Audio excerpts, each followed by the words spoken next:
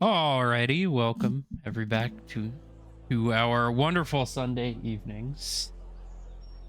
Start off last session, you guys began not with the visceral interaction between Jern and Urk, but with a certain ally of the Wanderers of Fate escaping, making his way out, dying, and recorporating into the material realm, Mr. Alistair. And his return to the material plane. Although you guys did witness Jern speed blitzing the fuck out of Yerkstad and removing his blood hunting abilities, somewhat realizing the power difference between the two. This happened late at night in the late evening of March 17th. You guys began to trickle down and sleep for the night, although for some of you it was a little less of restful sleep.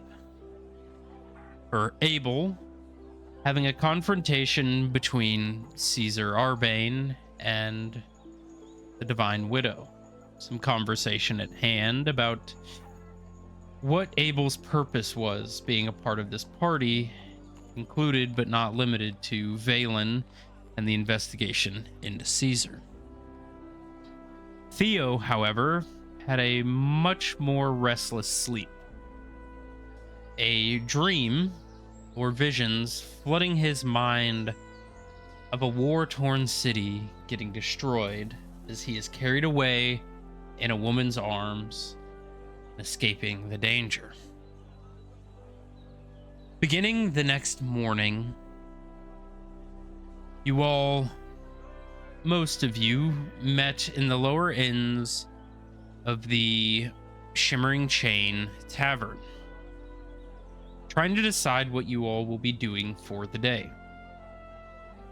During this time, Alistair had arrived with all of his belongings, including the biomechanical wing that will eventually, hopefully, possibly be given to Yerk as a form of benefit, and setting up his room as a makeshift laboratory of sorts. During this, Yerk, you also encountered a very familiar face. The young child Vulia, who had come to help with the upcoming battle in Litheron, bringing with her 10,000 crusaders from the followers of Rose. As she joined you in your day, and as everyone began separating, you began your initial training for the day.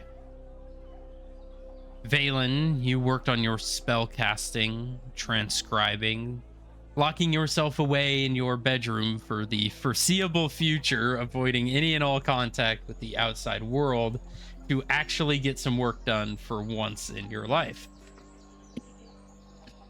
Yerk, you spent the day going to the Adventurers Academy and working on your firearm, in which you were able to successfully succeed in making it. You have a functional 1911. It is yet to be fired, but from everything you can see, it seems pretty functional. Abel, you spent a lot of your day trying to figure things out. Specifically, you went to Professor Venel to talk about your powers, where you come from, and be given quite a bit of history about who you are and where you may have come from and why you are here. Theo spent a little bit of time practicing his magecraft, trying to get better, more in tune with his naturalistic casting capabilities. Kane spent his day training with Jern improving on his blood hunting abilities, as well as Alistair commissioned a few intricate pieces of arcane technology from Grand Mage Alexei. Specifically, a box of containment that would allow for safe testing of mollusks in an environment that would prevent major destruction from the area around him, as well as a semi-permeable interdimensional scalpel to take samples. And as all of your days have come to an end, you all meet back up together, kind of in generally the town square or the tavern. It is up to you all, unless you're wishing to separate yourselves indefinitely until the time comes. If there is any talks that you all would like to have at the end of your day, now would be the time, as you are all kind of crossing paths, heading back to where it is you need to be to rest your head for the night. Which, Alistair, at the end of the day, you were given a call that the things you had paid for are ready to be picked up. Very good. Next day or same night, it is up to you.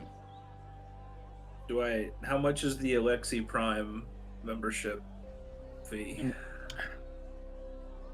The Alexei Prime membership. So you had paid half up front, if I am correct? I paid the whole thing. You paid the whole thing, and you were given contact to him. Oh, I remember the contact deal. Yes. It was, don't call me unless you have something for me, please. Right. But you all have reconvened together and are still going your own separate ways, but you do have a moment of opportunity between you all. If there's anything you wish to convey or talk about. Would we say we're at the tavern then? Yeah, I'm certainly at the tavern. That's where I left off. I was probably heading to the tavern, so I would say probably tavern. Yes, that would just leave Valen, whether he decides to leave his confined state. Oh yeah, I would say I went to get some fresh air from being locked into school all day. Dusty books and cobwebs. Yeah, brain fried. Char marks on the ground.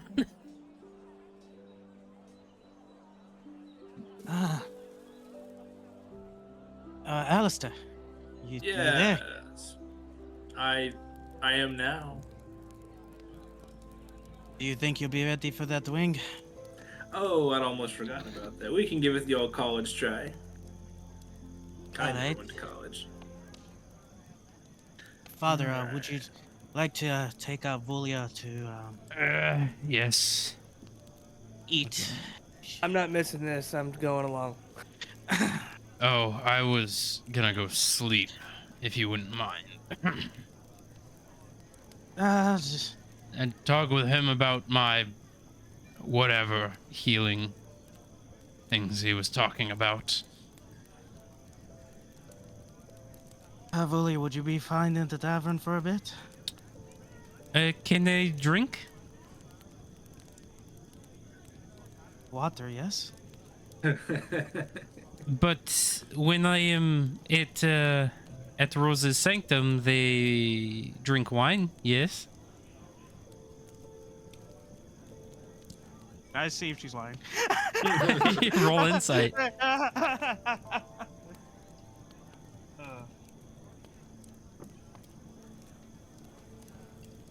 Oh, fuck it. Oh, 1 minus 1. She's looking at you and she said what she said. Matter of fact, you think that you were there and witnessed that.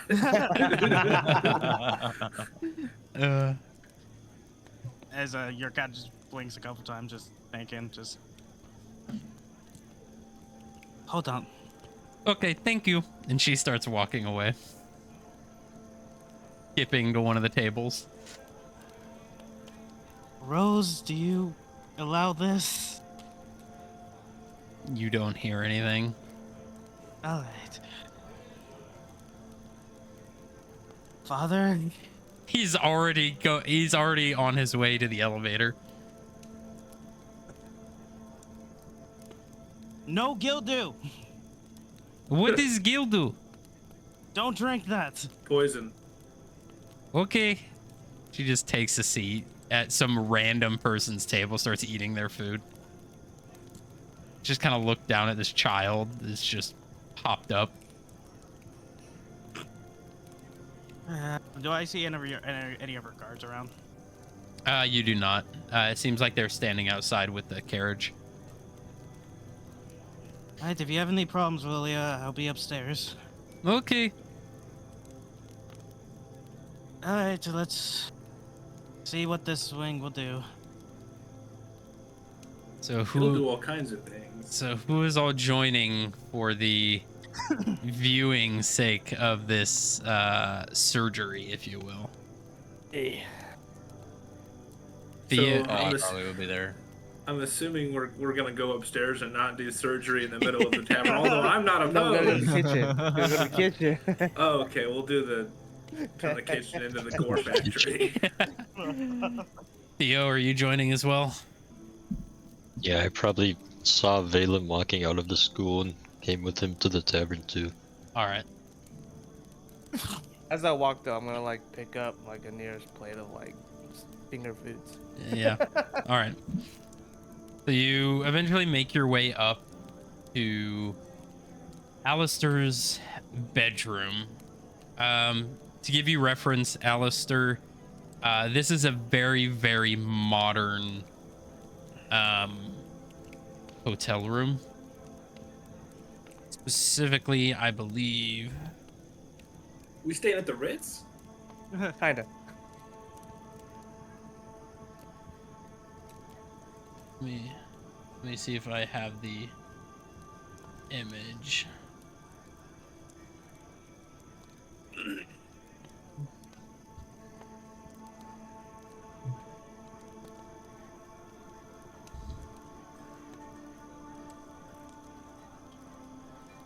It's very much reminiscent of a loft style hotel room. There is your general bedroom, an offset bathroom, kind of a circular staircase that leads down to a central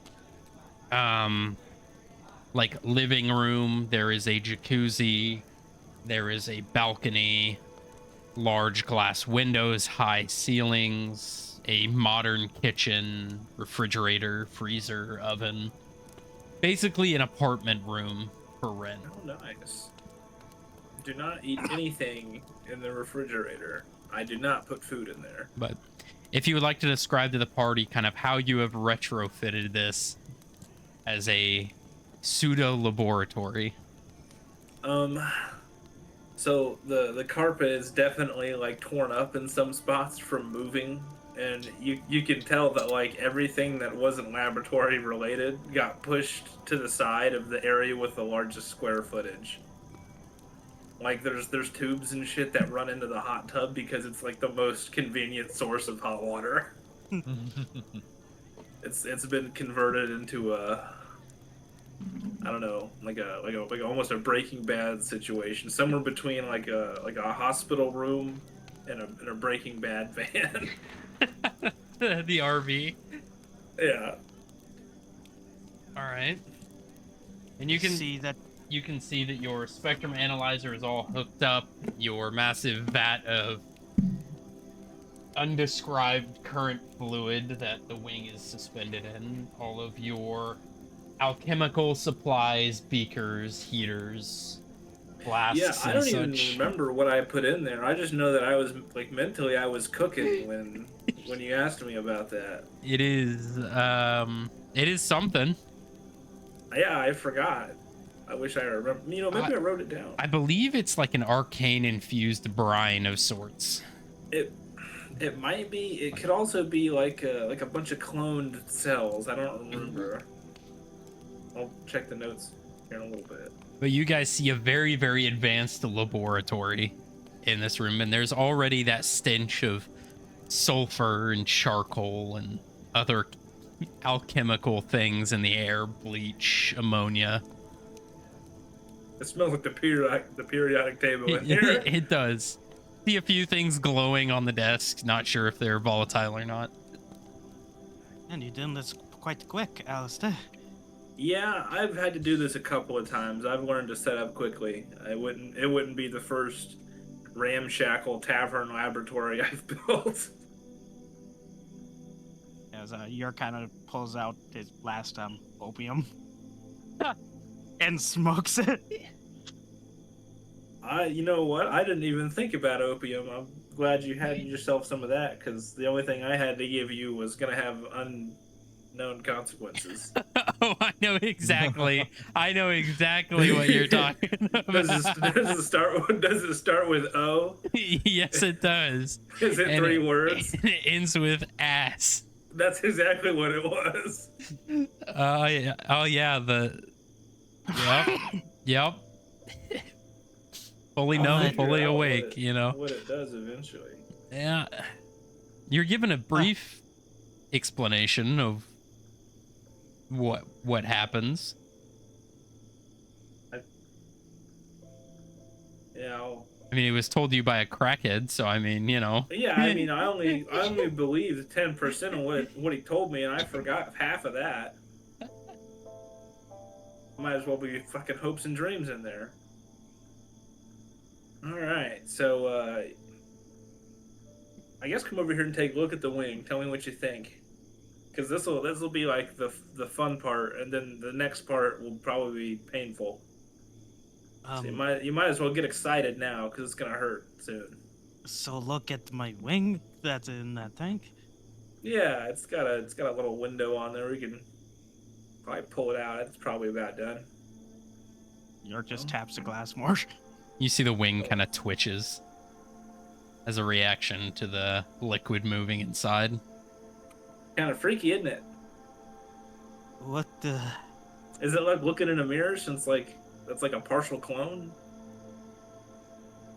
I don't know how to feel about it, but it's mine, I guess. In a way. Yeah. Well, just out of curiosity, Valen, what kind of magic do you know, like off the top of your head?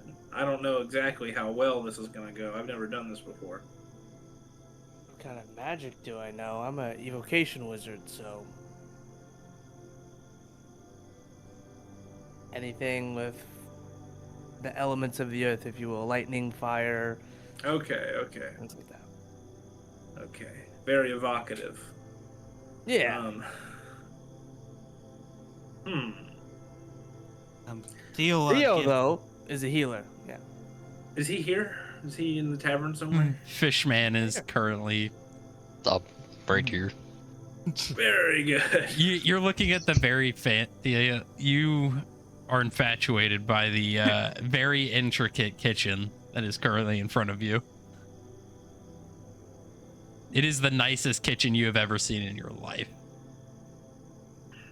No, Valen's ship had better kitchen.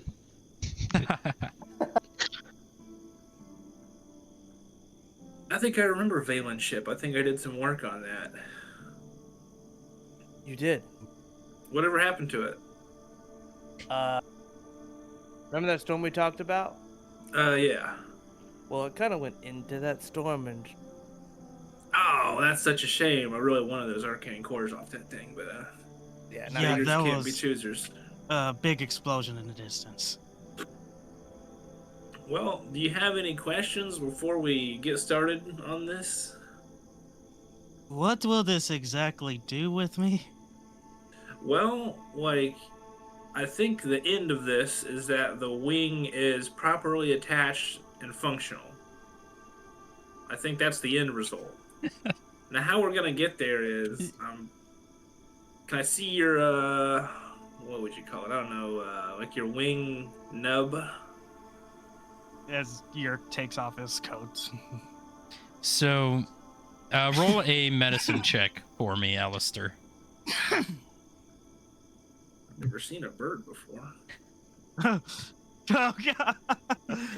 Saying all this, yeah, you're my first experiment. So, You know, Can I cut him? Technically, I was my first experiment. So I wouldn't say fair. that I can't say that you're in good hands, but I can say you're in capable hands. Has anyone died? That's a question that would be good to ask. Like anyone I meant not to kill? You said you experiment a lot of things. Yeah, mostly on myself. Well, you're alive, I guess, but have you done it on anyone else?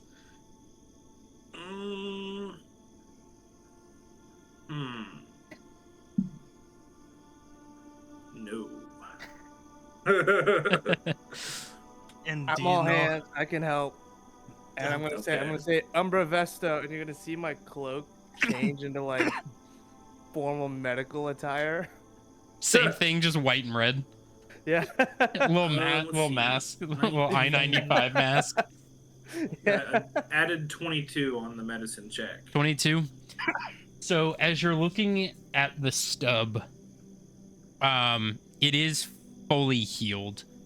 It is only about 2 inches protruding from the back. It is scarred up, pretty mangled.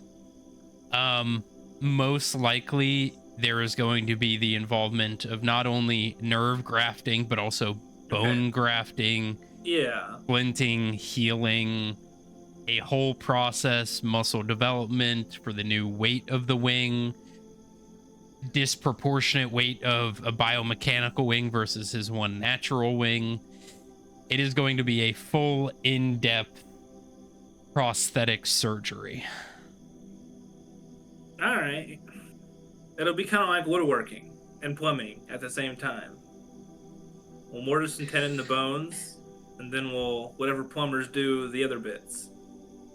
And then I guess kind of electrical with the nerves. We're building a house today, gentlemen. I'm in. For the first time. For the first time in forever. Yeah, we're gonna have a blast. It's gonna be a good time. How's that opium got you feeling, by the way? Roll a Constitution check. Just zooted out of his mind. 12 plus 6. 12 plus what? Oh, He said 12 plus.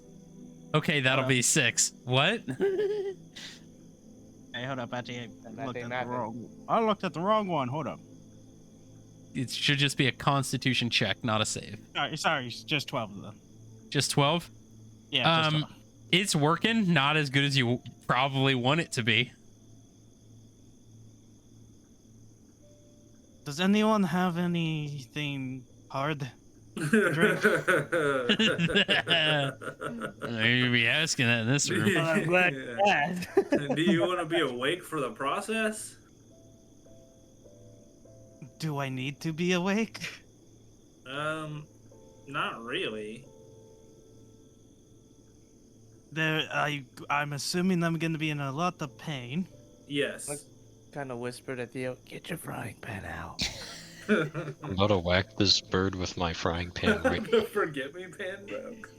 Are you going to? You can roll a stealth check. You can roll a stealth check. Check with a frying pan. See if you can knock this bird out. Yeah, you know what? Sure, roll a medicine check. See if you can hit him in the right spot. Medicine. Fuck. You just give him a concussion. I've got some hard unidentified drugs. Oh, too bad. What- Oh no! As soon as you go to say something, you guys hear a boom as Yerk collapses on the ground. Like doesn't lean forward, doesn't fall any direction, just drops like a sack of shit. All right, get him on the Just table. crumbles into a pile. I'm gonna I'm lift him sorry, out. York. No You response. did the right thing, I am dude. You did the gone. right thing. I am gone. Where are you putting him? On Are you the just table? clearing? Oh, great! You just clear off the marble countertop, That's pretty good. like the marble island that you have. Just load him up on it. He's just slumped. His tongue's lolling out of his beak. Somebody put that thing back in there. It's freaking me out. I'm gonna open his beak. Yo, go ahead. It's like flick it back in there. All right. So, how are you wanting to proceed during this surgery, Alistair? As you are leading this, it will be up to you to let the other players know what you need from them, and I will decide the checks that are required. Okay, we're gonna need 2 kinds of bandages. I want one kind of bandages to be dry and sterile, and I want another kind of bandages to be soaked in alcohol and then wrung out. All right. So Theo and Valen, go ahead and roll an investigation check to see if you can find those things. This room is a mess. I don't clean it. I just work here. Can't find anything in here. 16 plus 7. What this turns into is Valen systematically going through, just handing stuff over to Theo as the medic, just tossing shit in his hand. Okay, hopefully one of you guys knows a little healing magic, because this might get experimental. Get ready, Theo. Abel, what is it that you are doing in this room currently? He's just kind of standing there, this book open, kind of like, I should write some of this stuff down. I'm going to watch very closely. Write that down. Write that down. Write that down. Write that down. SpongeBob meme. Write that down. Write that down. All right, so you have gathered some medical bandages, some dry, some set in a different pile with a... How many gallons of alcohol, like isopropyl, do you think you'd probably have at this point? Well, I have. Or is it isopropyl, or is it just a 50-gallon drum of ale? It's probably distilled. I've been distilling a lot. Yeah. So Distilled alcohol from some form or fashion. just whatever I can get my hands on, you know. If it gets you drunk, it turns into alcohol when you distill it. All right.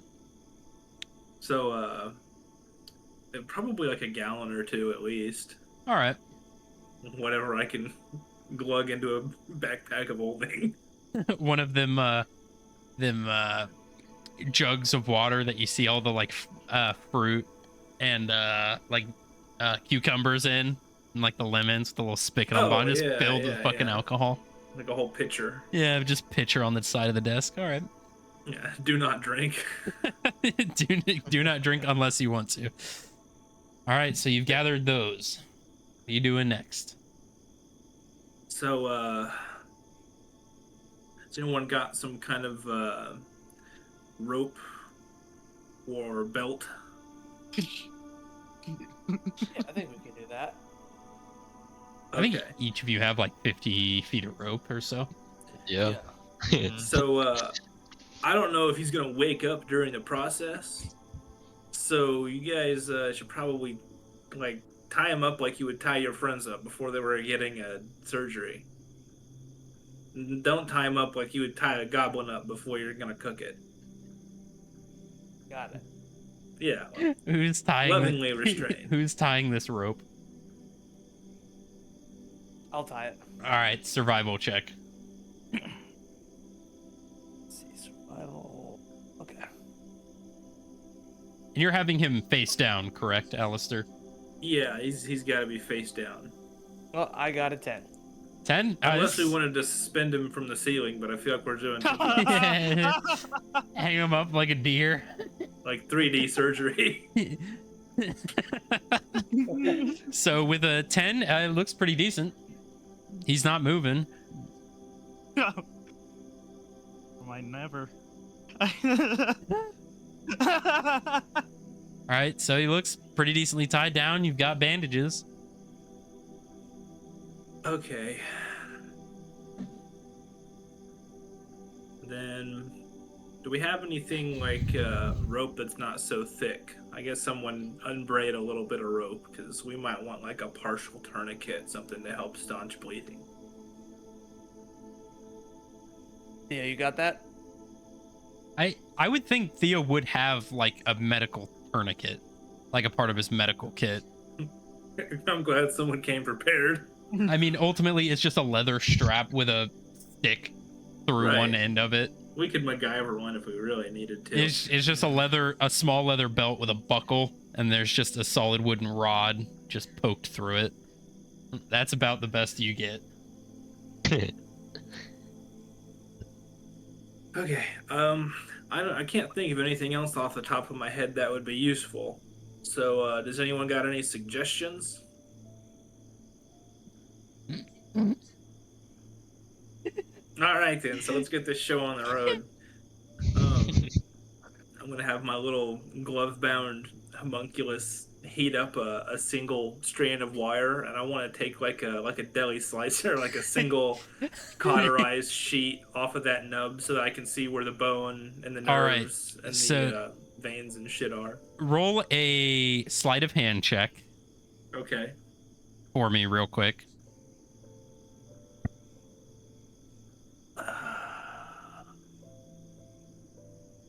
Added 27. Okay. So you take off about, I'd say probably an inch or so from That's the a nub. lot. You can take less if you want, but you Yeah, can tell well- the scar tissue is pretty thick. It's Oh, probably shit. about 3 inches of scar tissue. Like it looks like a mangled end of a like amputated arm.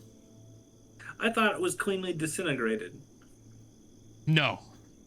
Damn it. No. It was It was cut. It was cut. Okay. because it was disintegrated, and then the part of it that was actively disintegrating was chopped off by Tyndall, I believe. Oh shit. Okay. Yep. This was not a surgery that was done. This was field medic. Get this thing off me. Damn. So, have I cut the scar tissue off? You can cut as much as you want, but how much is that in your mind? This will determine a few things. Like a quarter inch. Quarter inch. So as it immediately yerk, you wake up to searing pain in your back as you arch your back and all the rope comes undone. God damn And it. you start screaming violently. I'm gonna whack him again with my spear. roll a strength. You roll a strength. You roll a medicine check. I mean, roll another medicine check. Poor guy. Oh no! Oh my god. Oh wow. As 24, as soon as Yerk starts waking, you go boom, and immediately he goes slumped again, That's why we tied him up. and all the rope falls to the ground as it was not tied very well. Okay, so tie him up again, and Theo, are you just familiar with healing magic, or are you kind of like a doctor? I mean, I know some healing. I don't think I Okay. have anything to keep him from waking up, though. Abel, I don't really know you very well. What do you got going on? Are you a doctor? This is far from what I'm actually know. All right, so the needle comes back to me. I'm gonna give him like a little bit of this on your ass powder beneath the tongue. All right. Sprinkle, sprinkle, sprinkle. You know, Yerk, go ahead, that- roll a Constitution saving throw.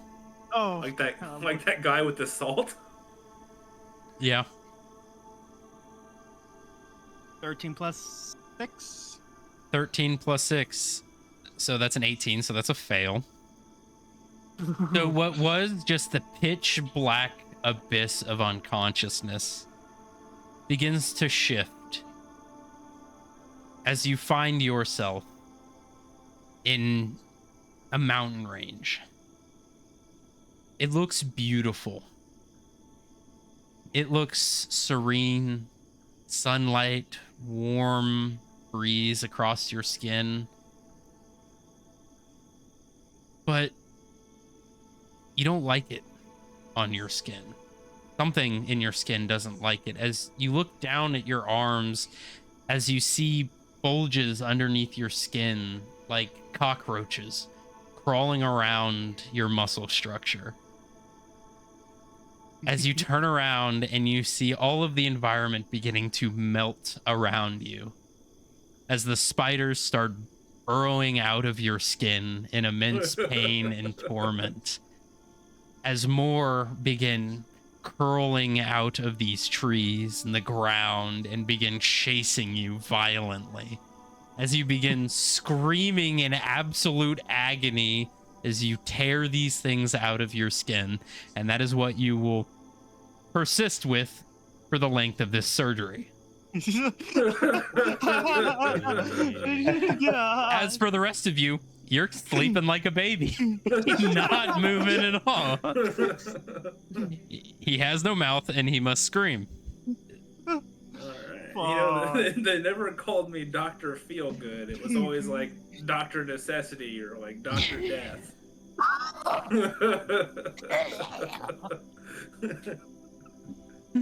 Okay, so now that we've got him back on the table, do I get a good look at this this slice? I killed the DM, guys. I'm sorry. He's dead. He looks like he got a little too. Well, this is fun. Sorry, give me 1 second. I'm looking for a charger.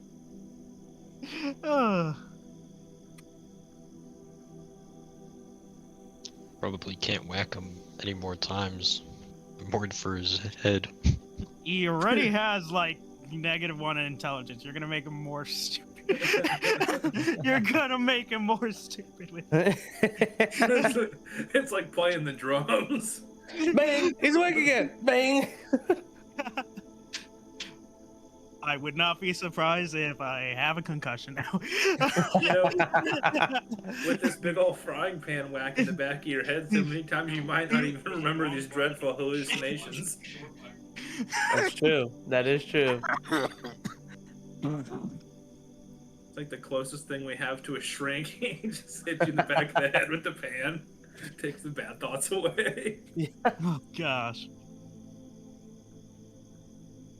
This is grand. And Alistair's laboratory. In At a least tavern. At least if you know that you do this successfully, you could say you worked on an Aarakocra at least. Right.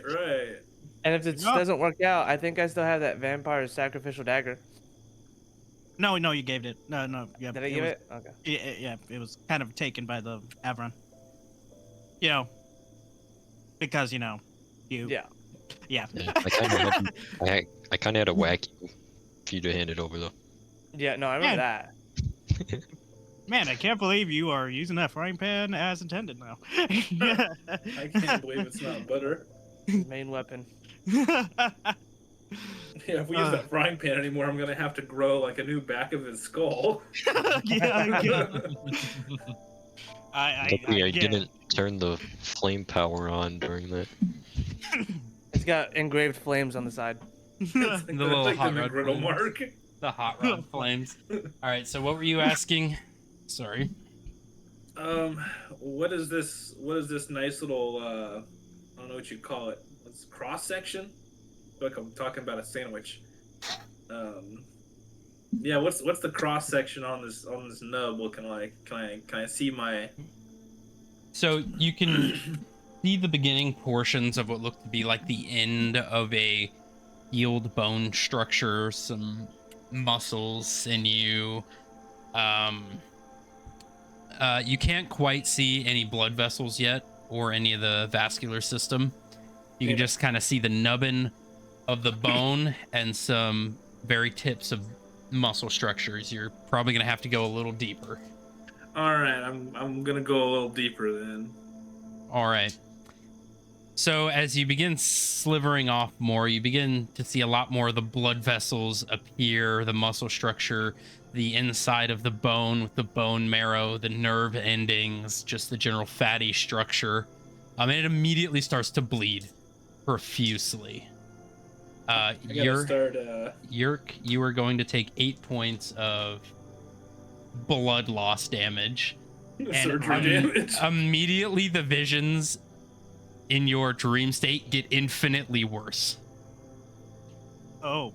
How As worse? you feel like your bones are growing thorns pushing through your body, as every movement is agony, as these things are consuming you. But you're still conscious. But the rest of you, you can see blood beginning to pool out as the ends of the, what would call them, capillaries are severed, as blood begins to pool out around the wound as it is now opened up to the air. So I cut the nub on the wing at an angle. Yep.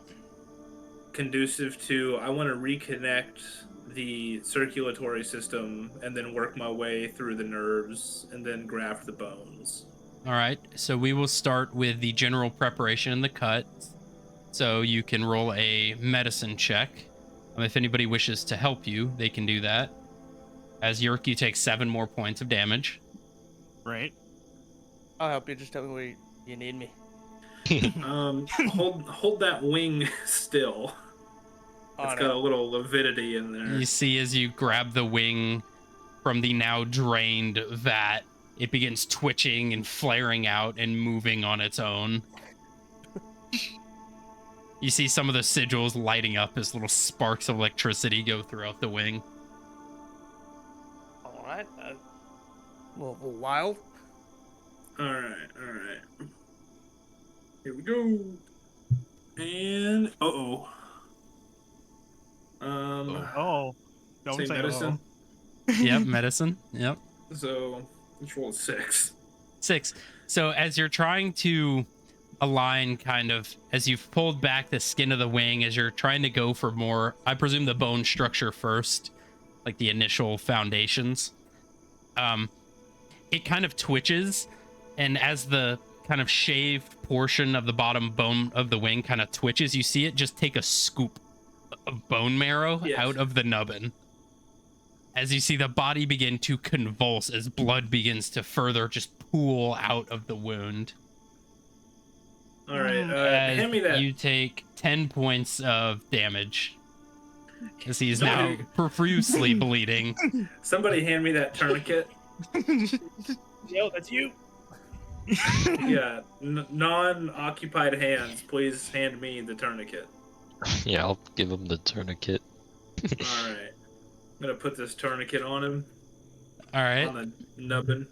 As high up as I can get it. Roll a sleight of hand check. Let's see. Added 23. Okay, as definitely as quickly as you can, you stop the bleeding. Yerk, the dreams are getting worse. Infinitely so. This is torment. This is hell. This is fear and pain and suffering. Does it seem like time passing? Oh, time is passing and you're fully aware of everything that's happening right now.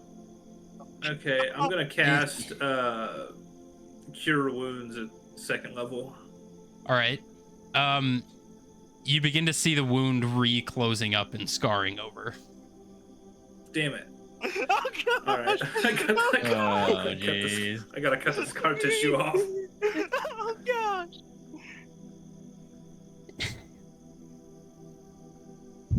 I'm gonna cut that scar tissue off. Yeah, you sliver off what is now growing, just it is now healing and getting cut off. It's very, it seems like Cure Wounds is more of a broad specific heal, less a like pointed healing towards the bone structure. All right. That's good information to have. See, this is why this was an experiment. You learn things.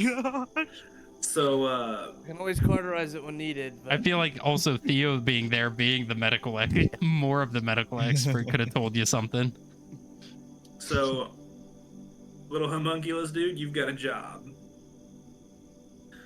See the eye kind of open up. Yeah, anything that grows past this point is getting shaved off. You need to keep the wound consistent. Stop it from closing. See the eye just blinks.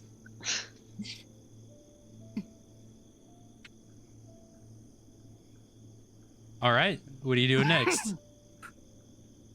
Okay, I gotta cut the new wing at an angle. All right, say easily enough as you do it. I mean, it squirms and it's upset, Right.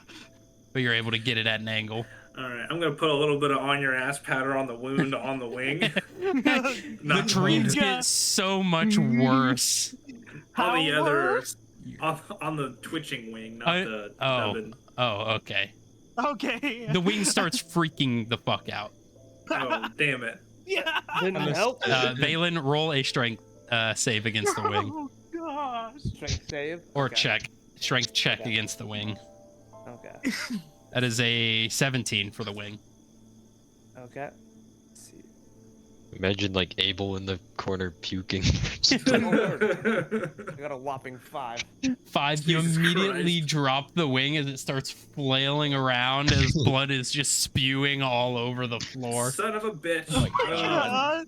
So with the one hand, so I've got the one hand with the homunculus doing surgery. With the other hand, I'm gonna use the what is it? The coiling grasp to grab the wing. You see, honestly, Abel, a very similar blackened tentacle as you've seen whip out and grab the wing off the ground and pull it up in the air. See, it looks like Alistair has 3 hands currently going at one time. Okay, Fuck. help me hold this wing in place. Valen, Please. you come back over and you begin holding it. All right, so Don't put any more of that stuff on it. lesson learned. I'm gonna start stitching the circulatory system together with my homunculus. I'm gonna use Okay. it like stitches. So you see, as you begin to suture all the blood vessels together, you see a line of light as it cuts them. And you see it cut it right at the level you told it to keep it at. Okay, we can stop stop the weed whacking now. Oh my god. You see more blood begins to kind of pool out around. Son of a bitch. Weed whacking. Okay, I'm gonna tighten the tourniquet a little bit more. One and more then- point of damage. You're, All right, I got it. Oh gosh. you gotta be specific, Alistair. It is not a smart thing. We're doing medical. Oh fuck. Doing surgery, boys. Okay, so let's start the sutures. All right, and you're leaving the bone just kind of there at the moment. So both sides of the bone, well, both the new wing and the nub should be cut at opposing angles, so I can line them up right, and then I can suture them together. Okay, but you're starting with the blood system. Yes. All right, roll a medicine check for me. Dear God, please let this dice roll good. Oh yeah. Okay. You can also Um, ask Theo for help.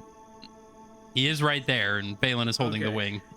I assume Oh. Theo's just sitting there right above the head with the frying pan, and his Oh my hand God. just ready at a moment's notice. Theo, he's gonna be out for a while. Please come help me with this. Yeah. I got an added 20. All right, you can roll that with advantage as Theo's helping. Oh, holy shit. Nat 23. Nat 23. You don't suture the vascular system backwards. You actually do it properly. Thank God. you do see, as you are suturing them together, you see the sutures that you implement and the pieces of the garrote wire that get detached heat up as soon as they're broken and cauterize around the vascular system. So you have the blood vessels connected. Now there is the nerves, the bone, and the skin. Okay, we're gonna do the bone next. All right. Go ahead, roll a medicine check. Theo, if you are helping, how are you helping him? I'm just kind of, I guess, doing like level 1 cure wounds on anything else that's like just starting to bleed randomly around here. Do I roll with advantage if someone's helping me, or is Yes, he gonna roll? you roll with advantage. I'm just asking how he is helping. Medicine. 15. 15. Take another 8 points of damage, Yerk. All right. As you are beginning to suture the bones, you see the bones beginning to fracture. Just hairline fractures just cracking on the long side of the bone as they begin to bleed more down. Okay, I slow down the sutures on the bone so that the healing wounds, or the cure wounds, has time to like catch up to it. All right. Wait, question. Doesn't he have a parapet of wound closure still? Not equipped. Not equipped. He does not have it equipped currently. That would have added a very other end to this. Roll a Arcana check, Theo, to see how well you can control this cure wounds. Oh, What is that? are you So, kidding? as you're suturing the bones, your hands are kind of in the space in between, and in a moment you see all of most everything on the exterior just close up on the bottom and close up on the top. So you just have these vascular systems and the bone just sticking out of two scarred nubs on top and bottom, and you see the wings start twitching violently. Oh my God. Okay, maybe I've got a genius, what's the word? Quick fix for this. I'm going to, I'm going to use the garrote wire, and I'm going to plug into the nerves on my pinky with it. All right. And then into the nerves on the wing, and I'm going to use a little bit of my electric affinity to soothe the convulsions. So, for context, you are connecting your nerve system to the wings. Just my pinky, yeah. All right. Shit. Go ahead and roll an Arcana check. Added 20. 20. You do successfully do it. You do, however, also hear the infinite screams and agony coming from Yerk's unconsciousness. I'm just like, just hang in there, buddy. We're getting it done. You hear these words as you are currently splayed apart in the middle of a lake of spiders being consumed. Spiders! Spiders! You know, Oh,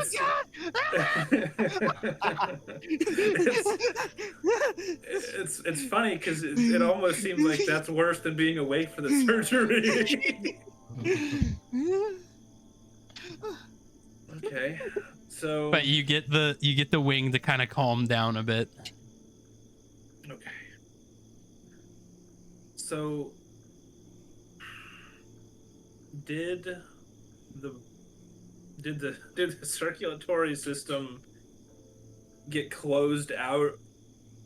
Did the new one get closed out of the wound? Is that what you're telling me happened? There is a nub on the bottom with tubes coming out of it, and there's a nub on the top where the tubes are going in, and then in the center there is the bone structure. Okay, well that just makes it sound like all that's left is muscle, nerves, and skin. I mean, yeah, it's just everything re-closed back up and is like skin tight to the exposed bone and vascular system. Okay. So you can either attempt to cut back the skin or cut it all in half and try again. I'm just gonna cut back the skin. All right, that's gonna require a sleight of hand check to see if you don't nick anything important. Oh God. Mind you, this room is slowly becoming more and more blood covered as it's pooling over the side of the pure white and black marble countertops. See, 15. Abel's slowly been walking just a few steps back as the pool of blood has just been expanding. I got a 15. 15. Barely able to. If you nicked anything, you don't know. Shit. All right. You're sure you didn't, but it also is covered in blood, so you have no clue. Can someone get over here with like some kind of wound wash? Take some of that water and some of that alcohol and mix them together. We can't pour pure alcohol on this wound, and we can't pour contaminated water. This is the compromise. What the fuck? Who's doing Yeah, that? I'm still holding the wing. I guess I will. Okay, Abel, you go All right. mix some water and alcohol and bring it on over. Yep. Roll an insight check.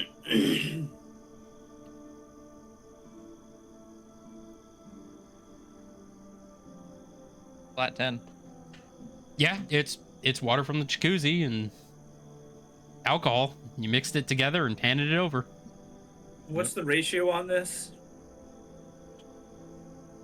50-50 as far as I know. Okay, I smell it. What does it? How? Roll a Alcohol perception. has- Roll a perception check. Fucking wild.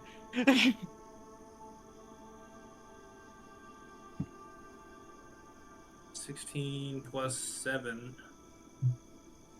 Six. 20, added 23. 23. Smells like alcohol and very hot water. All right, that's what I have to do. Oh God. So as you begin spraying the wound with what is boiling hot acetone at this point, you're far worse, Will. Now the lake's on fire and all the spiders are made of fire and brimstone. Oh Just pretend you like spiders. You see the body beginning to convulse on the ground as you take 6 more points of damage. All right, we gotta do this quickly. This situation is spiraling, guys. Come help me hold him down. In there. Feel like a fucking spider over here. All right. So you have it opened again. Mhm. What are you working on next? So you have the muscles, The the nerves, bones. and finalizing the bones. All right. Okay. Go ahead, roll another medicine check for the bones with advantage. Let's see. Good thing I had.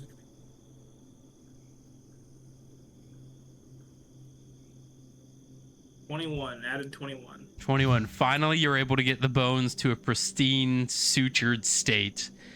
You have some hardened ends of the garrote wire acting as kind of like an internal brace.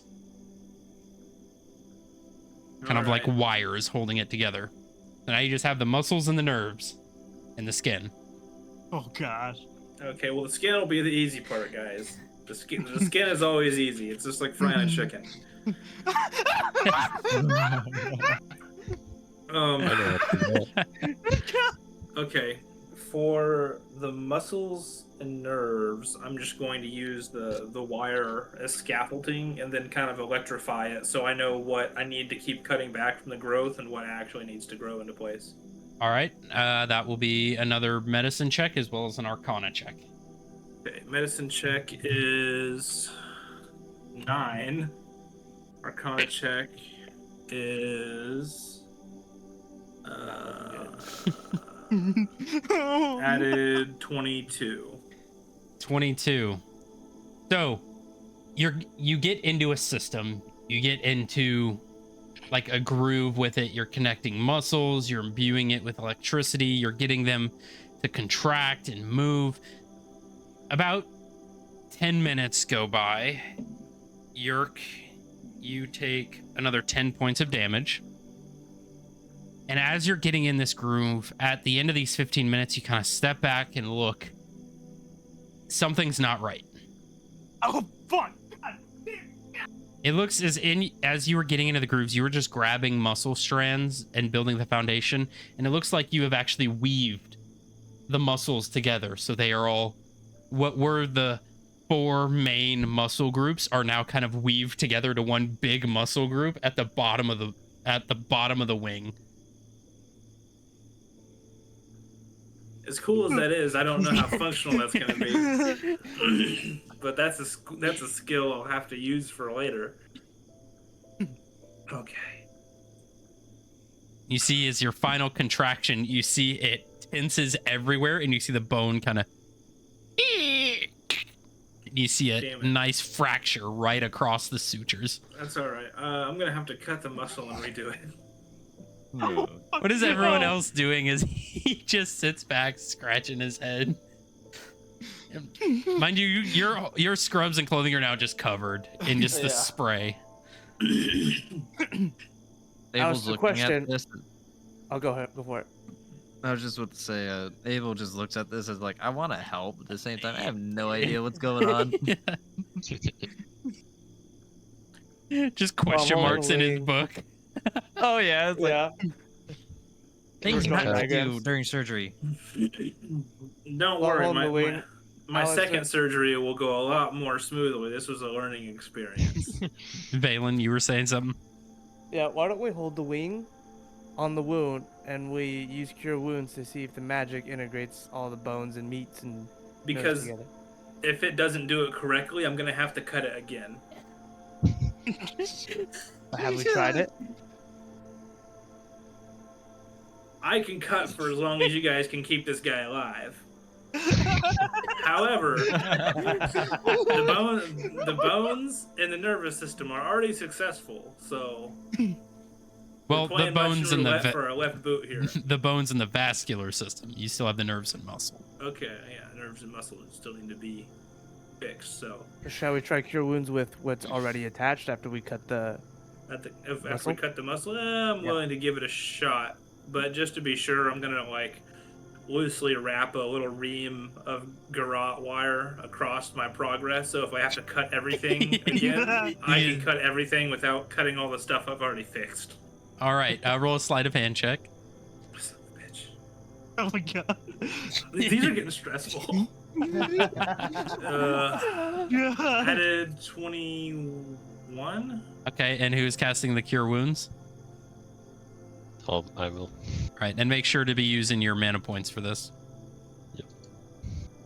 All right, roll an Arcana check, Theo, as you cast this. I believe in you. 17 plus 3. 20. As you kind of begin to move the garrote wire around as the healing takes hold, you actually see the strands begin to slide and re-heal in their proper place. Thank God. As you see, each 4 structures of the muscle are now individually connected on their own with the tendons in between, this lattice structure of proper muscle. Well, it seemed to work. So, So as you're doing this, as it begins to heal and the muscles begin to contract, you begin to see some straining around the tourniquet as it ping, as blood begins to pool further out on the underside. As you take 18 points of damage. Jesus. As you all are standing there looking at this, as you are all sprayed in the face by Yerk's blood. God. Oh. You see the white ceiling and the lights just. Yeah. That's not good. Get another tourniquet on there.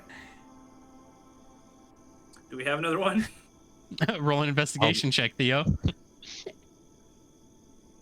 gonna go through the pile of random stuff and see if there's a rag or something. 10 plus 6, 16. You find some general leather wraps, but you don't see another tourniquet. Those will have to do. Do we have does somebody have a belt buckle or something?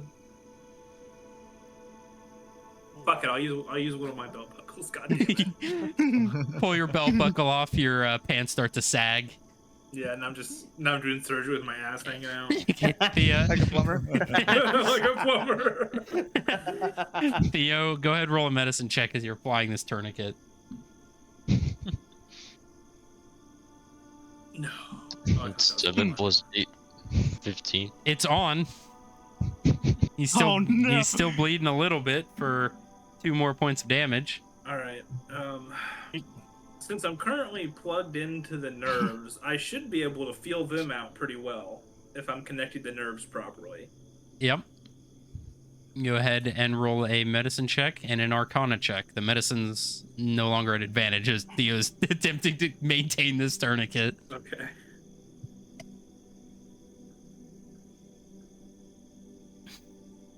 I got a 12 on the medicine check.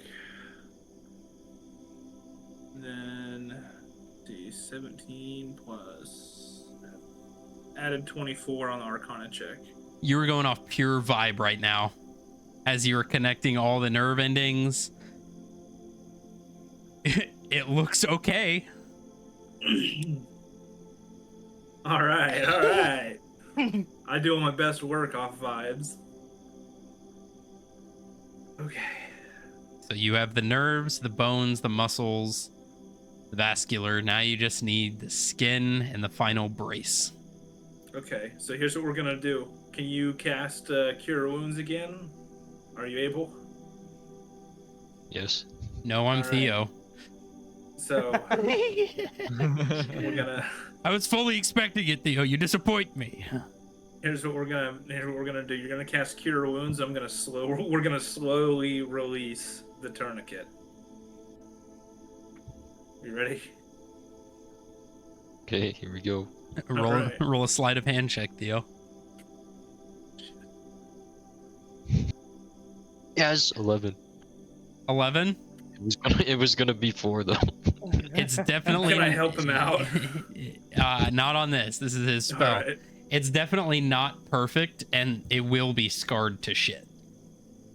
But after a bit of time, you do see the skin heal around, very mangled, mind you, and probably not gonna have any feathers on the stump, but it does fully heal. As to whether right now it can take the weight of itself right now, you don't know. But everything inside is done. Okay. Now it just needs a final brace outside to make sure the weight of it doesn't rip off of Yerk's back as soon as you let go. So, what is it? We're gonna like fold the wing into a cast, so it'll be folded up on his back, and then we'll just strap it in for the time being. All right, I want to kind of collapse the wing. Roll a strength check. All right.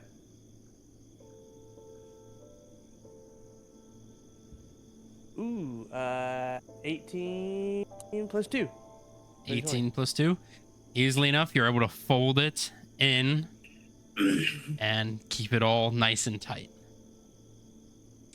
So, for the time being, since I no longer need to be doing surgery, I'm going to have the homunculus serve to wrap around and serve as the actual brace. All right, so you can remove that from your inventory then, as it will And now then I'm be a gonna- part of it. And then I'm going to cast my last Cure Wounds. All right. As the wound begins to heal, as the brace allows for the weight of the wing to sustain itself, are you maintaining the wing in a collapsed state at all with rope or anything like that, or are you just leaving it? It's like strapped in with bits of leather and shit. All right. Like shoulder holsters, but for a wing and on your back. So, after about 4 hours and a bloodied, messy room filled with bandages, alcohol, sutures, scissors, you can finally take a step back at your first successful prosthetic surgery. Thank God. Well, that's the first time I've ever done anything like that before. Ha! Me too. So we did pretty well. Right, I told you I was good. Didn't Yerk. tell you I was bad. As you are being tormented here in this state, eventually you blink. And you are just in a gray void. Just persistent. The pain is residing, the trauma still sticking with you mentally.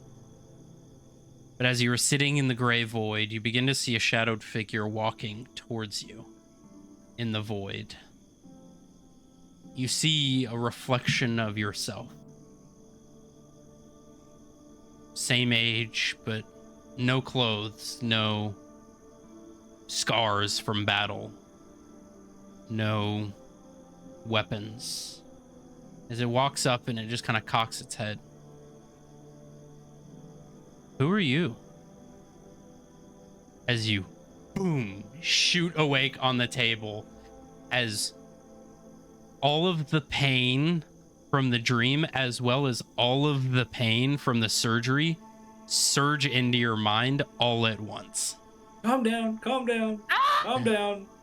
Hang on, hang on. Here, Oh gosh, I'm in so much pain. take some of this. I give him some of the some antipsychotics. All right. You immediately become numb and muddle-minded. It'll get better over time. I gotta talk a lot with my hands like an Italian because I know what these do to a person.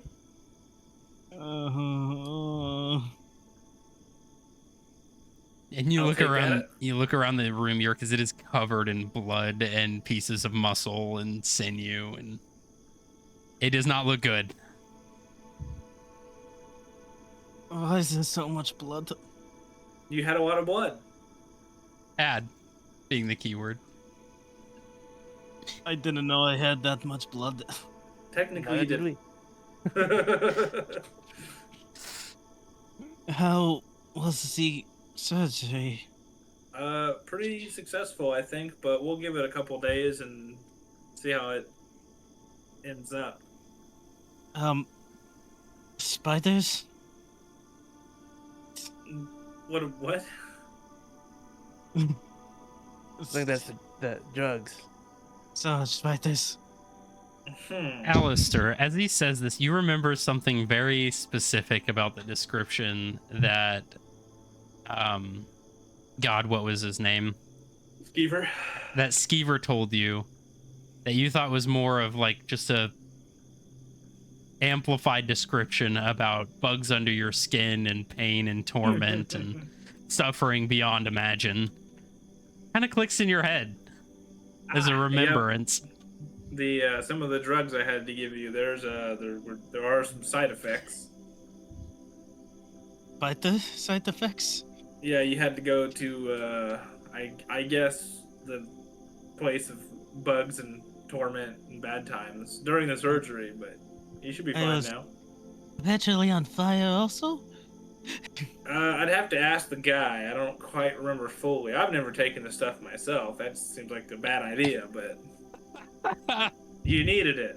You needed it, and I helped you. That's what's important.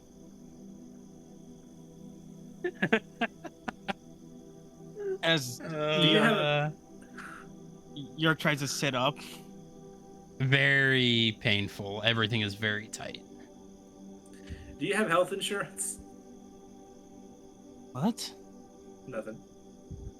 It's a scheme How are we I've gonna- been devising. How are you going to pay for all this?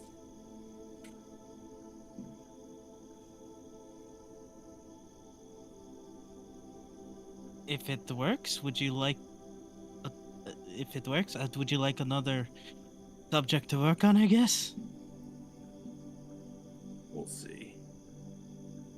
that's my payment for now. More work. Work will set you free. More free work. So As the surgery concludes, as the night is far in its way now. I think I'm gonna sleep like in the lobby or something tonight. My room's a fucking mess. All right. As you all kind of go your own direction, Yerk, are you staying in the lab? Do you have do you have a medical bed, or are there any instructions you want to give Yerk for his new wing? Yeah, don't fiddle fuck around with it, because putting it on there was really hard. What do you mean by that? Well, I mean, did you expect it to be like, it's got to heal. You're gonna have to get used to it. There's still like work that needs to be done. Oh, alright. It's not like I'm gonna fly anytime soon. It's still painful, even though it's numbed. But I will need to check with Julie. I left her downstairs, and I just hope she's not. If you're down for more painful, I might be able to help speed up the recovery process. As Yerk thinks. How painful? I don't know. You're gonna have to tell me. I've never done what's about to happen to you before. I maybe need the rest first. Yeah, I guess so. You should probably do that. Feels lightheaded a bit. That's probably the blood loss. So much pain, but I have to check on Vulia real quick. Valen, you saw Vulia, right? I haven't been down there since the surgery. She walked with me into the tavern. I saw that, yeah. I just don't know if she's still there. Let me go check as Yerk tries to wobble. You cannot stand. For matter of a fact, you can't feel your legs either. Guys, I can't feel my legs. Yeah. Well, I mean, you did get hit in the head a lot, and you've been on a lot of drugs. Maybe just kind of give yourself some time to recover. Wait, what? I was hit in the head? No, you were kind of just, what's that word? Anesthetized. Yeah, that's the word. Percussively sedated. Yeah. As Yerk rubbed his head. There was a big lump on the back of your head. As Yerk squints at Theo because he knows that he used a frying pan on Valen once. You look at the bottom of his frying pan as he puts it away. You see a big red smear right on the bottom side of it. Really, Theo? It worked. Cooking up a concussion. I can't move. Is there a chair? A cane? I don't know. Well, you're not going anywhere. Yeah, you need to chill out, or I'm gonna have to give you more drugs. I don't want to go back to that place. Yeah, No. nobody does. That's the incentive. Can somebody go downstairs and check on Vulia? He's pretty adamant. Valen, please check. She knows you more. All right. I'm gonna cast prestidigitation so I don't go to the lobby covered in viscera. Yeah. All right. And then I'm gonna walk out. As you wave, as it just like squeegees your clothes onto the floor, and it just pools more. You walk outside. You kind of walk by. You can see the bedroom door is kind of cracked to Yerk's room. You can see that Vulia's just laying on one of the beds. Okay. I'm gonna kind of walk up and be like, "Good night." Well, good night, Mr. Valen. And I'm just gonna close the door. I'll go back to the room. All right. Let Yerk know.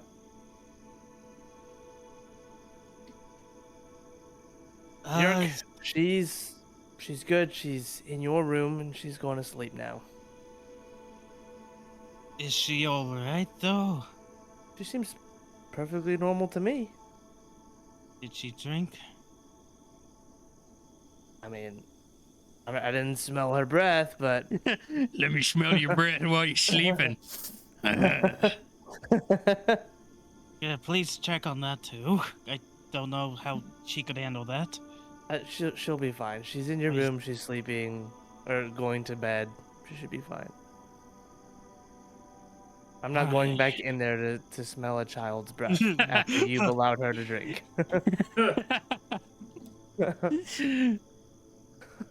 Dragon's Guard, what are you doing? I swear, officer, it's not what it looks like.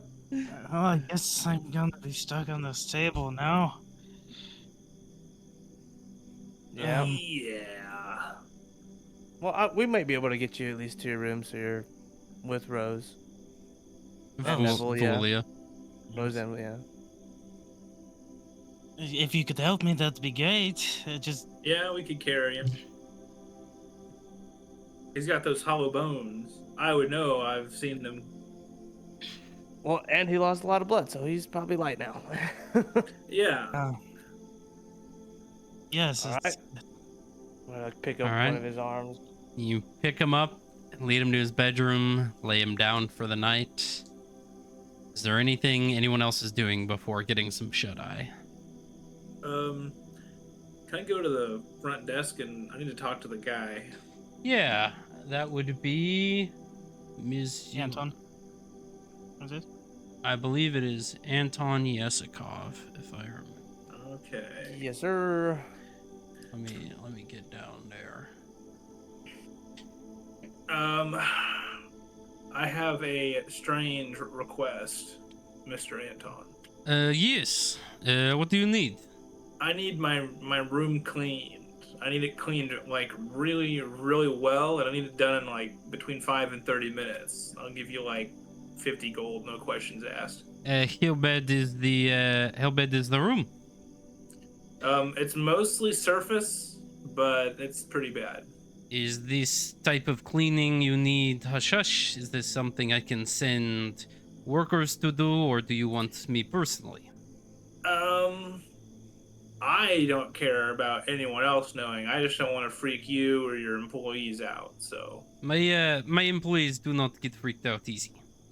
okay, cool. So just send whoever you think is gonna be okay. I take 50 gold and I will get this done for you. Thank you. He will take that from you. Just all the blood and stuff. All my shit you can leave in place where it is. Ah, I see. It will be done for you. Thank you. Not first time cleaning blood off bedrooms. We have system. Bro, this is gonna be the probably like first time cleaning surgery off bedroom. All right. As you do that, and you're sleeping on one of the couches in the lobby. And he's gonna clean it quick. I'm just gonna wait for my room to be done, and then I'll sleep in there. It will be done 30 minutes. Okay, yeah, I'll just wait. All right. So, Theo, Abel, is there anything you're doing before you go to bed? I'm gonna go try to wash my clothes off of all the blood. You might Just spattered everywhere. All right. You go back to your Then bedroom, start profusely cleaning your clothes. Leave them soaking in the hot tub for the night. Pretty much. Other than that, I think you're just gonna lay in bed and try to fall asleep. All right. Theo? Gonna probably. Are there like laundromats or the equivalent of washing places? There's a washroom in the hotel. You Yeah, see a that's what sign I that gotta says do. washroom with an arrow pointing. Gotta do laundry again for like the second night in a row. You go and open the door to the washroom, and you don't see any washboards. What you do see is like a wall of like 16 metallic boxes with circular windows on them. A bunch of weird circular objects on the top. Same thing on the other side, but there's no glass. They're just metallic boxes. The heck You is see a going bunch on? of like wooden baskets around with various people's clothes in it. Are all of the boxes just like on their own? They're stacked together. This is like a laundromat you would see at like 2 in the morning out in a strip mall. One Are any of copper. them actively going? There are a few that are actively going. You can hear the sounds like somebody left their shoes in, so you hear the thump thump thump thump thump thump thump thump thump. Gonna try to figure out how they work and try to clean my clothes. roll an intelligence check. That's funny.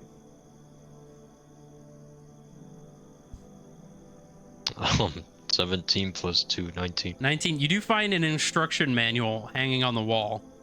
You have to kind of run back every now and then to read instructions, but you get your laundry going and it's done in about 45 minutes. All dry, clean, perfect wash. Pretty handy. You successfully clean all of your laundry. As Abel is sitting in his room scrubbing his clothes in the hot tub.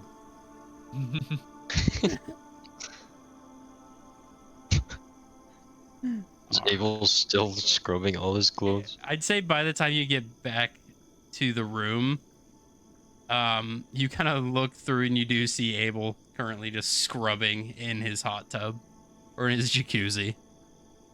Abel, you look over, you see Theo with a handful of just clean laundry. Where'd you get those done? Abel, I gotta show you this. It's cool. It's cool. This cool room with these boxes. Kind of give him this weird look and then look at my clothes. Alright, they'll come with. Just take all my wet clothes with me. You just carrying bloody wet clothes through the lobby. You walk into the laundry room. You see all the clean clothes hanging up, clothes going in the washers and the dryers. See a few other patrons pulling their clothes out in these wooden baskets and bringing them to their rooms. Where are these boxes you're talking about? They wash it for you. You gotta try it. Mind you, I this just is look at it a and I just- very foreign concept to all of you. I'm gonna try I just to look at it help and I him just throw figure- my clothes in. Yeah. All the colored clothes in the same thing. Pretty much. All right, you press a button, you begin to hear the as you see soap beginning to pool into the little capsule as it's turning and spinning. I About jump back and I kind of like pull out a weapon. pull out your sword. What is this? What is this, witchcraft? Oh, it's okay. It's okay. You never explained what this does. It just cleans them, man. Yeah, bro. I'll take your word for it, I guess. I'm just gonna watch this super closely. You see, he sets his sword down with the palm and just staring intently right at the washing machine. About 45 minutes, your clothes are cleaned and dried. You hear a ding, ding, ding, ding, ding. Again, pull it out. Ding, ding, ding, ding, ding. The little Samsung done sound plays. Ding, ding, ding. I kind you of gonna grab cautiously them? open the door. You feel the heat coming off of it. And you touch the clothes. They're very dry, very clean. They're slightly pink.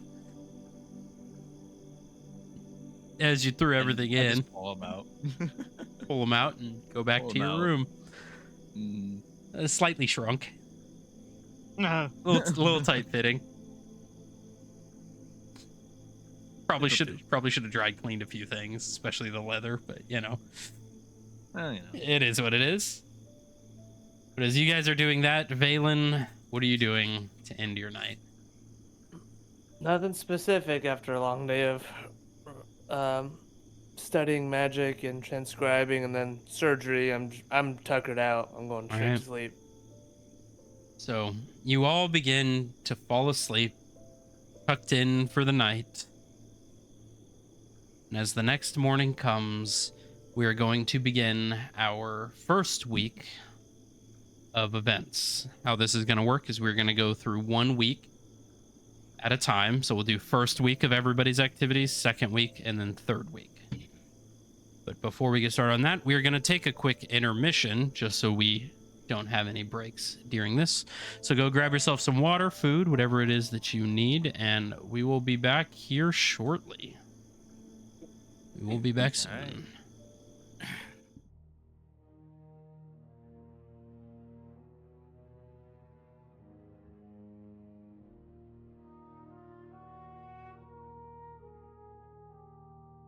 On Alphon's fractured sphere of glass and stone, beneath her argent twin moon's ghostly throne, the heavens cracked and bled their warning flame.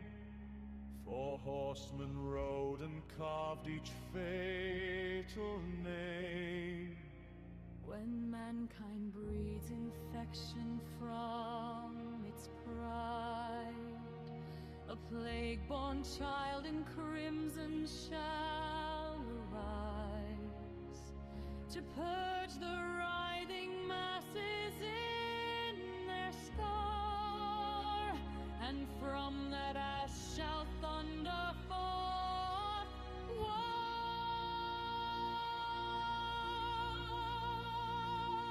When power's thirst devours every chain, and mortal vows are shattered for their gain, a hollow air shall rend the woven frame, unstitching fate itself, its name, famine. When faith is cast away and gods denied, when sacred oaths in disbelief have died, a child of blight shall cleanse with fevered will the heretic made dust, pestilence to kill. When eternal shackles break and void lays claim, when darkness drowns the world in formless shame, from starless depths a sovereign shade is cast to seize the soul of all. Death comes at last.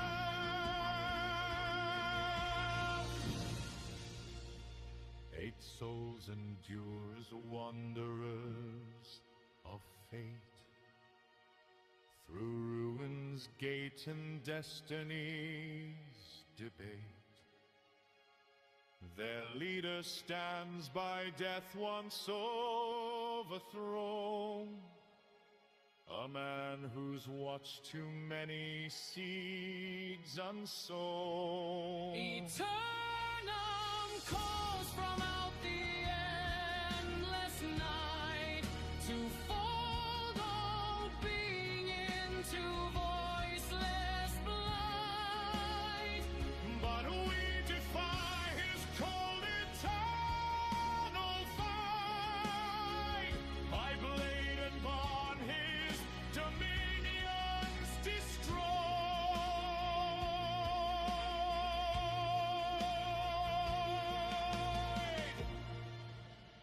Between Singria's sins that coil and bind, the distant gods who weigh the mortal mind, the future's tide of magic ripped away, and fragile flesh that falters day by day. We seek a path where shattered worlds align, and carve through fate a truth the stars can't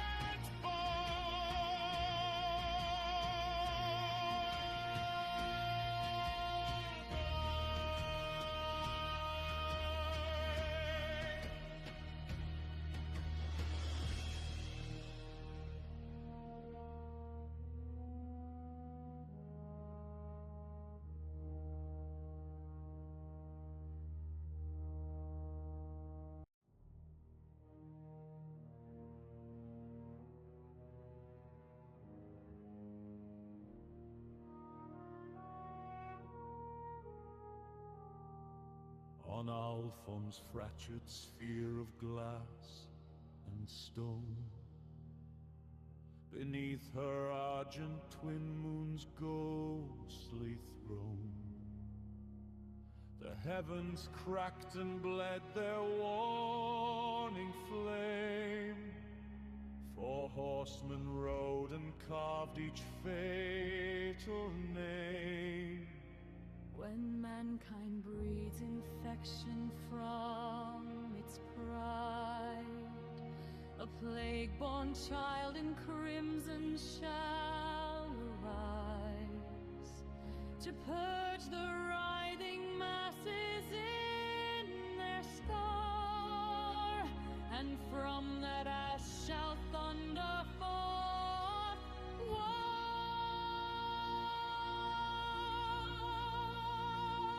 When power's thirst devours every chain, and mortal vows are shattered for their gain, a hollow air shall rend the woven frame, unstitching fate itself, its name, famine.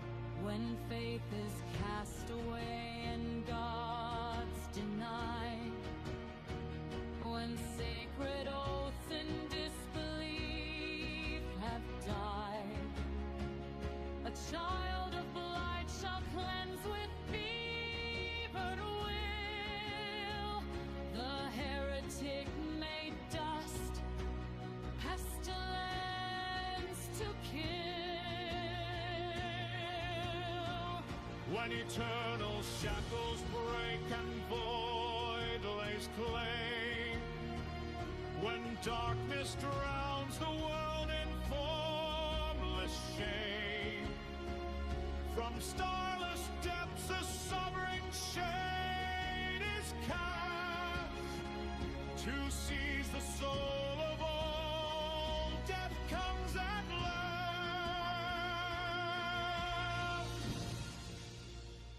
8 souls endure as wanderers of fate, through ruin's gate and destiny's debate.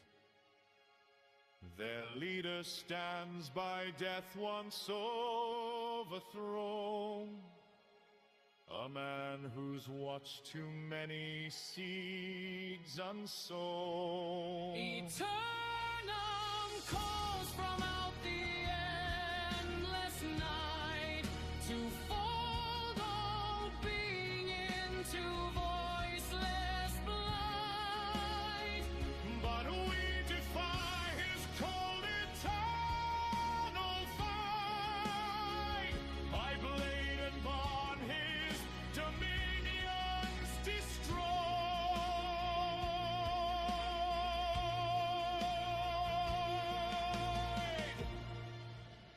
Between Singria's sins that coil and bind, the distant gods who weigh the mortal mind, the future's tide of magic ripped away, and fragile flesh that falters day by day. We seek a path where shattered worlds align, and carve through fate a truth the stars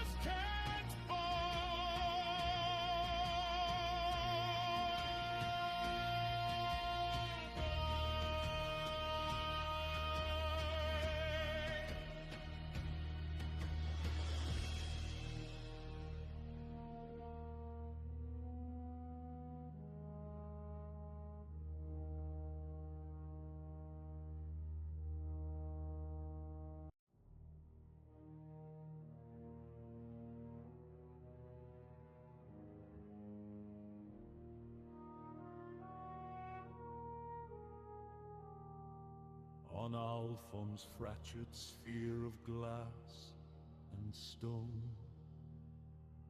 beneath her argent twin moon's ghostly throne, the heavens cracked and bled their warning flame. 4 horsemen rode and carved each fatal name. When mankind breeds infection from its pride, a plague-born child in crimson shall arise to purge the writhing masses in their scar, and from that ash shall thunder forth war.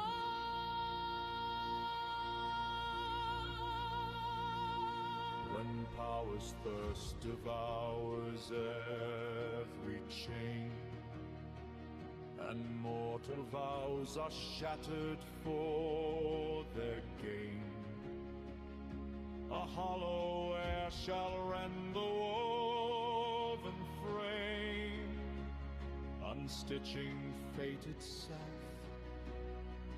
its name, famine. When faith is cast away and God's denied, when sacred oaths in disbelief have died, a child of light shall cleanse with fevered will the heretic made dust, pestilence to kill. When eternal shackles break and void lays claim, when darkness drowns the world in formless shame, from starless depths a sovereign shade is cast to seize the soul of all. Death comes at last.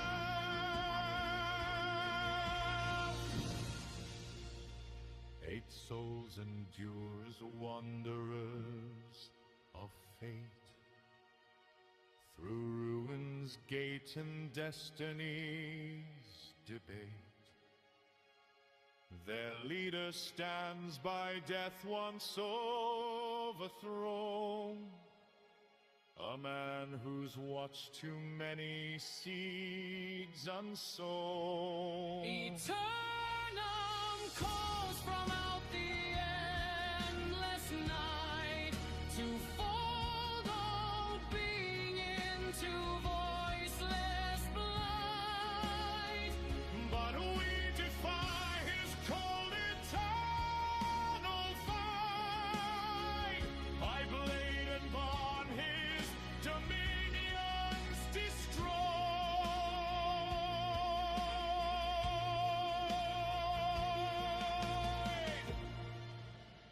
Between Singria's sins that coil and bind, the distant gods who weigh the mortal mind, the future's tide of magic ripped away, and fragile flesh that falters day by day. We seek a path where shattered worlds align, and carve through fate a truth the stars can't find.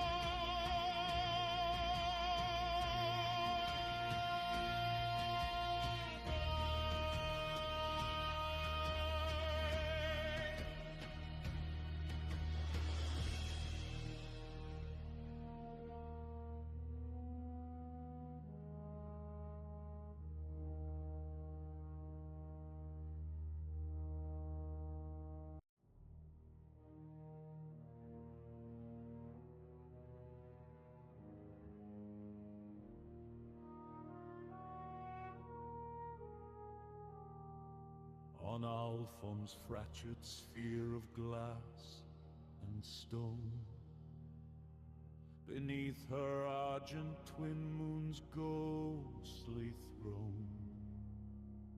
The heavens cracked and bled their warning flame. 4 horsemen rode and carved each fatal name. When mankind breeds infection from its pride, a plague-born child in crimson shall arise to purge the writhing masses in their scar, and from that ash shall thunder forth war.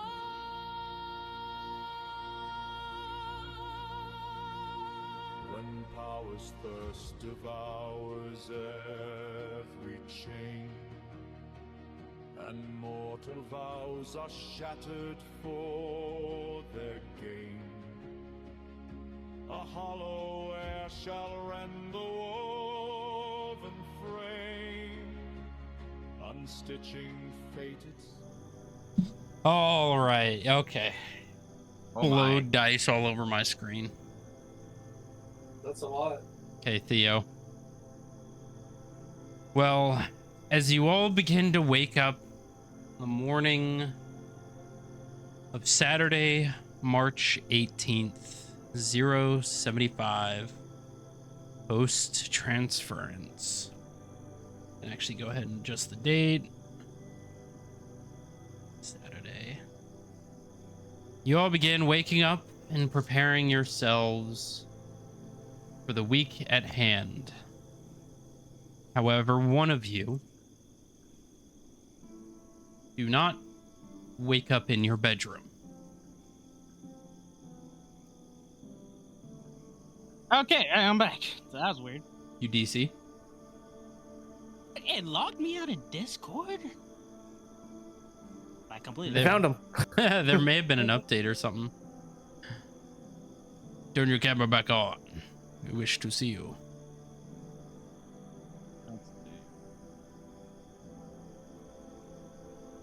I don't know, it looks more thicker.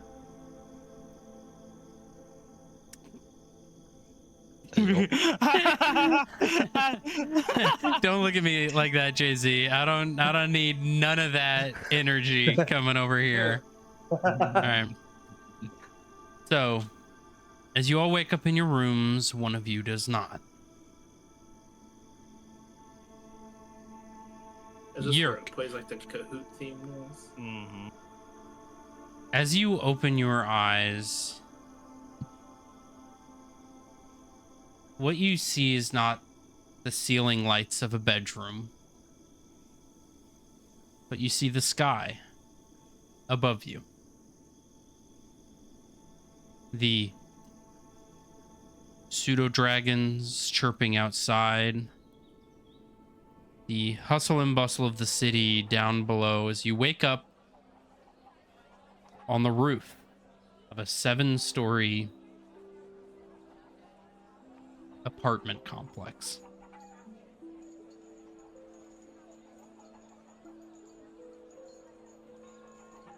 Okay. As Yerk tries to stand if he can. You can stand.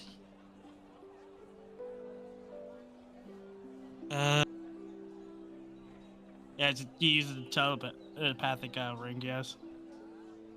Guys, are you awake? You all hear in Oh. your minds as this ring is used. What's going on? I'm outside on a building. Congratulations. On top of a building for some reason. I woke up, yeah. Is your cast still on? Yerk tries to feel it at least. I don't. You see that the cast is broken. It's broken. And you kind of flex your back a bit as the wing kind of extends. Very shakily, but it does move. You all have been It's- given a long rest, by the way. Very good. That's nice. it's my. How does the wing feel to him right now? I guess. Very weird. It feels similar to your old wing, but a lot heavier, more robust. Now, why are you talking about us on a rooftop outside? I don't know. I just woke up here. I thought that was in my room. Do you need us? As Yerk like looks down, like looks down in the building. Like, are you said 7 foot? 7 stories, so you're probably stories. around like 50 feet off. What would that be? It's like 10 foot a story, so yeah, about 60 feet or so. Alistair, can I fly? I don't know. How'd you get up there? I wouldn't. You also do not see any ladders or stairwells for that matter. There's no other way to go down. Do you know how to fly? I don't. I've done it once. Well, I mean, does the wing feel all right? It's heavy. But does the joint feel all right?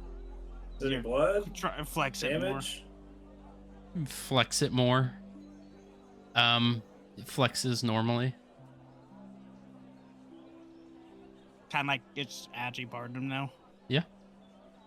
And you can refresh your page, and you'll have a new item in your inventory called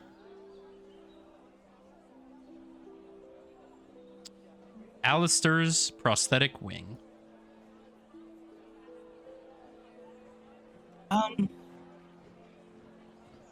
I think I'm gonna have to try it. It seems quite natural now.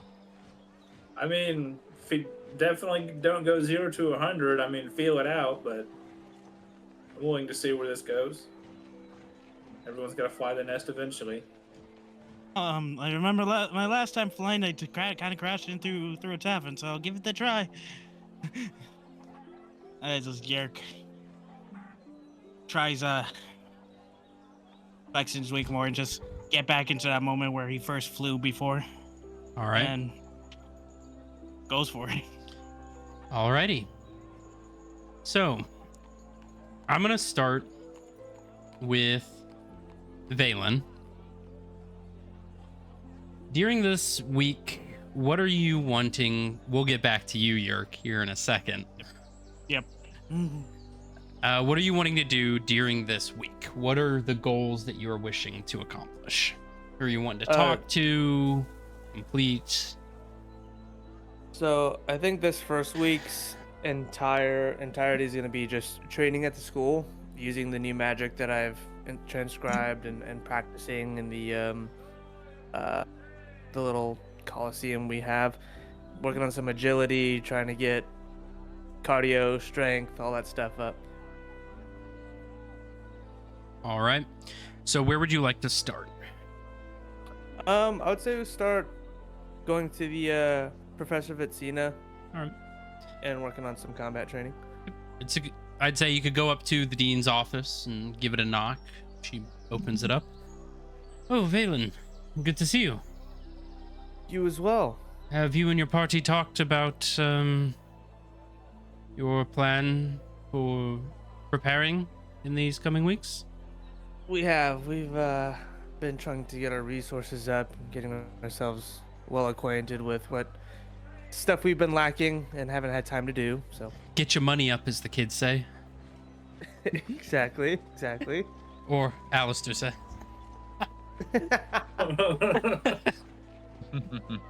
Well, what can I help you with? Yes, so I wanted to take advantage of the one-on-one training that you guys had previously mentioned, and expediting my magical training and capabilities. What do you want to specifically focus on? Well, I know previously speaking to Grand Mage Alexi, he had mentioned this ancient magic. So if you have any knowledge behind it, I would like to kind of dive into that world a little bit What as far kind of as ancient magic are you referring to? well, he had claimed that this storm is some form of ancient magic that is persisting. And if we're gonna actively go against it, I would like to learn how to combat it. Whether you know it, attack me with it, me defending against it. Just Well, so I'm more exposed I to can it. tell you this. A lot of the magics of those kinds are expressly forbidden from being explicitly taught to individuals. It is Okay. referred to as abyssal magic, otherwise Okay. known as anti-magic. Okay. The only spell that we are allowed to use is the spell anti-magic circle for dispersion of mage uprisings and battle and such. But Got it. it has been very specifically outlawed by the Cardinal Board for those that are not capable to understand the weight that that magic holds, as it is one very expressly studied by only those who are allowed. Now, I can't Understood. directly allow you to pursue this type of magic, but if it just so were to happen that my studies were left unlocked between the times of midnight to 4 in the morning, who knows what could happen during those times. Understood. But Okay. I would never be the kind of person who would intentionally leave my room unlocked, especially with such information. Of course. And I understand its forbidden nature. You want to push those boundaries. Of course. But Okay. if you do end up having any questions about, let's say, some handmade equations that you need clarification on, that you are working on in your own time, I may not require any context to help you figure them out. Okay. Understood. I will I'll get back to you on that when I have more information for those formulations. Of course. I can help with more of the studious side of things. If you're needing more of the combat side of things, then Binnell would be the profession in that. Okay. Yeah, I'm thinking for this upcoming battle we have, there's going to be a lot of support magic, if you will, kind of sitting in the back, not being directly in the front lines as magic casters typically do, and supporting where we can and kind of doing the initial battle planning of where people should go, looking at weak points, holding the weakest side of things. All right. Fair enough. Well, I will be here if you need any help. Okay. Is there a training ground where I can just go and practice my agility while casting magic? You can go to the combat arena. That should have everything you need. Okay, perfect. You will find sigils on the command wall. You can press them. Pillars will grow from the ground, obstacles, environmental changes, water, grass, trees. Anything that you may need to kind of devise. You can get with Venel, and she may be able to get a hold of some of the local monster hunters that may be able to donate a few creatures to aid in that, to make it more lively. Okay, awesome. I'll Or be heading that way. some of our summoners. She'll Okay. know how to deal with it. Okay. Appreciate that. All right.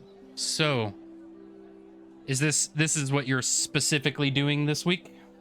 So yeah, I would like to telepathically tell the entire team, like, hey, meet me at the Coliseum or at the Combat arena. the combat arena, to train collectively. All right. And this will be kind of as the week goes on, but specifically for your own training for this week, I am going to need some checks from you. Okay. So I will need 3 Arcana checks. Okay. And you are wishing to be directly helped by Venel. Yes. So those will be made with advantage. Okay. Arcana. Okay.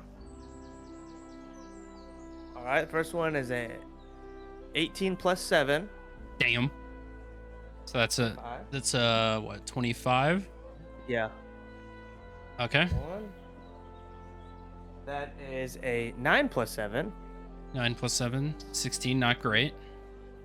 And then we have a 17 plus 7. So that's a 24. All right. So in your own training, as you were going on, getting a lot of advice from Vinil how to position yourself in regards to the party, what spells are more useful for utility versus combat casting, as well as being given some practice with your new spell, the ins and outs of how it works, as well as the arcane dispersion spell. As this week goes on, you may add 3 spells of your choosing of any level to your spell book. Sweet.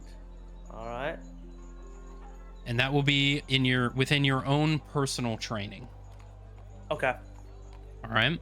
And that'll be this first initial week. And we'll get to the cross compat stuff with other players as it comes up, as their like dedicated solo things are done, and then we'll come back together and do what needs to be done. Okay. Is kind of how this is going to work. You'll make Okay. some rolls, get some benefits or debuffs depending, and then we'll wrap it around whenever need be. Sounds good. So, next up, Abel. What are you wishing to do for this upcoming week? To prepare yourself, train yourself. Well, after the You're pretty conversation decent. with Venel from the previous day, I'm gonna look at trying to find any research on what I can find about the Abyss and the Abyssal Lord, stuff about planewalkers. All right. How long are you wanting to spend on this? A day or two? The whole week? It's gonna be the entire week, so I also wanted to look up like current events and just kind of get caught up to speed on everything. So you're wanting to go deep dive into kind of lore side of stuff? Exactly. All right. Yep. So go ahead and roll me an initial investigation check.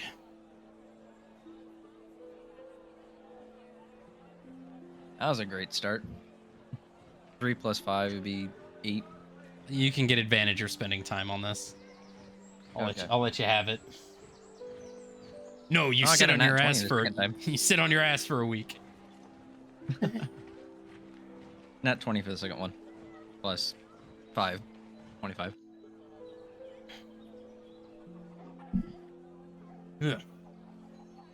Sneeze, are you gonna come or are you gonna fucking sit in my face? Pause. There it is. Yeah. Bless me. Thank you. You're It's welcome. gonna be in the transcript. Damn it. I'll remove it. So it takes you a bit of time, but you do find your way talking with some of the people at the academy. You find out about a place known as the Thydonia Royal Archive. It is one of the 3 floating islands above the city. It is probably one of the largest archives of information in the Western Hemisphere. You eventually make your way there. It is a beautiful castle, almost like a cathedral in its own right, with winding pathways, its own system of a river going through the middle. A very beautiful place to study. What you do see, however, is all of the workers are in pure platinum robes. You have seen these individuals before when you all had crashed, that were investigating the crash site. You can see that their masks are completely silver, robes pulled tight around the head. It looks like there is black cloth on the inside, and they have sigils that you would now know are the sigils of the royal archivists. You see as they walk, they don't make sound, they just kind of float. The only sound that exists is just from the nature around, but you see them sitting around studying books, archiving various information, but you eventually find your way in. And I can go ahead and let let me get to here. You eventually are brought in to the Royal Archive, and one of these workers comes up to you. Is there something I can help you look for? Yes, actually. Quite a few things I need to find.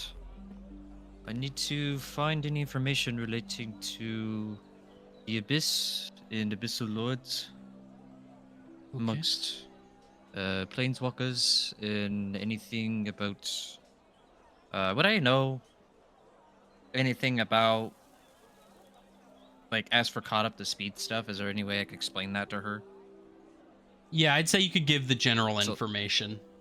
Spew it over what you had been Okay. told. That is quite specific information.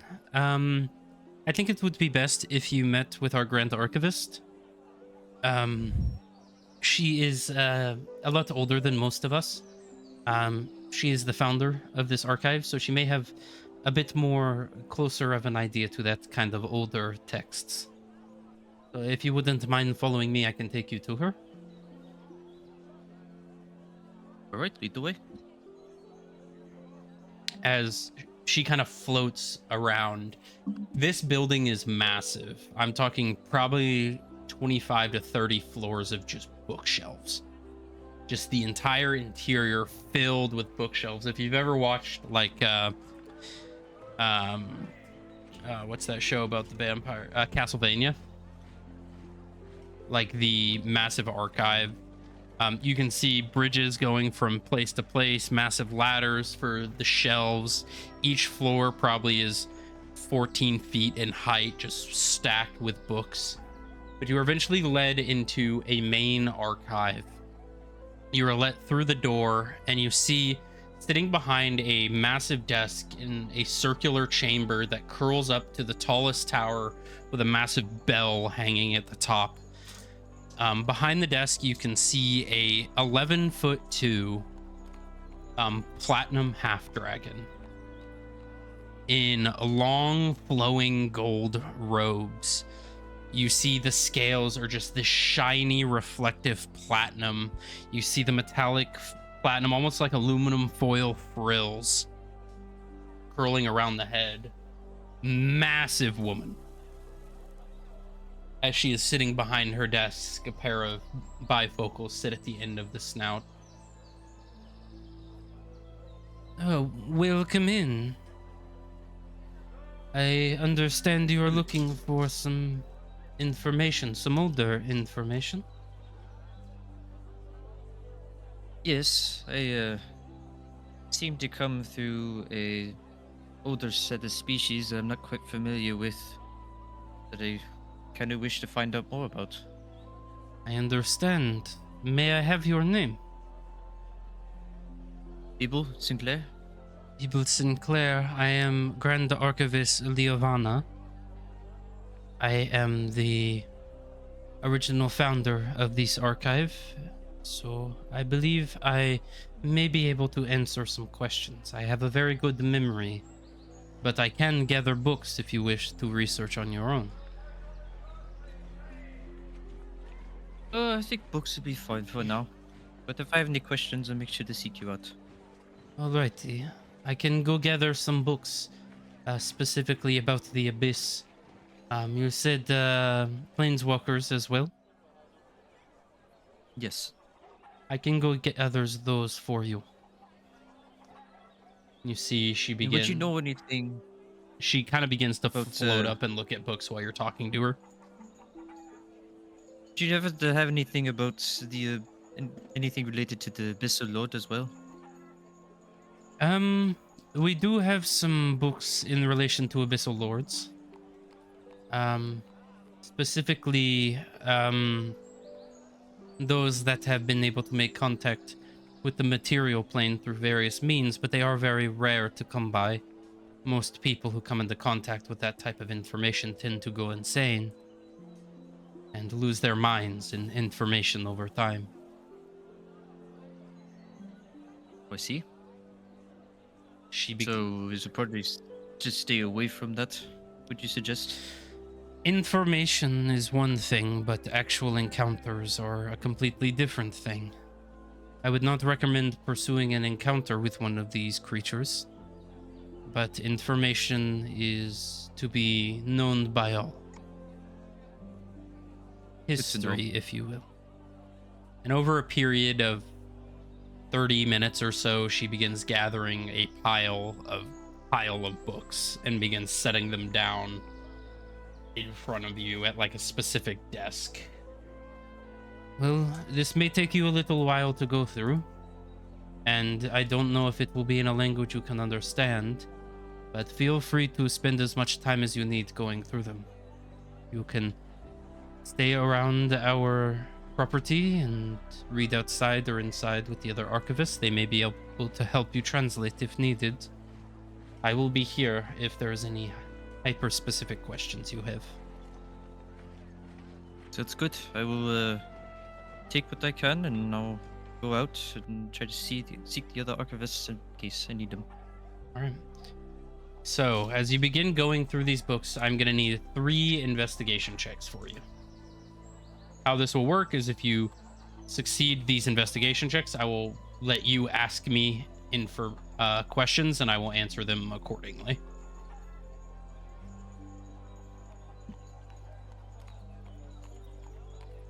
First one's 16 plus 5, so it'd be 21. 21. Okay, so I'd say give me 3 questions for this first one. Unrelated to the Abyss, is that another material plane that I'm able to get to? So, according to what you read, the Abyss is another dimension, but it is a non-material one. It is considered to be the void, where all things dark and evil come from. It is where Eternus has been shackled and where he has been amassing his armies of the void. It is presumed, with your own information, that this is probably where the corruption came from.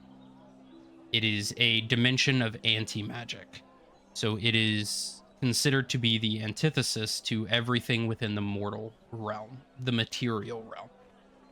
As if the material realm is existence, the abyss or the void is everything opposite to that. And it works very differently according to... Gotcha. Second one is going to be on the Abyssal Lords. From the one that I saw in my dream, is that one very... Like, is it just the one, or is there more than one? From what you can read, the only ones that are known of is there are 3. So there is one that you recognize that is referred to as the Abyssal Serpent. It is a serpent that basically patrols the waters of the abyss, the dark, the depths, and is in control of all things non-living within that domain. And wherever there are crossovers from the material realm, the Abyssal Serpent is typically there to take control and to corrupt.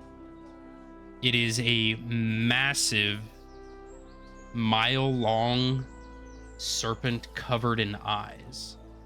And according to some very hard to read scrawlings from a notebook thousands of years ago, it seems to have the ability to reach into your mind and slowly divulge you into insanity.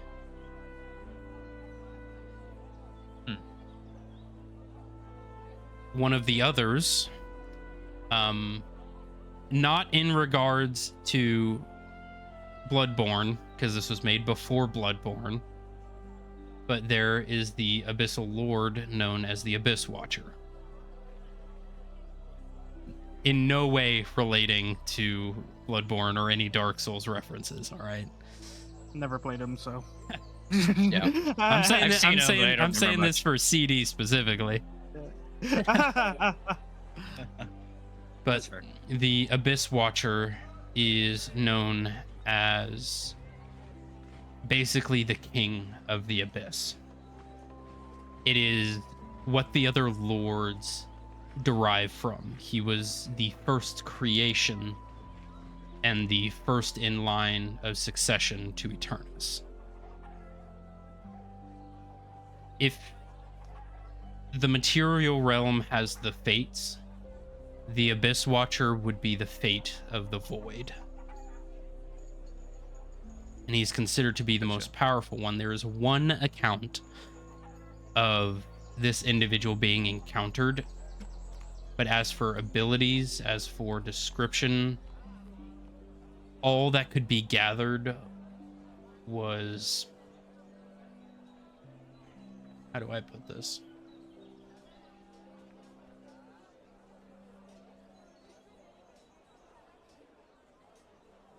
All that you can derive from the mad scrawlings of an insane person is that if the fates are a continuation, the Abyss Watcher is the end. Gotcha. The other lord, that the Abyssal Lord that you get a description of, is less a individual and more of a collective mind, a entity that is in control of the thoughts of all of those who end up stuck in the void, a communal consciousness that takes control over every living being within the void. Gotcha. There isn't much information about it, but from what you can gather, it is very, very resemblant to that of the corruption. So it may be that this lord, the collective, is possibly where the corruption derived from.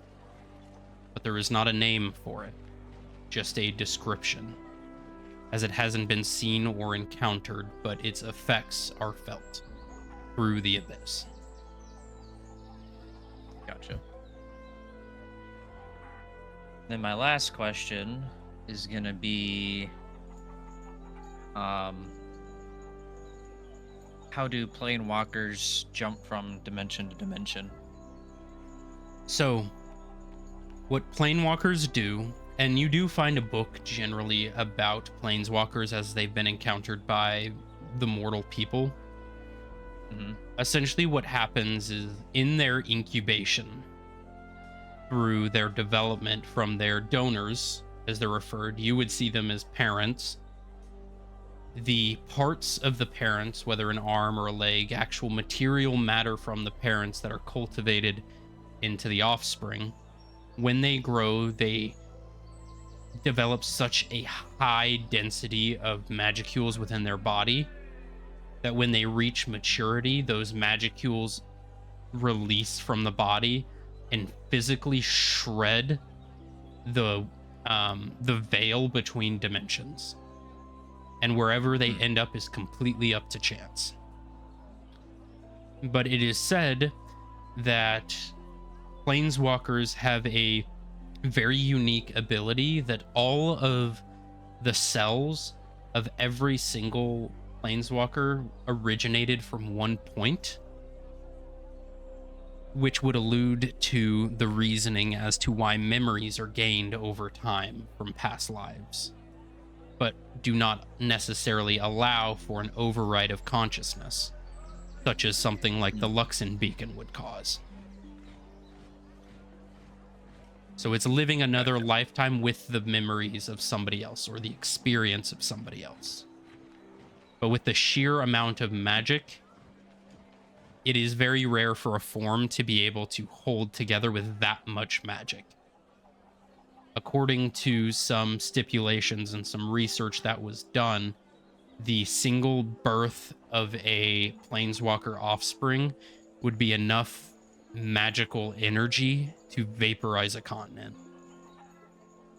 But somehow their internal systems are able to control that and perfect it into the state of dimensional travel. Gotcha. So, go ahead and roll your next investigation check. Again, a 16 plus 5 would be a 21. All right, 3 more questions. You on a roll today? Better, Yay. better than Yerk will ever be. Fuck you. So, staying on planeswalkers, when they reach maturity, and I just unlocked my ability. When it comes to dimensional travel, You did, didn't you? Hold on, I did. Give me 1 second. I need to double check this because it's a very fancy ability that is gonna be left currently.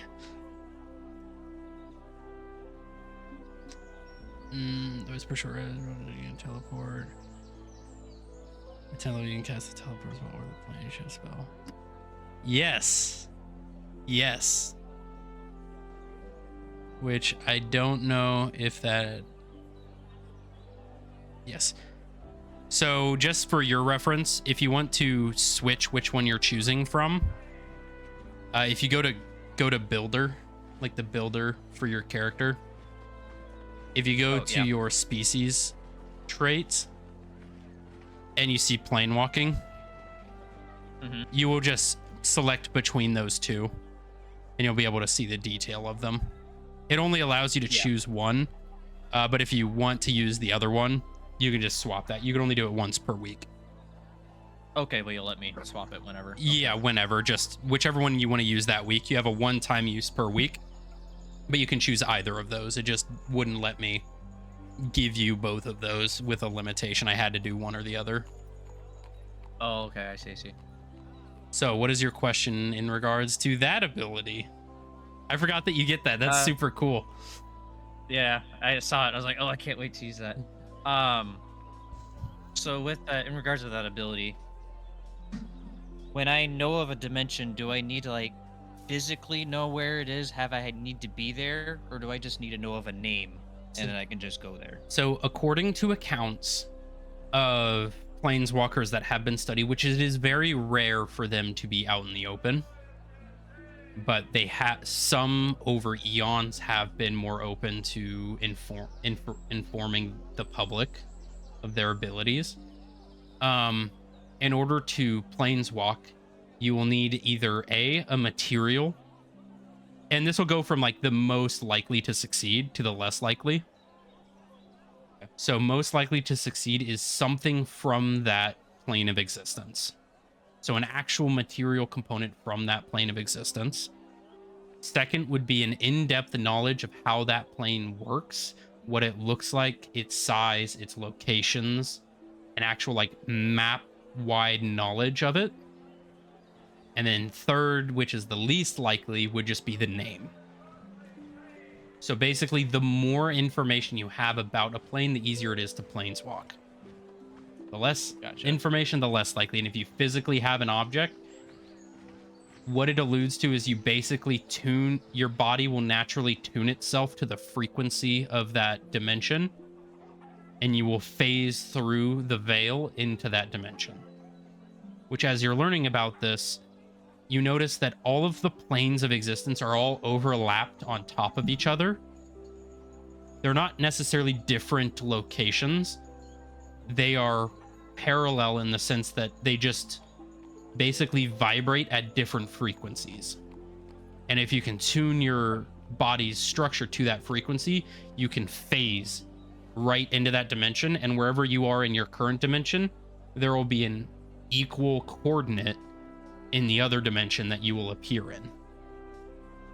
Now that runs into issues as per why you need to know a lot of information, because if where you're at is in a building, but in the other dimension it's in a mountain, that's going to cause some issues with your body structure not being immediately shredded to pieces.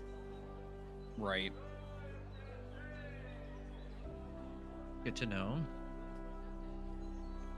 Works the same with the other part of that ability as well. Right. One is for interdimensional, one is for this plane. And I believe, if I remember correctly, give me 1 second.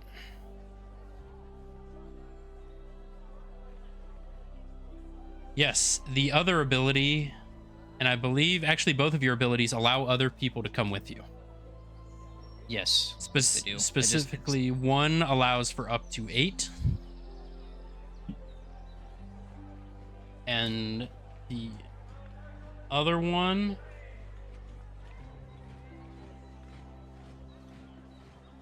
yeah, it's you and 8 people.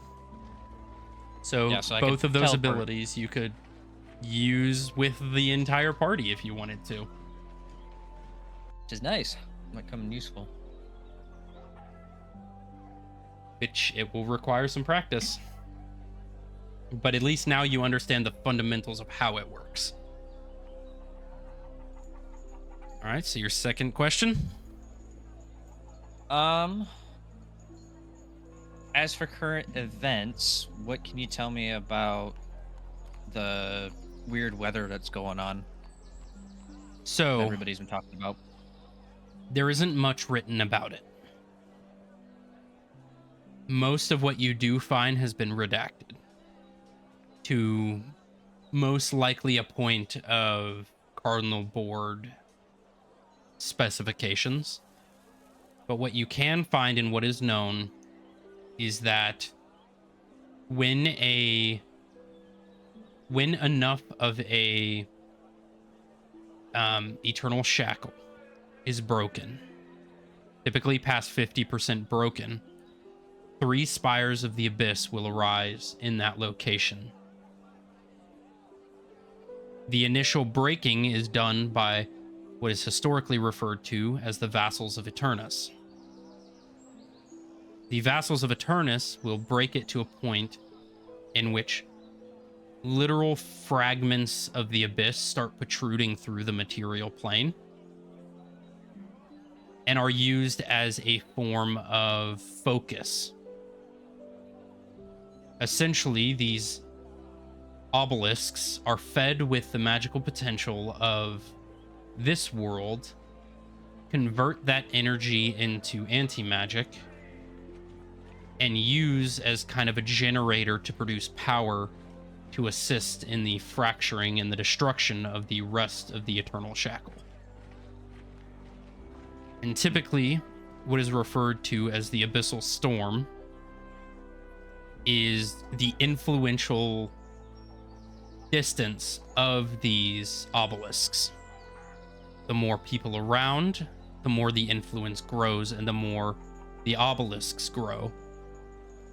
Until either A, they are able to break the shackle, or the shackle is repaired, and that fragment of that realm is forced back into its own dimension. And that is about all the knowledge you really get, specifically. Everything else seems to have been blacked out or removed from the research. Gotcha. And your next one?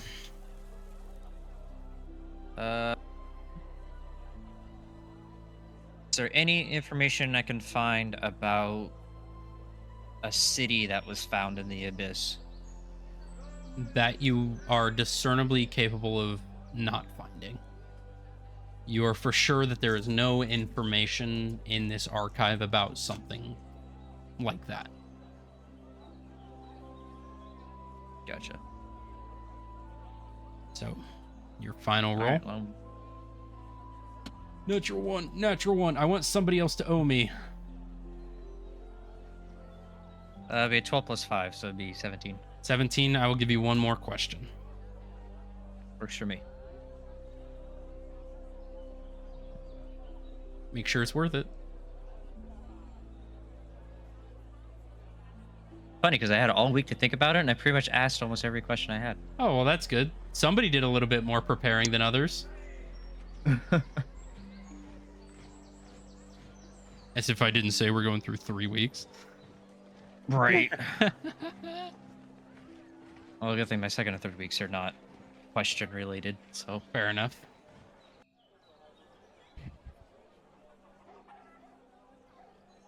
Oh, what is your final one? Are you alright if I came back to you on that? Yeah. Just let me Cool. know when you come up with it, and I will spout it out. But this is what you'll be doing through the week. I assume you're going back to the tavern, sleeping, coming Yes. back, doing what is need to be done to keep yourself alive and healthy for the foreseeable future. Yeah, absolutely. But yeah, it's dedicated research time. All right. Next up, Alistair. You have a week of tinkering. You have been given your interdimensional scalpel, if you will, as well as your containment unit for the mollusks. Beautiful. It's time to cause some chaos.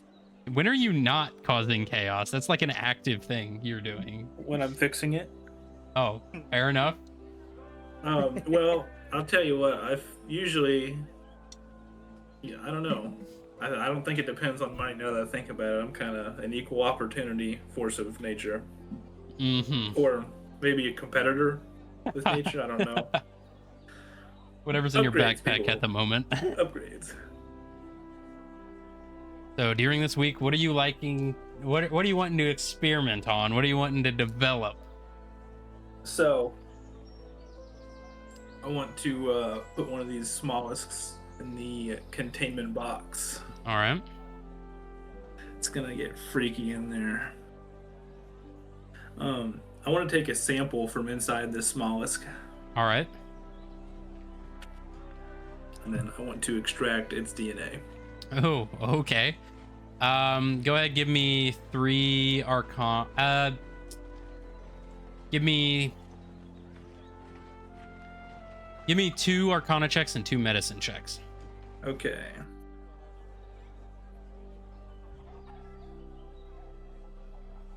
So, first arcana check is 16. All right. Second arcana check is added 27. Gotcha. And then 2 arcana checks and a what? 2 medicine checks. 2 medicine checks. Medicine check numero uno is 19. And second one is 10. 10. So I'd say it'd take you a couple days to extract, synthesize, and the opposite of dilute, concentrate your sample. But eventually you do get individual cells of the internal mechanisms of the mollusk. Now go ahead and roll a intelligence check to see what you can find out about it. Big money, stop. Intelligence. 18.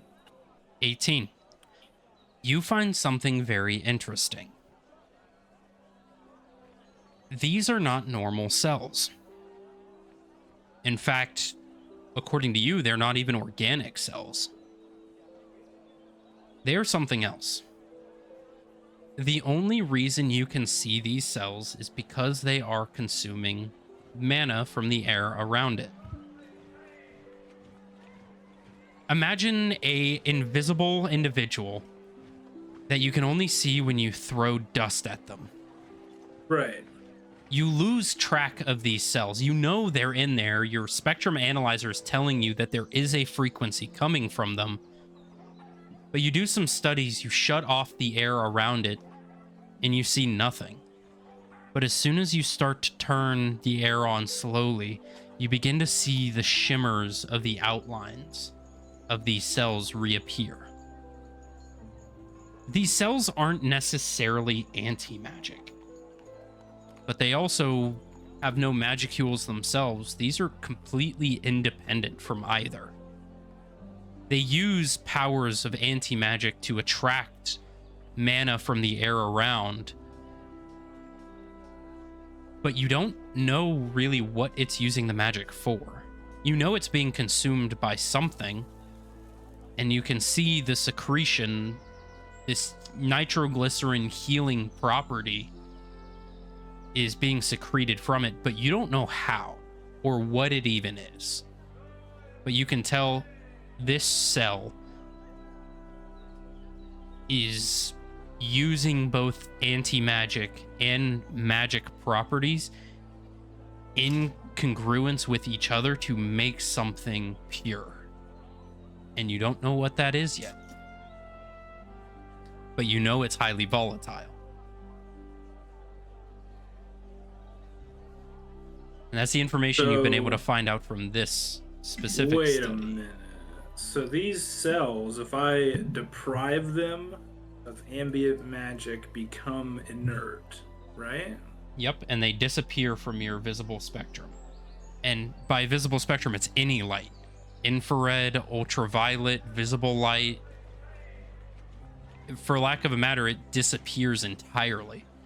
Okay, All this you is can good s- news. all I you can can use s- this. All you can see is that the spectrum analyzer understands there is something in the box, but it cannot see in it. the box. It cannot scan it. It's just telling you there's something in this box. And then when you add magic to it, then it starts fluctuating with there is magic, there is this secretion that is coming through. Are the cells under view? If I continuously let them feed on the ambient mana, do they multiply? They do. Very good. But it is interesting to you. The more you deprive it, the less cells seem to come back. The more magic, the more cells seem to apparate. It Okay. seems like these cells have an intrinsic knowledge of when more are needed and when less is needed. And you can presume that this is a way to effectively adapt the body of a mollusk to consistently keep it alive indefinitely. It may get as small as a regular snail, but it doesn't seem like they can really die of natural causes, like old age. It seems like they're crustaceans in that manner, that they're effectively immortal, aside from outside intervention. Like if you crushed one, you obviously see what happens. Right. But in its natural state, it just kind of chills. Okay.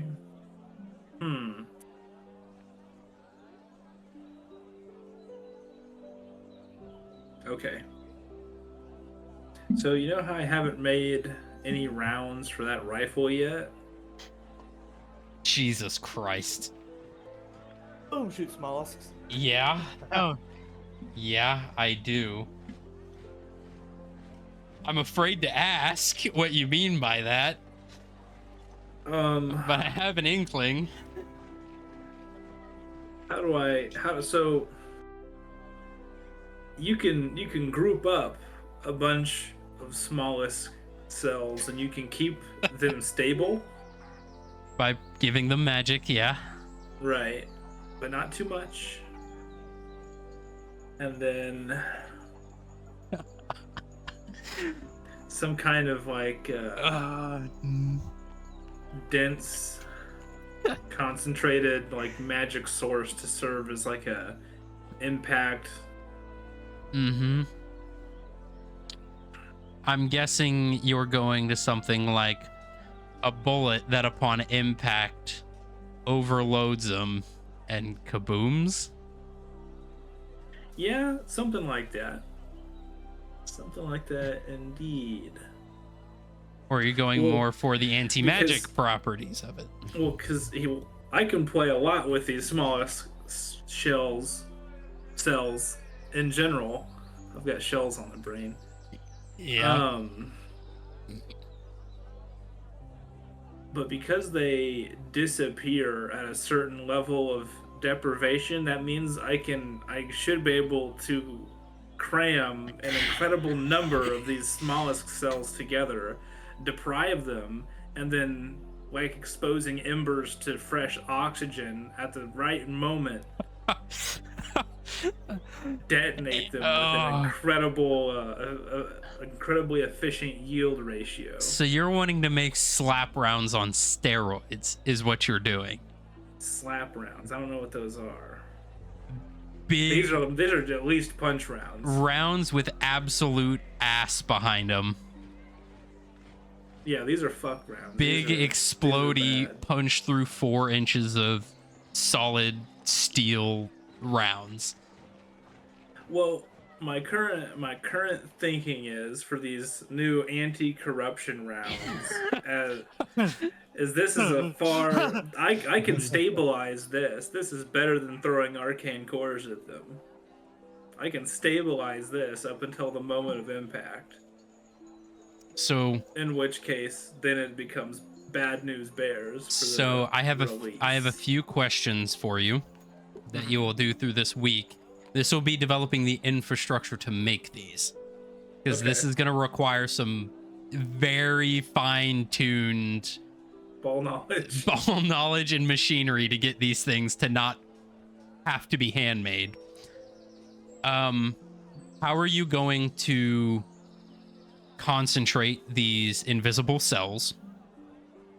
B, how are you going to, what is the apparatus for keeping them separate from a magical charge to invigorate them? And C, how are you gonna get these close enough in a single bullet that it works?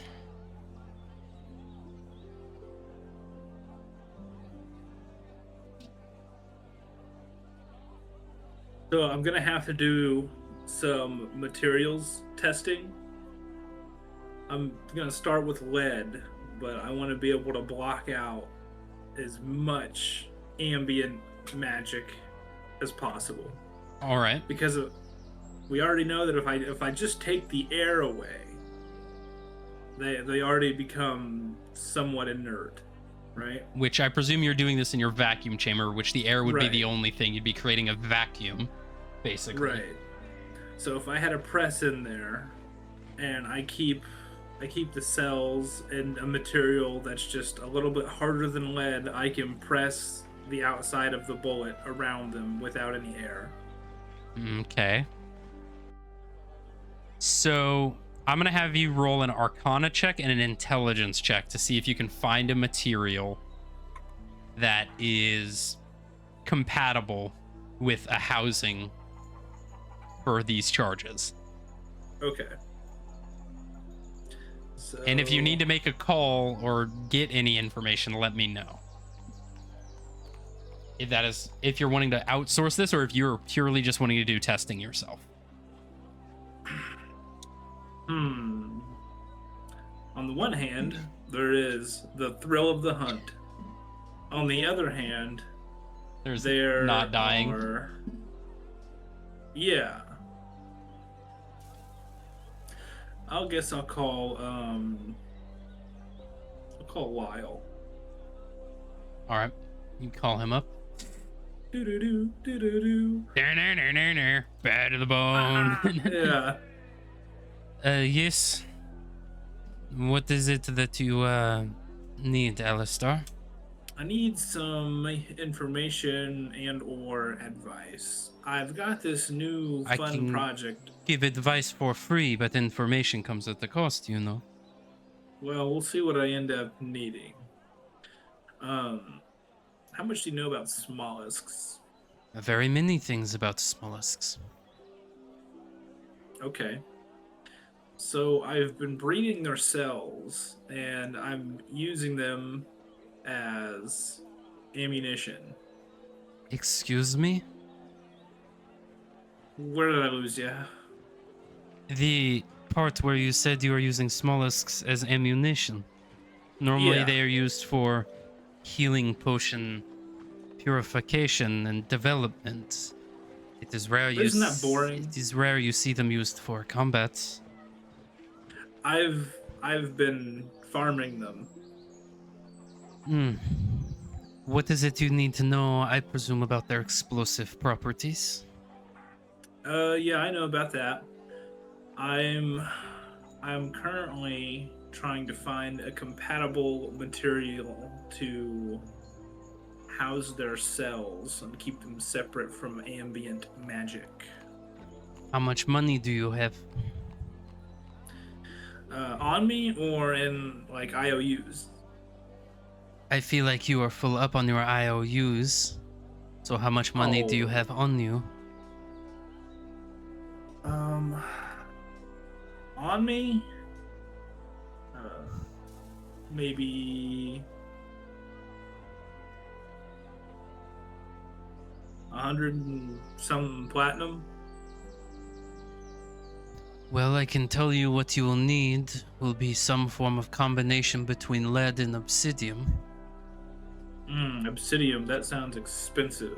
It is a very specific metal from Luxelheim that is methods of forging are very hyper specific and secret within the trades of the country. And a single set of armor, I presume you wouldn't need that much. Let's say, how much do you think you would need? It tied me over just a couple pounds. 2, 3 pounds, 5 pounds? Yeah, let's say 2-3 pounds for research purposes. 3 pounds. I can tell you that 1 pound of them go for roughly about 3,500 pieces for a single pound. 3,500 pieces of what? Gold. Yikes. And on top of that, typically, in order to pay off the people who would transport it, would probably be an equivalent amount. So 350, 700, 1,050 times 2,100 platinum. Or that would be 201 platinum. Or no, 350. Yeah, that would be 35. 350. 7,000 gold. So 700 platinum. no, so it's 3,500 per pound. Mm-hmm. So we'll do some quick math. 3,500 times 3, and then you would multiply that by 2, and then you would divide that by 10 to get platinum. About 2,100 platinum for the transport and procurement of 3 pounds of obsidian. All right, let me rifle through my stores and see if I have any. Which is 21,000 gold.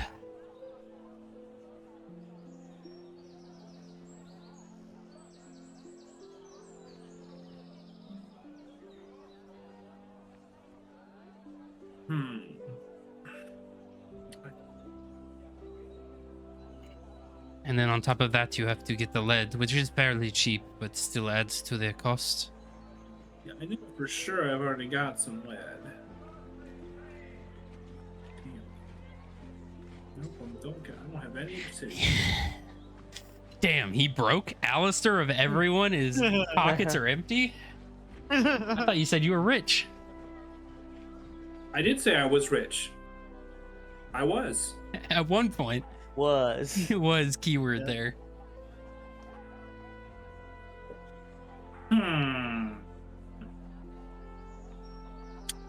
Well, I could always make some money. You could always take out a loan from us. Could. But you know how I feel about owing money to people. You already do owe us information. Well, I give it to you as I get it. Fair enough, but I am still letting you know. I know! It's not a bit easy on me either. Alright. I'm gonna try and come up with some scratch and I'll get back with you. But I appreciate the advice. Just let me know and I can put in the order. Very good. The call begins to end. Always stressing me out. It's not my fault I don't know everything. At what point is it the cow's fault, not the farmer? God damn it. Alright, I need to do another experiment. So you know how we bought that carriage and that Dragonelle? Yeah. If I go outside and I whistle for it, will it come to me? You can try. All right, I'll give it a shot. Doesn't. It doesn't. Can I just tell it to come here? Where'd you put it? Well, I didn't put it anywhere. It's probably parked back at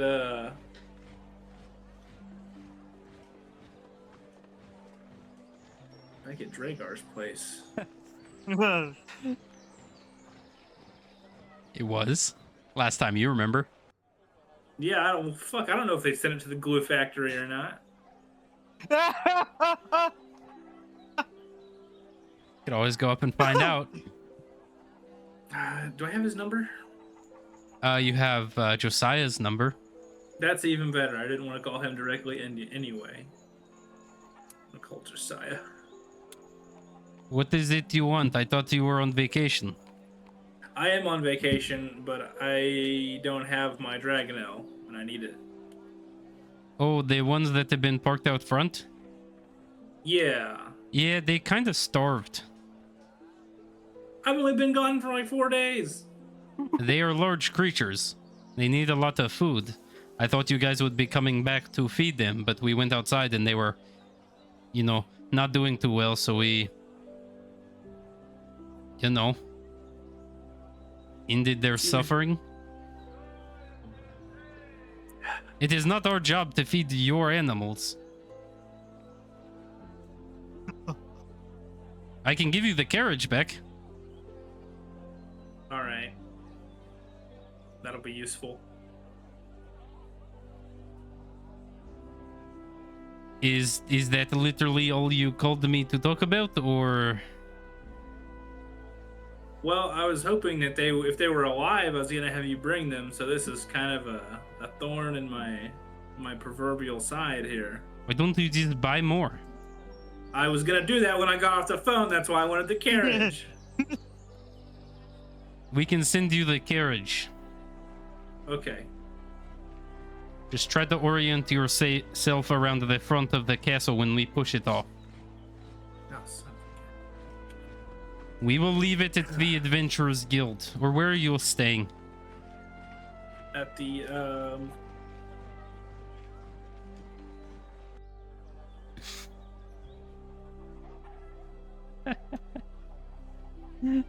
PETA's on the way with handcuffs and the police for animal neglect.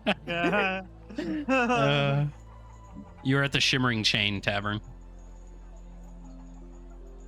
very good. I'm at the Shivering Chain. We can send it there. It'll be there by the evening. Thank you. There is a $50 transportation fee, though. All right, I'll pay it. All right. You can remove that now. They'll collect it when they drop your carriage off. How could this happen To me, I made my mistake. All right, so you eventually get your carriage back. What are you wishing to do with it? Is there anything in there? No. But it is armored still, though. Yes, very. Okay, And it's still got the two ballista on the side. that's good. Yeah, they tricked out their carriage. They put ballista on it. They armored it with a bunch of plate metal. Well, and why did we do that? Because the last time we were careening through the sky, we were attacked with bombs. Fair enough, I guess. Literally. So next So time- for those of you who just may happen to be walking around in the city at the moment that might see Alistair, it is like a Bearcat level of like armament on this carriage with like drop down open ballistas on the front and back, 2 on the front, 2 in the back, with like this 5-foot long steel ballista rods. That's funny. And he's Because next time someone shoots at me in the sky, I'm shooting back. so maybe useful for infill. Yeah. All right, now that I got Aggressive, the war you know? the war wagon back, I'm gonna go. Forgot that go was the shopping name of for it. Another. What was the name of it? The war wagon. Oh, I just made that up. but No, I believe that's what you guys What? called it before, was the war wagon.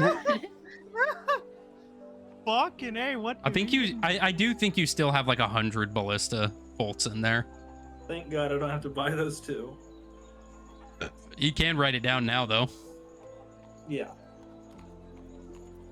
So what are you purchasing?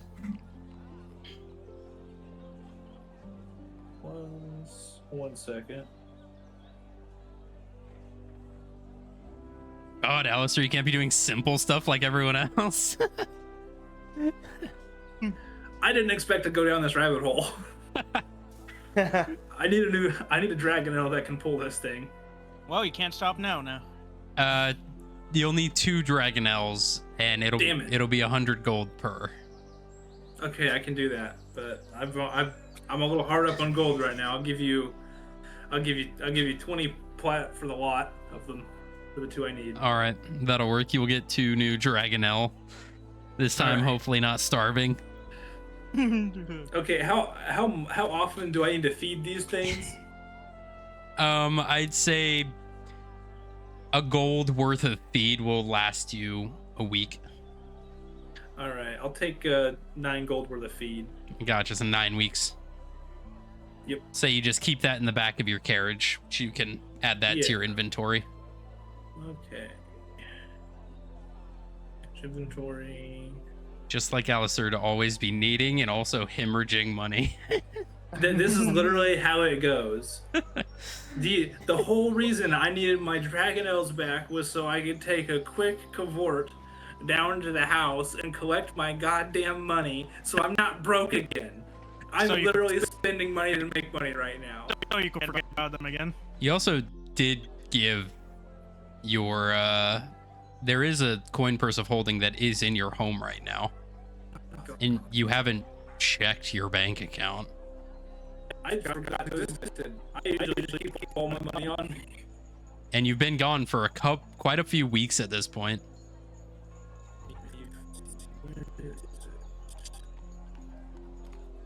And I don't.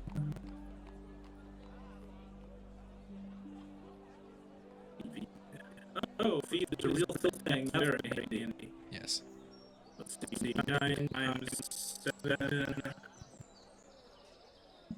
Is that 50 or 63? 56, right? 9 times 7, 63, yeah.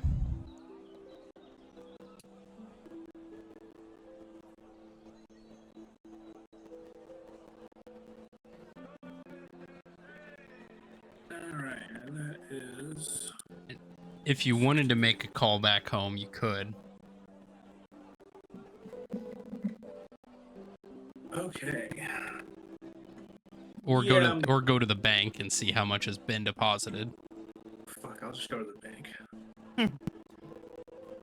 So go ahead and roll me a 2d20. Alright. First one says 6. Second one says 17. 17.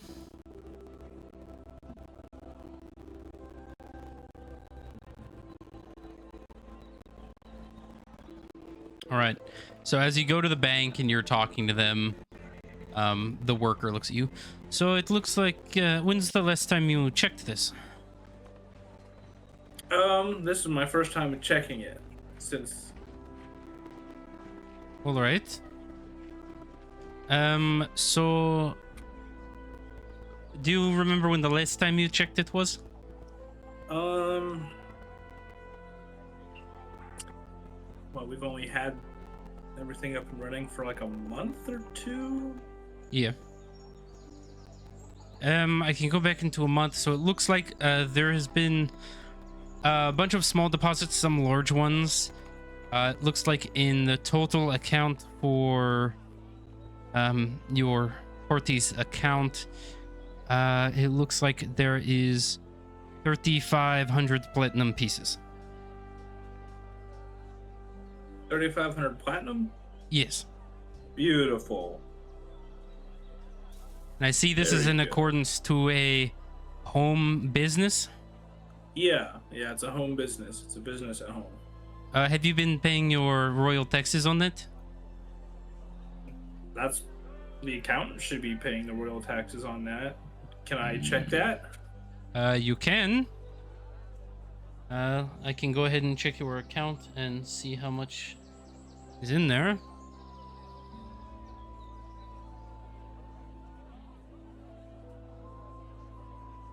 So in accordance to a 20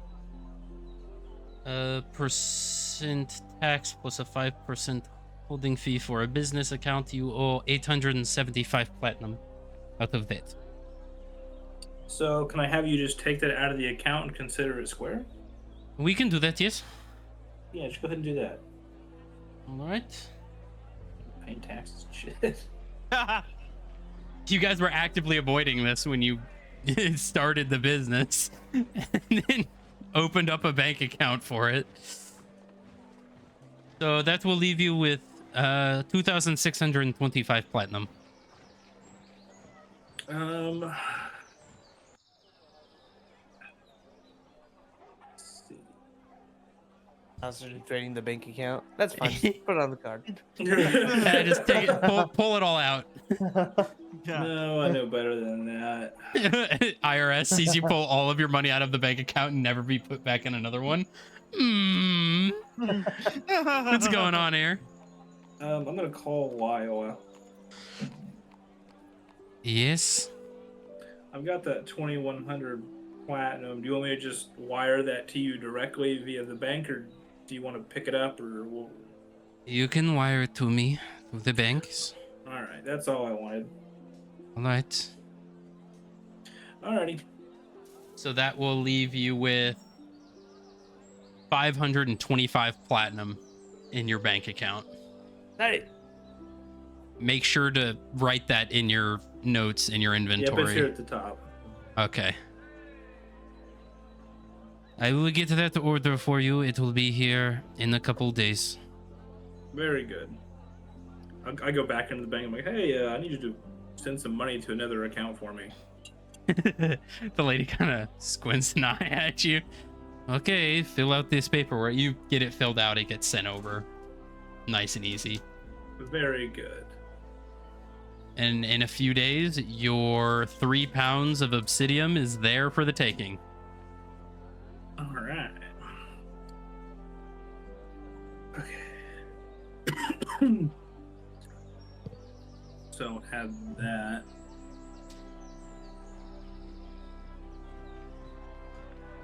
And I'd say if you're... What are you wanting to do with this obsidian? I'll say this will be the last experiment of like this week, as it's been a process. So I'm gonna have to use it to make the little internal housings for The bullets? smallest cells. Yeah. Yeah. How are you going about doing this, however? That's a really good question. I guess I'll spend the remainder of my time just working with the metal and finding out, like, is it soft? Can I just press it? Do I need to heat? Like, what's it work like under heat?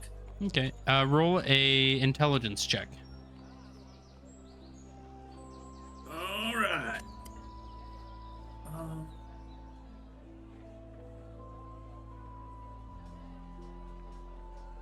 Added 22. Stronger than mithril and adamantine.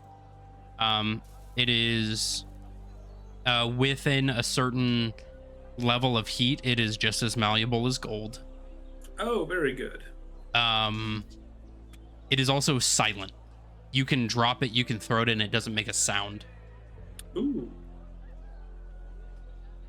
This is the highest quality metal you've ever worked with. You can see why it's so expensive. Yeah. But as you are beginning to gather information in that, Theo, what are you doing for this week?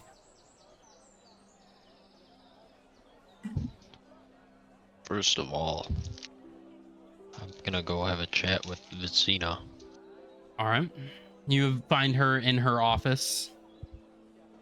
See Valen sweating in a chair. What? Just outside the office, currently like rifling through books, scrawling things down. As you, well, I should say, as you enter, you see Valen at one of the desks with a bunch of books, just rifling through them.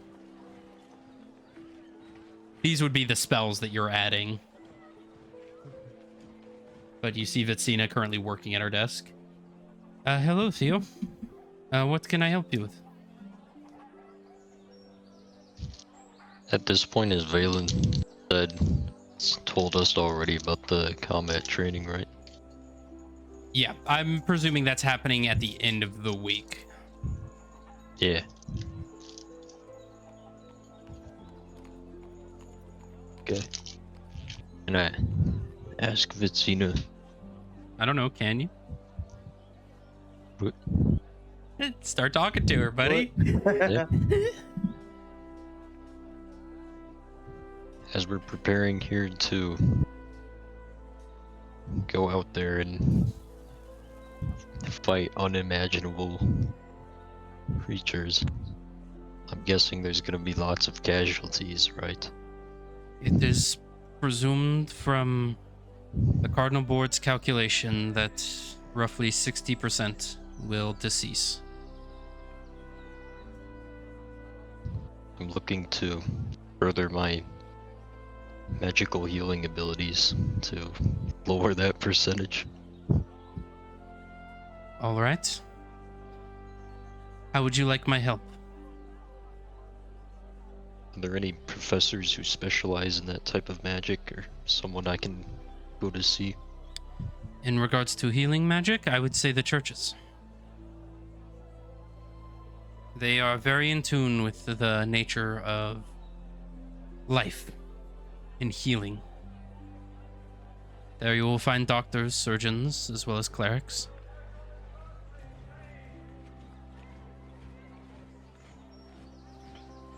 Any particular church? The Platinum Altar is highly skilled but very secretive. I would say the Celestial Sanctum would be more open to teaching. They have more time on their hands. Okay. We'll probably head there then. And get some more training with magic. Valen is gonna help us with some combat training, so I'll be there for that too. As I have heard.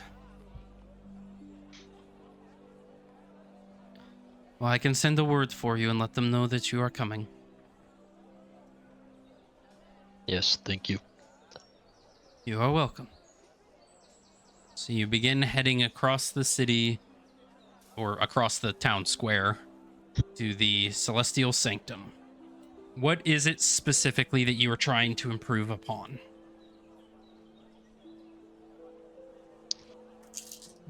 Probably my mass healing abilities, like the mass healing word or prayer of healing. All right. Just improving in general on them, or more so your control over it?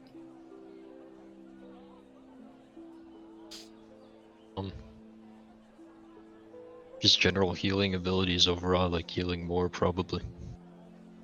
All right. So go ahead and roll me, and this will take a few days of study. Go ahead and roll me 3 Arcana checks, and then 3 medicine checks. Arcana. 18 plus 3, 21. All right. 1 plus 3, 4. Natural 1. Do you want to buy a natural 20 on that?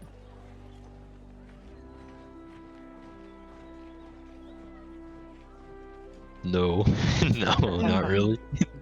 All right. Go ahead and roll your next one. 16 plus 3. 19. All right. Go ahead and roll your medicine checks.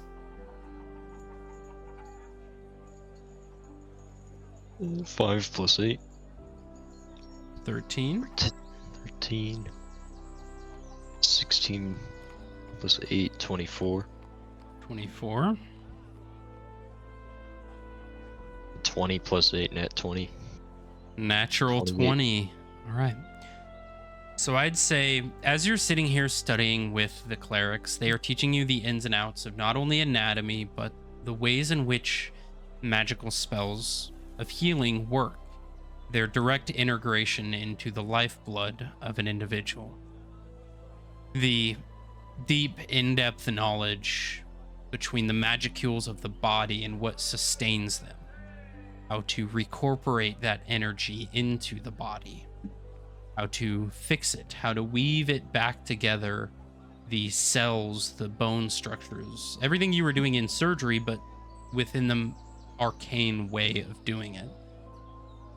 And I'd say after about 3 days, you were given consistent practice. You have gained enough knowledge about how the body works, how this magic integrates with the body, that for all of your healing spells, you may add double your wisdom to the amount that they heal. So, So as 34? no, your modifier. Oh, okay, it's only 6 then. Yes. So, for instance, you can write this in your notes. For any healing spell, you can add a additional +3 to the healing. So, for instance, your cure wounds, rather than 2d8 +3, it would be 2d8 +6. So just write that in your notes.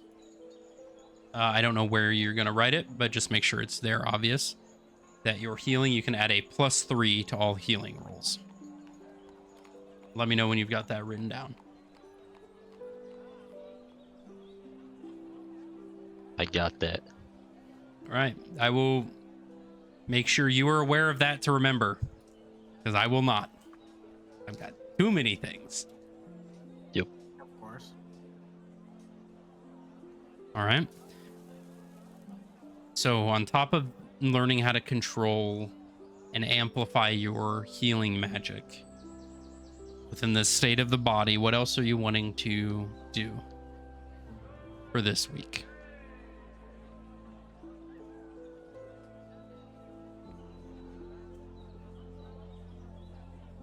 Are there any good history professors?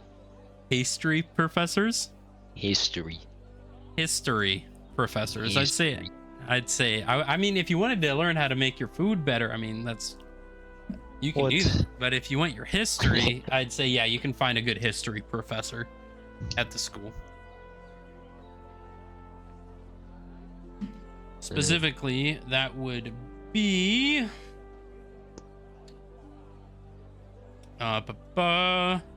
that would be Ordained Witch Yalagina,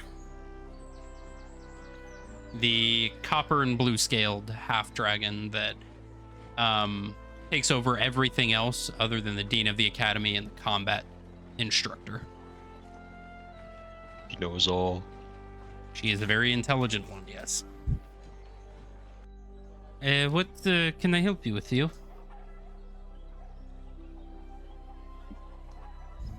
Well, you see, I had this strange dream, I guess. And I've been wanting to seek answers on. All right. What do you need to know? I'm not much in the way of dreams, but I know my history. Do I remember any specific details about the city as I was flying out of it? You remember that it was on the back of a horizon back. You remember everything I told you in the dream that you had. You remember it very vividly.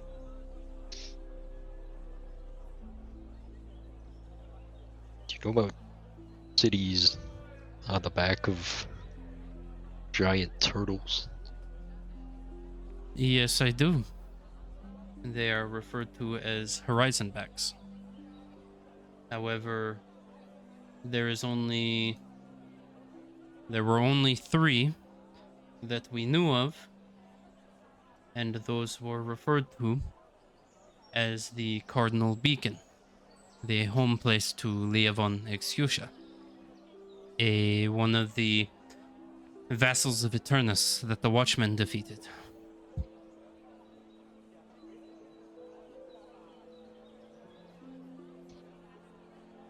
He owned them? He controlled them. They were large, magnificent creatures that had the ability to teleport, to fly. With the use of a massive amount of magics, they could transcend the dimensions. They could appear and disappear and fly the skies as Leovon commanded them to. Why do you What ask? did one of them get attacked? They all got attacked when the Watchmen laid siege on the city. As for their methods of destruction, we are not permitted to know. It is considered a state secret.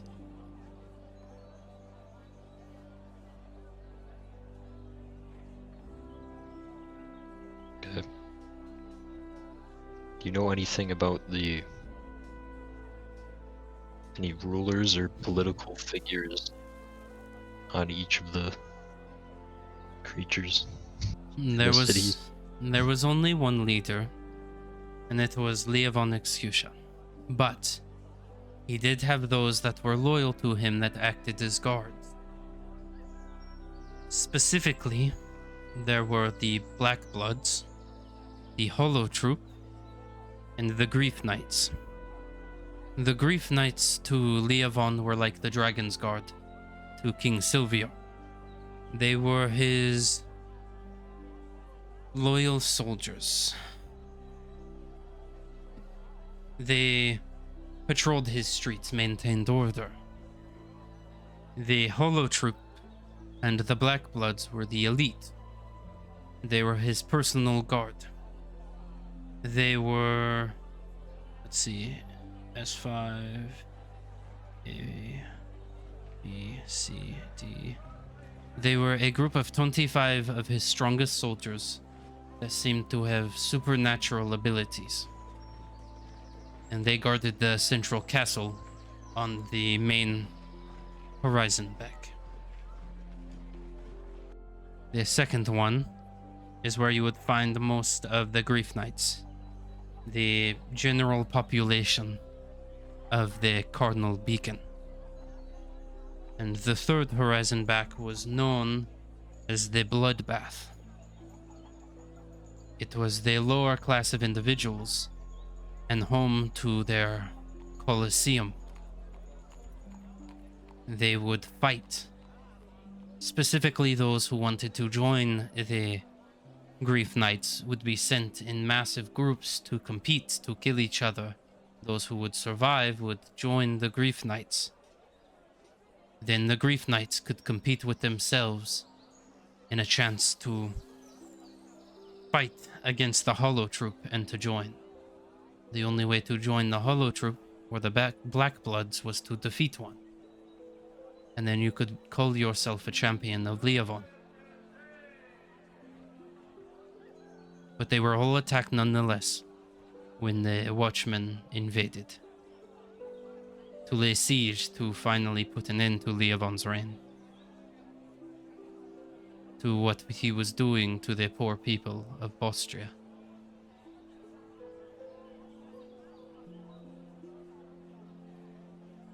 Do you know what types of races, I guess, lived there? There were What about many. Tritons? There were Tritons. There were Tabaxi. There were Rabbit Folk. There were Yuanti, Wolfkin. There were Minotaurs, Leonins. There were Tritons. There were Grongs, even. They are frog people, but they have since been erased from time. As well as the many other species that called the wastelands their home. It was a sanctuary for them, or at least how they saw it, how it was portrayed by Leovon. But yes, there were Tritons. Why so specific? In my dream, I was being held by one. Female. Are you sure it wasn't memories from your childhood? Your mother, perhaps? That's what I've been pondering. As I understand, you are more of the fish kind of Tritons, as most men are within that species. Would make sense if you were one.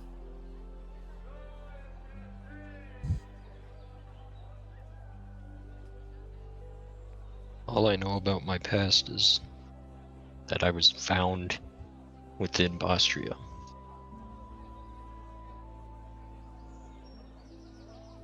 I presume you were rescued then.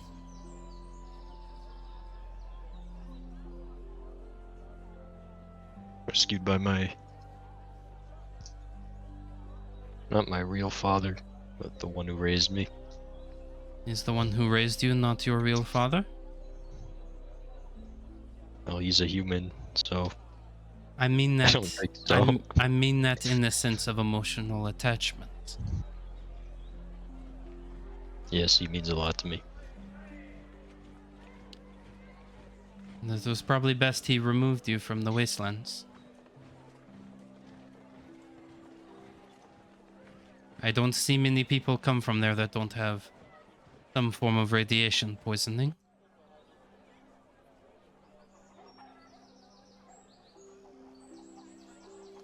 What do you think this dream means to you?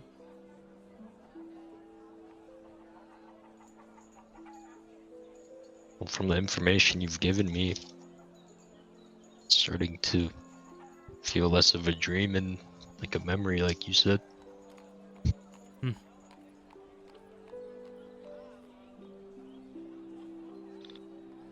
I have one more question. All right. Of the soldiers you told me about, which ones wore the gray armor? Gray armor. Most of the Black Bloods and the Hollow Troops, they wore their own armor. If it was a unified armor, it was most likely the Grief Knights. The King's Guard, if you will.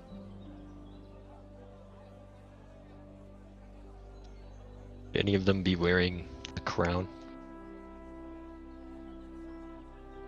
There is only one who wore a crown, and that was Leah von Excutia. He wore armor of plate steel, of metals that we know nothing of. He wore a crown of gems, gold and platinum. A older elven man, according to our reports from their watchmen. Older in his years. An older elf. Grayer hair, facial hair. Gray and gold armor.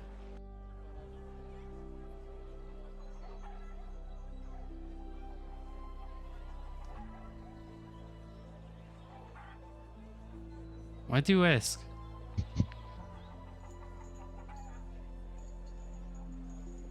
May have catched a glimpse of him. So then your mother must have been close.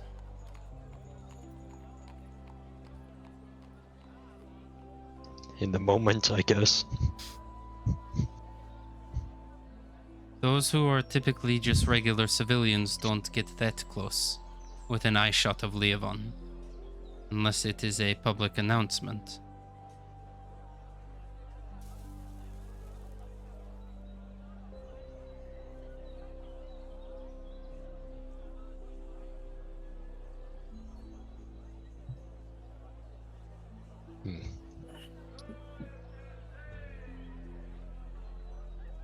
I see you messaging, Jay-Z. Oh, I'm typing something else up. Notes. Yeah, and Will's about to die over there.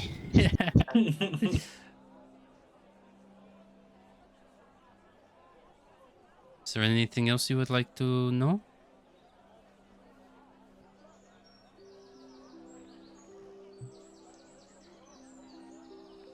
What more about Leovon connected to Eternus? Leobon, as far as we can tell, at some point made a deal with Eternus to gain great power to save what he saw as his. According to accounts that had been recovered from the battlefield, his own personal books, he was born in Bostria during the time of the Bostrian War. And the aftermath required him to rise to great power, but he could not do that on his own. So he, just as two others, made a deal with Eternus for power. They found great artifacts that still retained a part of Eternus's power and contracted deals on the promise that upon their ascension they would aid in his release and they would be saved from his void, from the abyss. They would be made great lords in his domain.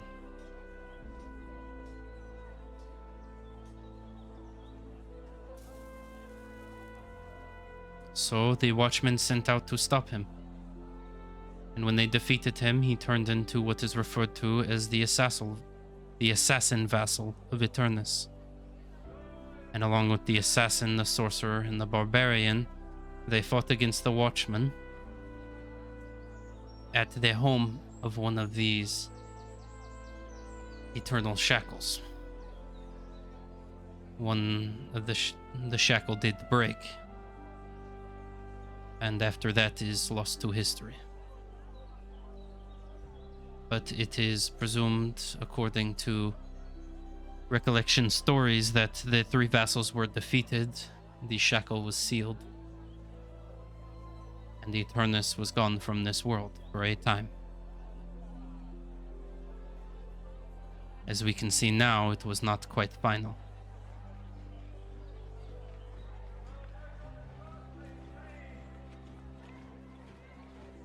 Leovon could still be out there. I doubt it. They are pretty sure he was dead. When you They were make pretty sure Eternus was dead. Well, when you make a deal with Eternus, your soul is forfeit. You are no longer a mortal being. You are a servant of Eternus. That's why they call it a vassal. As you know, it's similar to a vessel, a husk of an individual, but less to be contained and manipulated and one more to serve. A loyal subject, devote to the powers that control them.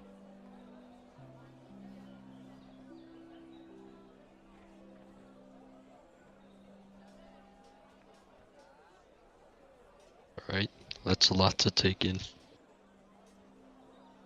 And this is a dream you had, you said?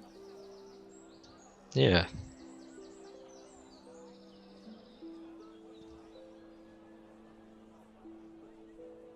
It's a dream. Is there anything else you wish to ask me?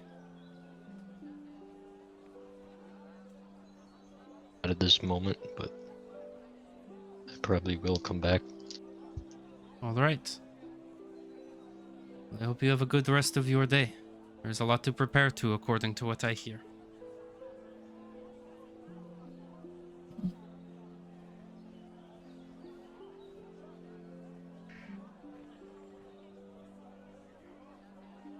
As you finish talking to her, is there anything else you want to do for the last few days of this week?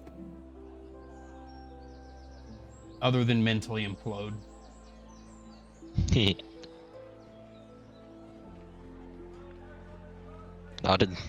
Not specifically. Just Alright. probably practicing more with the church and school. Alright. Yerk. You spend... Well, going back to the first day, as you jump off the roof, as soon as you jump off the roof, you lose consciousness. and you wake up about a day later on another rooftop on the other side of the city. And this proceeds to continue to happen for the next 3 days. A repetitious loss of consciousness and waking up in random places, from Dragonelle stalls to the sides of the street to your own bed to random rooftops. Alistair, I Yeah. don't think I'm drunk at this point. This is the first time you've heard from him in 3 days, Alistair. I was getting worried about you. I keep ending up on the rooftops.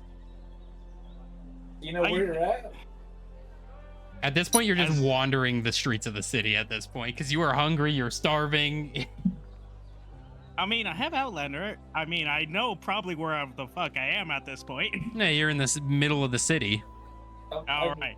sleeping by one of the wells. War wagon. You see a few moments later, there's a massive steel wagon land in the center. Oh gosh. I don't know what keeps happening. I keep blacking out of some kind.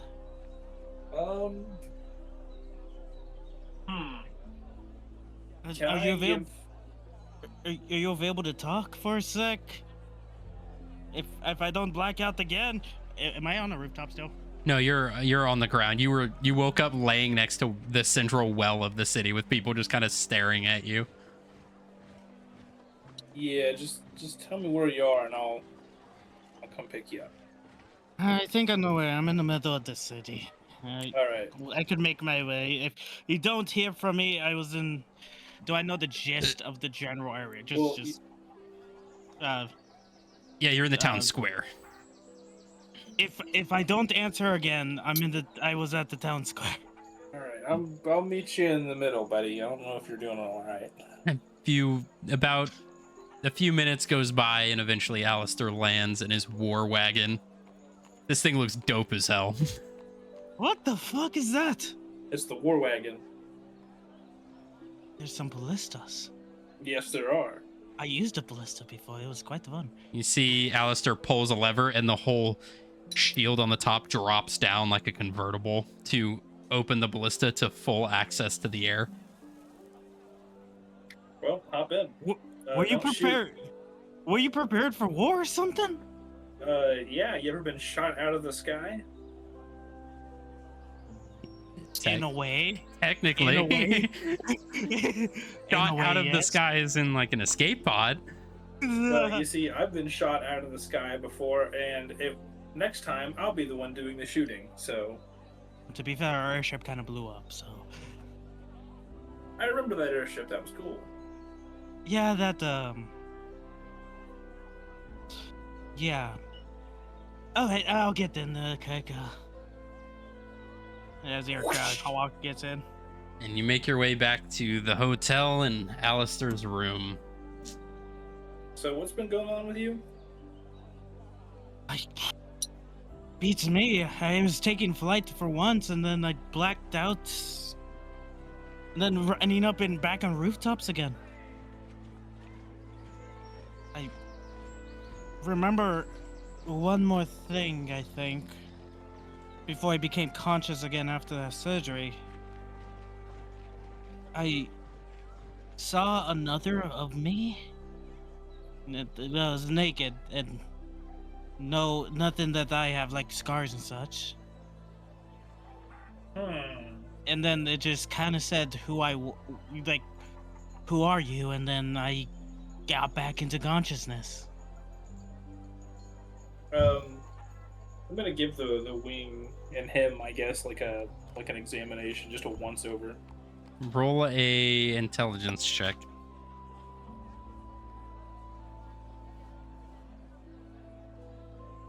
$12. He's physically fine. He's healthy. The wing is healed. He could use it if he wants to. In that case, I'm gonna retrieve my little homunculus buddy. All right. Slips back onto your arm. Wonderful. What is wrong with me, man? I can't be like this when we go to Lithron. No, If I can keep blacking out.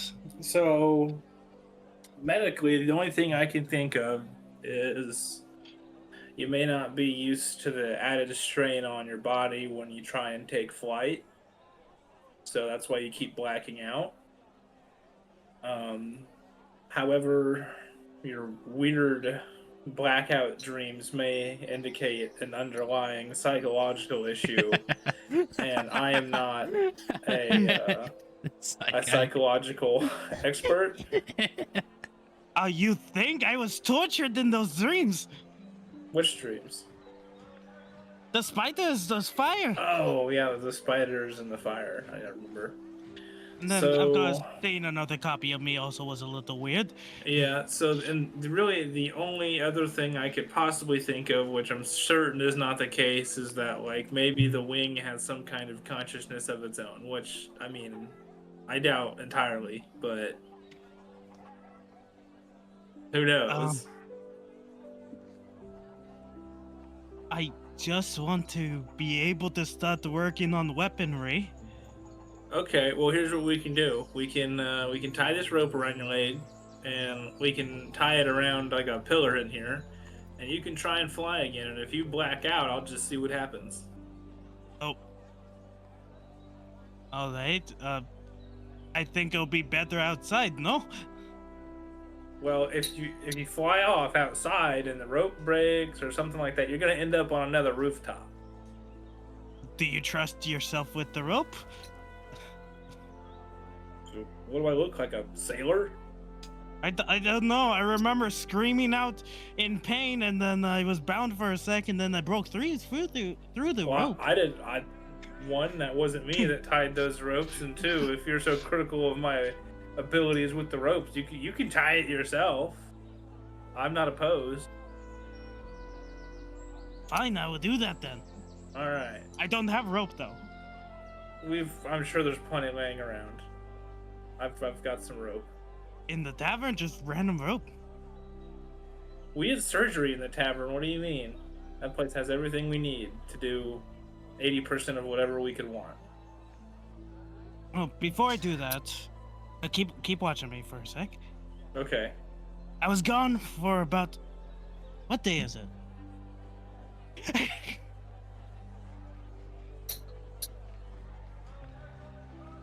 About 3 days. You've been going in and out of consciousness. Will I know that I went through 3 days of consciousness?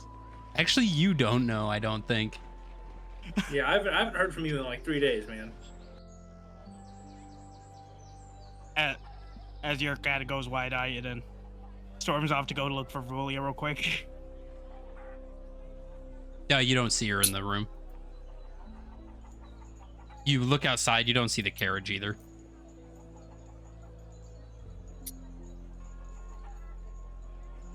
Yerk also see if his father's still around. Your father's laying in bed, wheezing. I will be back with you in a moment. I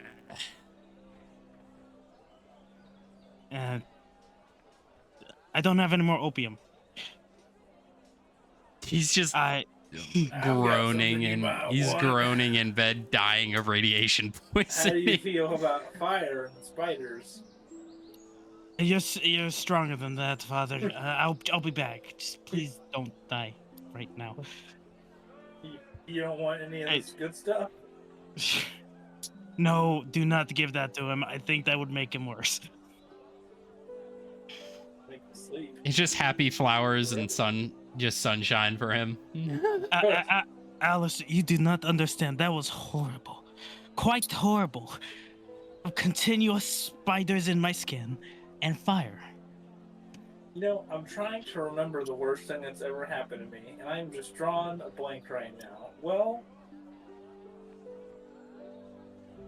I think I've been exploded multiple times. That's kind of like fire. In hell one of the times.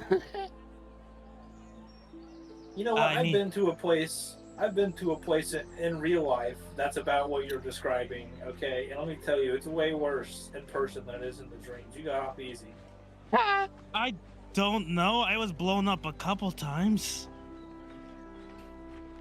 I faintly remembered one, but that was mostly testing, I think, a weapon, if I remember correctly. Okay. So. And then, yes. Did you got that rope tied to your foot yet? No, do you have the rope? Yeah, I'll give you some rope. As I've Yerka got goes to tie his own rope on. All He's, right. Alan. He, Pretty well tied. so you want me to try lifting off in this small rope? It's not that small. How far have you even ever made it before? I've flown to the tavern from. Not consciously, though. It's No, small steps. back in the day. It was a. What was it? Was a Drager's estate, I think. To the tavern. And then I crashed through the tavern. So. I've flown a bit. A little bit. Okay. Very okay. tight. So we'll just try just a little bit inside. If it goes well, we'll go outside. Alright.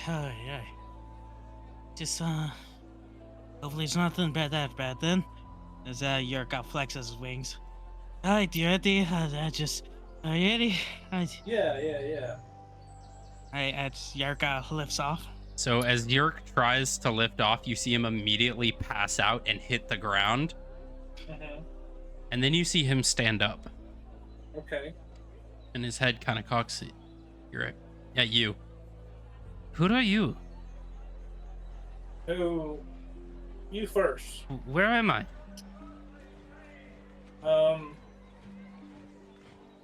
This is a See, it kind of difficult takes a step back. question to ask. Where did you come from? I don't know. What's your first memory? Woke up on the rooftop. So you mean to tell me your very first memory is waking up on a rooftop? Yes. I hate to break this to you, but there's something off kilter about your all of a sudden existence. I think you might be an alter ego. Excuse me? What does that mean? I mean, do you remember existing prior to the rooftop? I remember darkness. Okay, so we're gonna try a little experiment here. I Nothing too crazy. You see that comfy looking couch over there? yes. Just go take a nap. Okay. Yeah, no biggie. Roll persuasion check. Okay. I mean, you're doing with another yard. I don't know. I think this is pretty fun. I just rolled a nat 1. Are you fucking kidding me? You see, as it But kind I of have a +6 to persuasion, so I don't know. It's now you can buy a nat 20. You can Nah. owe me a nat 20, or we can deal with the consequences of this. I wouldn't even owe Lyle of 2,500 platinum. Oh, I'm not selling a nat 20. I'm just saying, you could buy the nat 20, or we can deal with the consequences of whatever this is. I will deal with the consequences of whatever this is. You I see have it. a gun. You see as he looks at you. Okay. Kind of reaches down, undoes the knot, and starts walking towards the couch. And then you see him take flight through one of the windows and disappear into the sky. All right, I call the war wagon. It pulls up next to the broken window. No! So Get that I guess- AA up. Get it Yeah, up. I'm just gonna follow him. Shoots smoke from the wing as it starts curling down. Let me know when he's within earshot. Pretty quickly he's within earshot.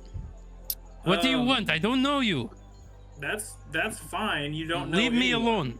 alone. Literally everyone in the world right now is a stranger. I'm the only person you know more than anyone else. So that's a foolish argument. First See, of all, and second of all, you see he you're gonna go reaches- unconscious soon. You see he reaches around, finds something in his pocket, it looks like to be some metallic silvery object. You see him slide something into the bottom, pull the top, and he goes and aims it at you as he is going to fire at you, Alistair. Okay, I'm not very confident in his ability to aim.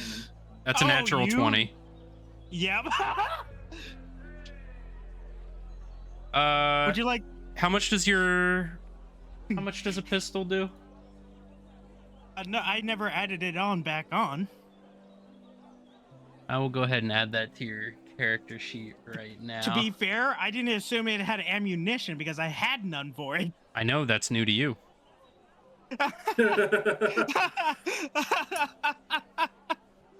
Stole it. Stole it from where? Yourself? Oh, you got some problems, dude. Yeah. Maybe Little Yerk knows. I've never made the ammunition. No, Little Yerk stole it from somebody. Who would have it? Okay, so that is going to be 13 points of piercing damage as Alistair, you were shot in the chest. As he is going to use his second action to do it again. Okay. 17. Glad you're not using trick shots or anything. Thanks for the reminder. Yeah, 17 hits. 17 hits? Yep.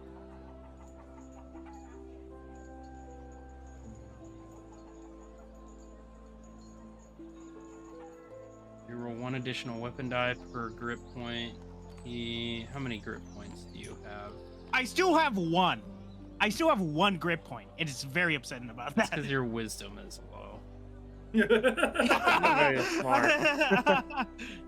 So that is going to be that. So that is going to be that plus a d10. So 16 plus 9. So that's 25 more points of piercing as you were shot in the chest twice with a 1911. As you hear boom, boom, as it slams directly center mass. I cast healing wounds on myself. Healing wounds? Cure wounds? Yeah, that one. Okay.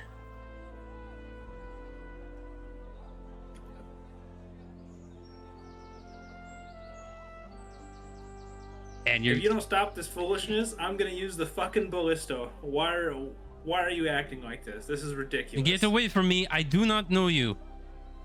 Okay, I'll meet you in the middle. I'll just follow you. You'll go unconscious because you're a fucking imaginary friend, and when you fall to the ground, I'll have to drag you back to your house. Or you can fall to the ground. And he is going to make another shot, which is going to be a...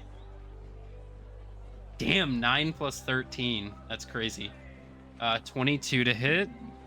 And a 28 Do I not have cover? 28 to hit. You have cover. Your horses don't. If he shoots the horses, that's game over. Oh my god. So you see him aim and he shoots one of the horses in the side of the head twice. As you see it go limp, as you start curling down as the weight collapses and the other Dragonelle is trying to flap away as you see the darkened Yerk fly away.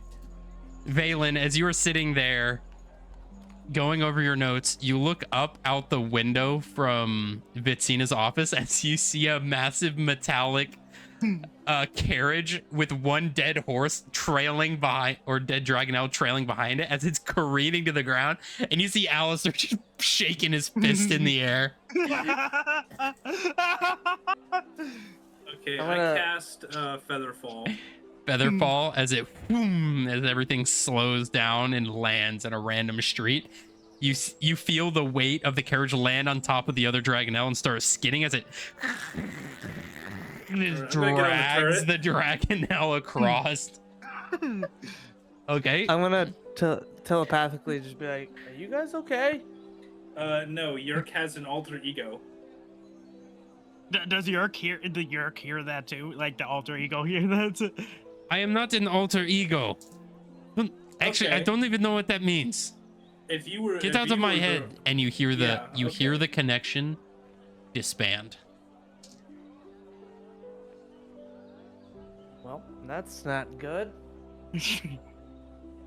How dead is this other dragon? Oh. It got shot in the side of the head and then drug underneath the landing war wagon. So it is just a smear of like a deer getting hit by a semi, just across like this square block of road. You see the head still attached to the reins. Is I assume Balin goes to the edge and looks. You just see a red smear and Alistair getting on a ballista, aiming towards a little black speck in the sky. As Alistair, you can fire. Oh fuck. Do I want to blow my most recent creation out of the sky? You might not have to. Okay. Let me see. What is that? Yeah. How far am I at this point? Let me see. I'm gonna ask Vitsina, like, do you have anything to stop him? Hold him? He looks up. Isn't that your party member? It's part of your training. You got it. Okay. Right. Now you know how it feels. All right. Yeah, how far is he from us? He's probably about 300 feet. 300 feet. Okay. You want to shoot with your ballista? I can get us up there if you need to be closer. Well, you only have one Dragonelle. Yeah, but I think 2 people can probably ride one Dragonelle. Yeah, you can detach your Dragonelle and leave your very expensive war wagon in the middle of a city. Son of a bitch. I'm not. His Alistair's subconscious says to him, he sees the dollar signs disappearing. Let's do this. Let's see if we can shoot him out of the sky. And Okay. DM, I have a question. Can I imbue his ballista arrow with lightning to like shock him like a taser? Yeah, I'd say sure. Go ahead, roll an Arcana check. All right. That is a 18 plus 7. 18 plus 7. All right. Yeah, you imbue the ballista bolt with electricity. I'm like, all right, All right, go for it. it's ballista time, baby. Okay, so go ahead and roll a d20 and add your dexterity modifier. 19. 19. Is that your AC? That just hits. Okay, so go ahead and roll 3d10 and 4d6. Question is, will Yerk be acknowledged of the wing capabilities? This is his like 4th day on Earth. Just checking. So how much do I 3d10 and what? So 4d6? Alice, yeah, 3d10 and 4d6.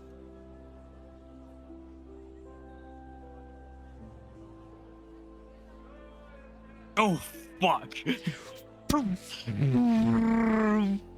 As you see I thought that. an electric spark in the air, as you see a smoking black figure just careening down towards the city. Yerk, you wake up. Your whole body is seizing up. You are smoking and you are plummeting towards the city from about 120 feet up. Did I take any damage from that? Yeah. You took 35 points of damage. Okay. As there is a ballista through your abdomen. Do I see the ring now? I thought this was less than lethal. You don't see the ring on you at this point, no. But you are plummeting. So what are you doing? You have about 6 seconds before you hit the ground. As Yerk tries to get flight with the wings. You try to fly with the wings? Yeah. You black out. All right. And you see the black figure flying back up again. You see it's very struggling. You see it ends up landing on some roof.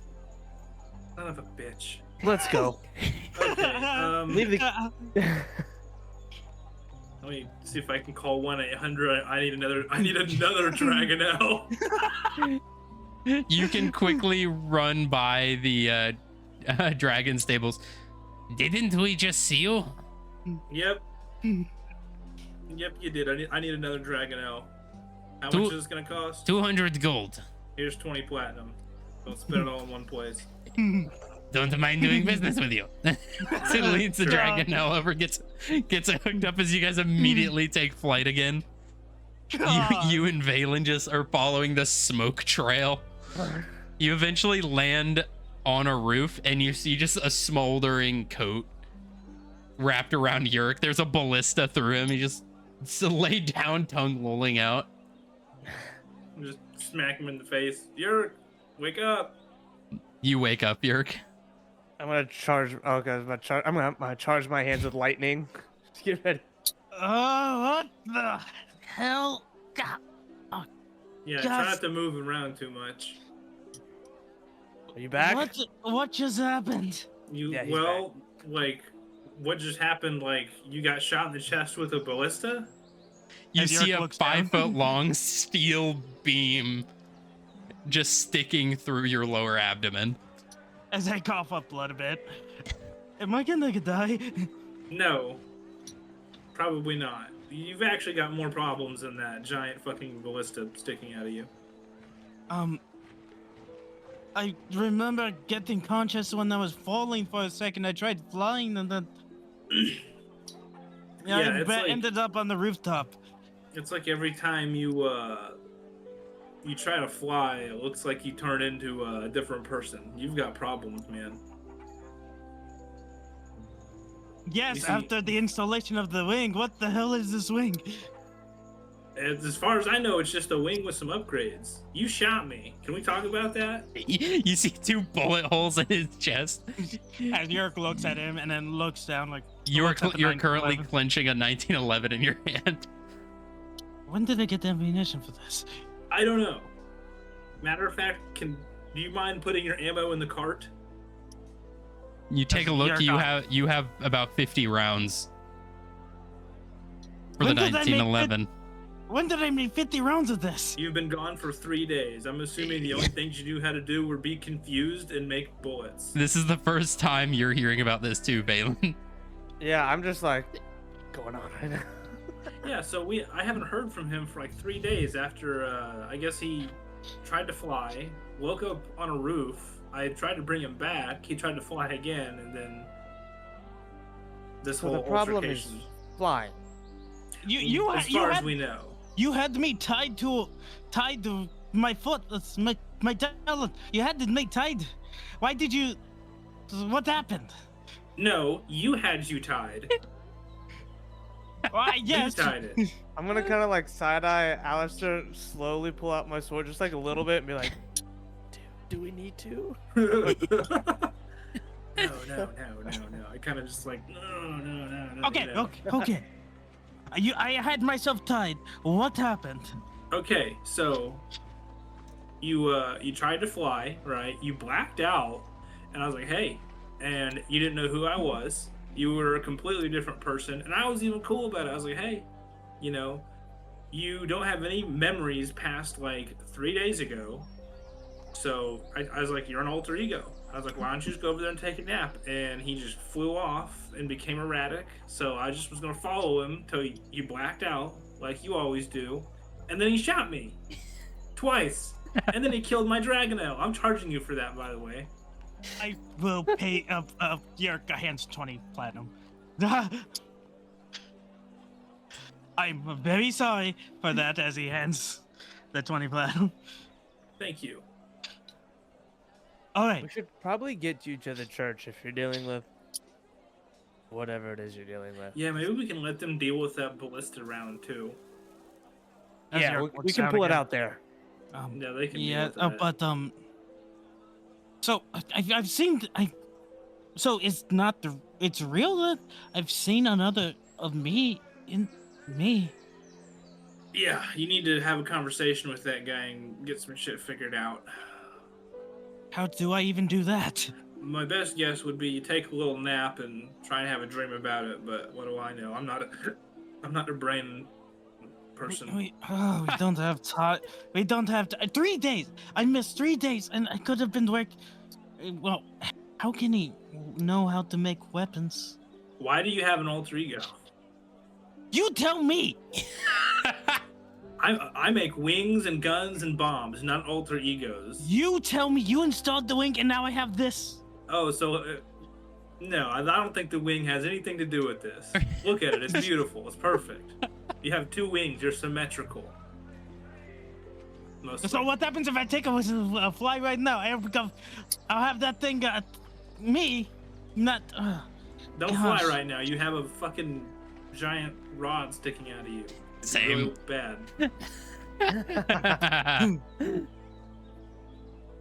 All right, what do I do now? Gosh, I'm wasting so much time. I could be working on the weapons. Does look like you already worked on your weapons. I don't understand. You kind of see there is some new paper in your pocket. You pull it out. There's schematics for the bullets, and there's specifications of powder.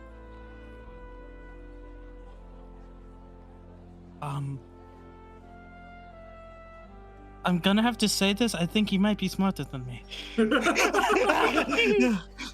Should we bring the other you then? You want to bring Lutheron? Maybe you take a nap for a bit. We'll just keep you flying the whole time. I don't need to. I don't even understand this. So do we need to bring the other you? I don't know. Do I go to? Do I fly again? Let's leave flying off the table. I think we get you to the church. We see what's going on in your bird brain, and I miss my time with Volia, and then she's probably back at that camp. And there's so much missing things. I'm going to cast healing on myself again. Okay. You see the bullets slowly push their way out and ting ting on the ground. I will take those casings though. That would make easier. As Jarek picks up the casings. Well, there's bullets on the ground, like malformed bullets. There's no casings. The casings fell off when he shot him mid-flight. Yep. I'll just take brass catch on the 1911. yeah, I gotta reload. I can't be wasting these. I will just take those little bits because they'll be lead, right? They look like lead, right? They don't look like lead. What do they look like? They look like some sort of malformed green metal. Guys, I don't have this type of metal. What is this? Alistair, roll an intelligence check. Very well then.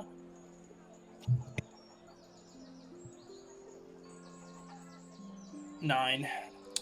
This is very shiny, very glowy green metal. You've seen it before. Yerk picks it up and just... You feel your hands start tingling, Yerk. My talons are tingling a bit. So what is up with this? well, maybe don't touch it. Then Wait why a did minute. Hold Then on. why did we load it? No fucking way did you just shoot me with uranium rounds. Does the air what? taste like metal right now? Does. Do I, motherfucker? Okay, I actually have some lead on me. We're gonna put those in a little lead box. Wait, uranium, what? You feel tingling in your chest, Alistair. Motherfucker. Well, I mean, would this say- be similar to radiation? I guess with your experience with Arcane. Kind of. It feels similar. Why does this feel like radiation? because it is radiation. Get it out of your hand. So just for reference, you can add 50 uranium rounds to your inventory. What the fuck? As the Yurko goes through his You see a bunch of bullets in his hand, and there is a sheen crystal on the end, and then it's glowing from the inside. So is he just a radiation bomb at this point? You see this, Alistair. Just a handful of uranium bullets. Where did you I'm stepping back. put these in the lead box? I think it's fine. It's at least for me. I've just been used to it at this If you want to point. end up like your dad, I spent 18 years in the wasteland. It was not fun. You With just said your that. hands were tingling from touching it. Yes, I had to think about it for a sec. It's kind of familiar after, living 18 years in the radiation. Maybe we should bring the other bird back. oh, you know what? Maybe it was the frying pan. Maybe it knocked some kind of alter ego out of you. And I'm Never thought not a about brain that. guy. Gonna take him to the hospital, or are you gonna just keep talking on the roof as he's actively bleeding out? Yeah, get in the car. We're gonna go to a church. As Yerka hops in, I'm very concerned how smart this other me is. I'm very concerned that he fucking shot me. You guys eventually make your way to the Celestial Sanctum. As you walk in, immediately the clerics go wide-eyed. Come with us, now. As Yerka follows, is Katrina here? She is busy. We will take care of you. All right. They bring you back to the hospital wing and begin the process of healing as they pull the rod out of your chest. It's a very quick process, only like 15-20 minutes or so. What happened to him? We had to shoot him with a ballista Why? because he has an alter ego. What do you mean? So anytime he tries to fly, he'll go unconscious, and then he will be like a completely different person when he wakes up. That completely different person shot me and killed one of my dragon elves. Maybe we shoot do that. get Mother Katrina. Give me 1 second. Yeah, you guys. You eventually see the pale faceless form of Katrina come in. You see Alistair. She walks next to you. She turns into Lyle. Okay. Oh. Hello, York. Are you okay? You I don't just see know her any- completely transformed as soon as she walked close to you. Yikes. I do not understand what's going on. They put this new wing on me and now I black out and I guess another version of me takes over my body, I guess. Why is this my fault? Give me 1 second and I can see. I didn't expect it! Silence. Nobody expects York. the unexpected. All of you, I am trying to work. See, as her magic begins to form around York, you see the form of Lyle drop. You see the pale, featureless face, the white hair, the high priestess attire. You see these sigils appearing around Yerk. That's new. So, who is responsible for this wing? Oh my god. That would be me. So, where did you get this wing? I made it. What do you mean you made it? I created it. In what manner of speak? I think from one of my feathers. Yeah. You grew a wing from a feather and you grafted it to his body? Yes, I did. Were they at any point connected during this growing process? No. So, from what I am seeing, there is a second consciousness that is taking hold from the nervous system of the wing. When Okay. you went to connect it, these two consciousness started vying for control over the central nervous system. Okay. When the wing is flexed, it seems that certain things are aligned that allow more signals to transfer from the wing's nervous system to the main nervous system, and it takes over. Okay. Hey, we're like twins. You have two voices, one body. I have two bodies, one voice. I Ah, don't need any more voices in my head. well, why don't you just control this other consciousness or come to a compromise? I think you should compromise because it looks like the guy is a real crack shot. Or you could stay here for 2 days and we could fix it. Okay, well, you know what? I guess there's that. Just throw all that how- potential out the window.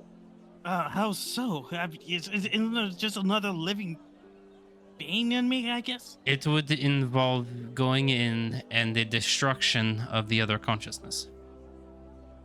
It would be a series of dreamlike states in which I would enter your conscious sphere and I would slowly disassemble this other system from your nervous system. Now, I can't promise you'll have the use of the wing afterwards, as it seems it is integral for the wing to work, unless someone else has any other better ideas of how to eradicate that system of thought. I don't know. Is there a way to talk to it? I may have an idea. Just synchronize them. One of them's only 4 days old. Or, Dirk, you remember Morvain? Yes. He might. He kind of looks different recently, so he might be able to enter your brain. And Do you have a familiar of that level? I do not know. It would be worth a try. What is he gonna do? Get rid of your other consciousness. Yes, but then what if the wing doesn't work at that point? That's at this point doesn't. But the That's a waste- difference is getting rid of the consciousness that's in the wing, not disassembling the consciousness that's in your wing. But is it really fair? I mean, it's born and such. If anything, it would be my call. I'm practically the father. Excuse me. I mean, wait. What does that make me? I provided the feather. Well, that makes you the meat.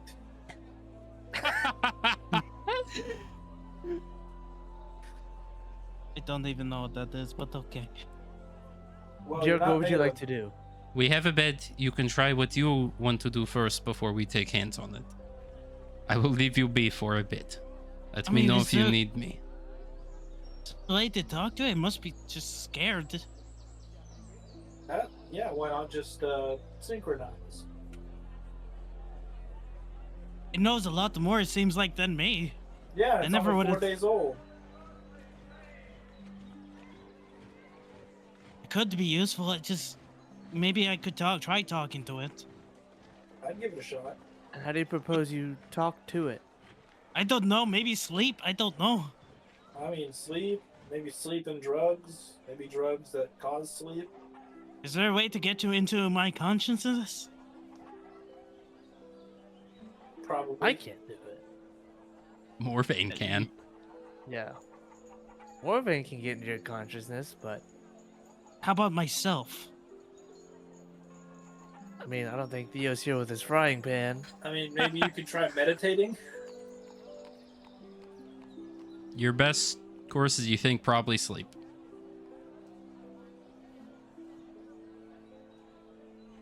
This is such a waste of time so far. It's been 3 days, but he knows more. It would be useful, and I don't want to just kill a person for just existing. It's not. Kill a person, person. for just It's a- existing. It's a consciousness. If not a anything, it's like a golem. You only think it's a person because sometimes it controls your body. Tell me I'm wrong. I am so confused. Didn't you also Yes. say you don't like being used as a tool? That's kind of what this other consciousness is doing to your body. Yeah, This- but isn't it just me? Well, we're not the Not- ones that we didn't make you. That's your problem. I mean, you guys need to figure out either who's gonna wear the pants or Katrina, is there a way to put me to sleep quickly? See, she snaps her fingers and you... Like that? I will let you all deal with this. Do what you need to do. Okay. She walks out. So what are you two doing as you're staring at him just slumped in the bed? Like, well, I'm finding a place to sit and I'm just watching. Well, Yeah, we should no sleep in more shifts. no more Vane? not unless Yerk asks for it. But I did tell him to keep a watchful eye when I summoned him last. He did. All right. Roll a d20 for me, Valen. Okay.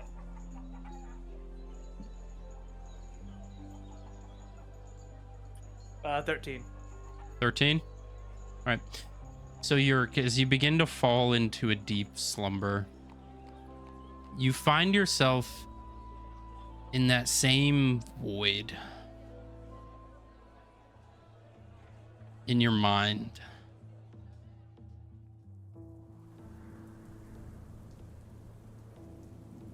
As you open your eyes, you see the other figure in front of you. Who are you? Looks like I'm you, but different. No, I am me. You are me, but different. You This- are Yerk, no? Yes. This is my form, not yours. Of how you remember your time. As much as I need to. I've been gathering memories.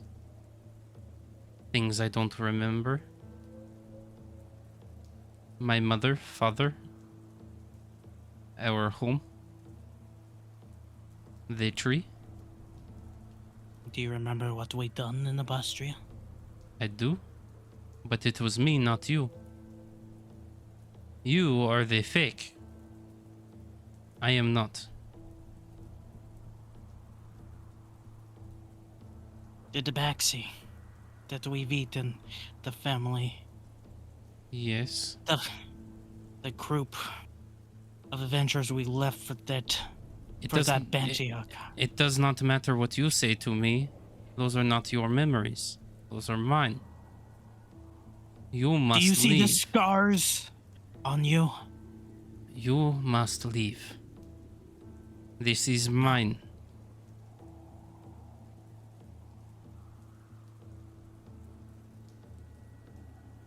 You don't know what is at stake. You seem to know more somehow. I do.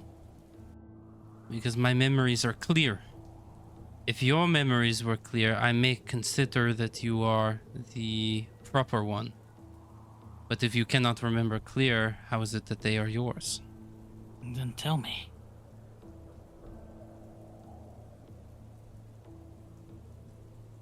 Tell you what?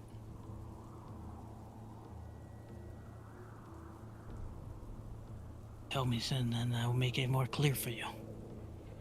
What do you mean? You are not speaking proper. I do not understand.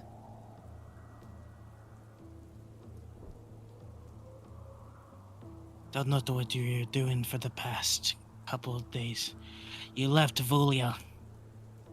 She is with her troop. She is doing well. She is training. I have visited.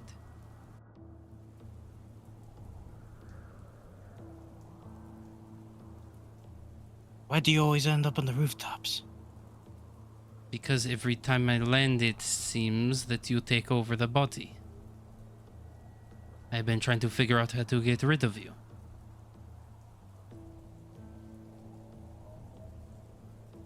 As Yurkan looks at him, just... Is he dressed in a way? He is, Or yeah. is he... He is now. And you see there's scars on him as well. Does he Very also have the similar. nine- Very similar to you. 1911? He does. At this point, he looks like an exact copy of you.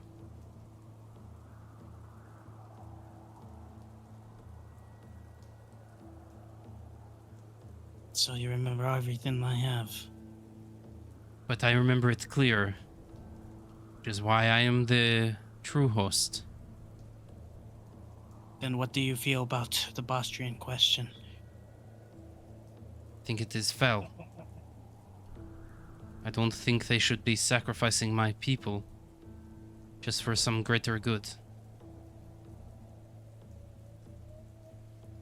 Then what is your solution? My solution is to get powerful. To do what needs to be done to save my people. To get them to agree to some other solution. There has to be another solution. It can't just be this. You will only repeat the same mistake as Luvan did. There'll be Okay. others that will take you down. His name is Leovon. You can't pronounce it right. Again, false memories. I will do it right. I will do it with peace, not with force. And would you let Father die? That is a hard question. Because I do love him as my father. But I also know that he has his ways and has his mindset. And if you knew Father, you would know he does not stray very far.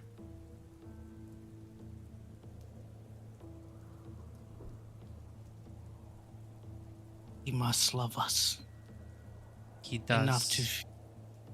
enough to not go down this path. I believe I can convince him of such. To talk to him. To see that our relationship is more important. And about this time, you can hear a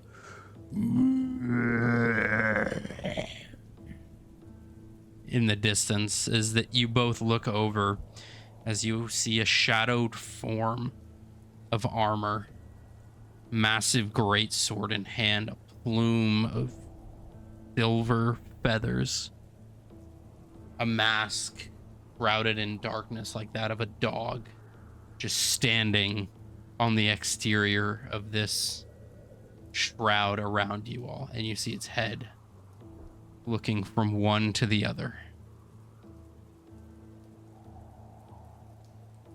Do I recognize it? You do not.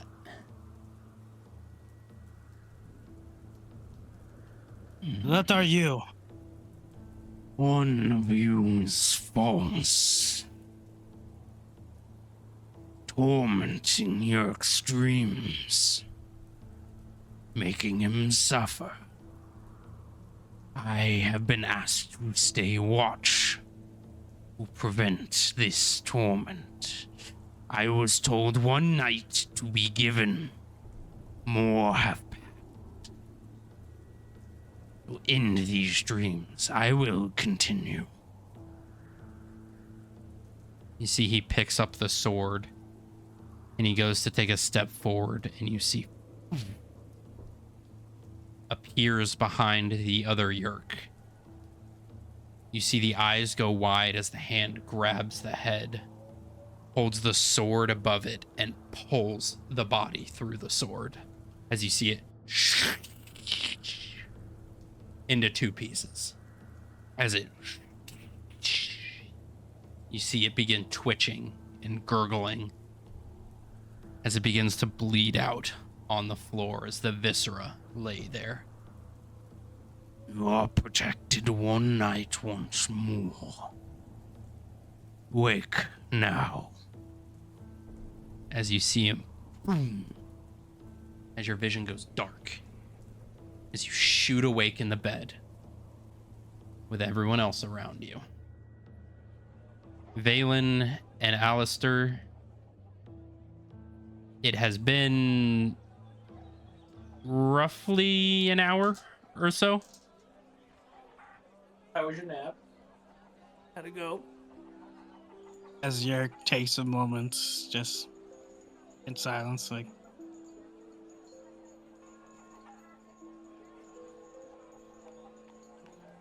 all right.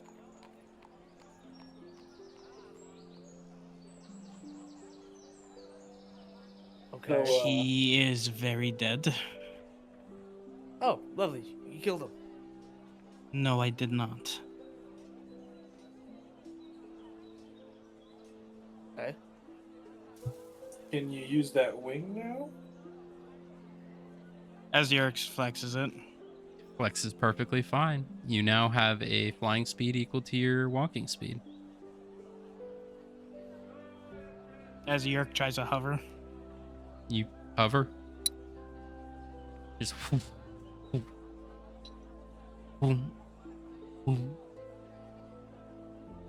As Yerk lands in thought, just it was just like me. But maybe now you know how stubborn you are.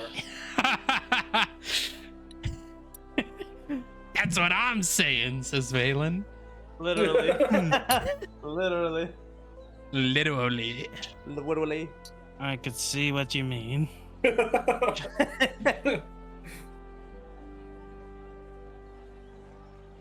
I don't know. It's shadowy figure came to deal with its mask of some kind, muzzle. That's Morvain. But Morvain did the job. Okay, Yes, he cut who's him in two Morvain? right in front of me. Would you like to see? I'm game. You snap Morvain into existence. Yeah. You see shadows begin to appear as literally just Malekith, pretty much. Just It has been done. and this booming voice echoes through the room. Cool. Great The job. other is gone. His dreams will not haunt him. How did you What know is it? it was? How did you know it wasn't me?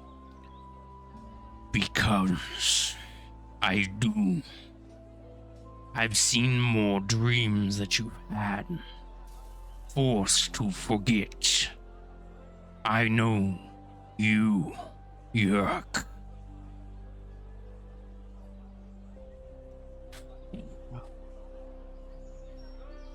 All right. That's I- endearing in a terrifying kind of way. We'll go back.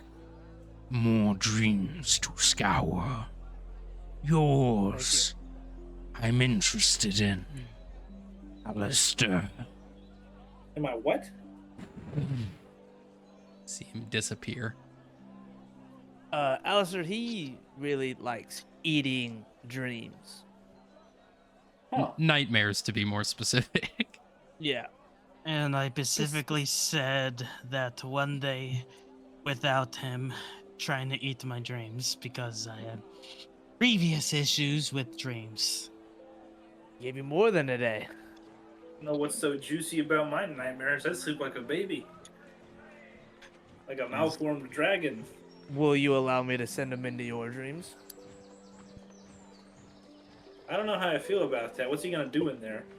He doesn't do anything besides watch and eat your nightmares, essentially. It's more than likely you will have a peaceful night and you will not have to worry about anything. If there is anything important, that is probably lost also. 5 dragon rating. 5 dragon rating. Pretty high. I'll keep it in mind, but I think I'll pass for now. Alright. I don't know what. I still don't understand. That was kind of cryptic. What's so interesting about my dreams? The only way to know is if you allow me to send him in. Alright, I'll give him one night. Like a free Okay. trial. Okay. Be mindful tonight. I'll let him know. I'm Have gonna you kind had of telepathically speak to him of the conversation we just It had. will be done.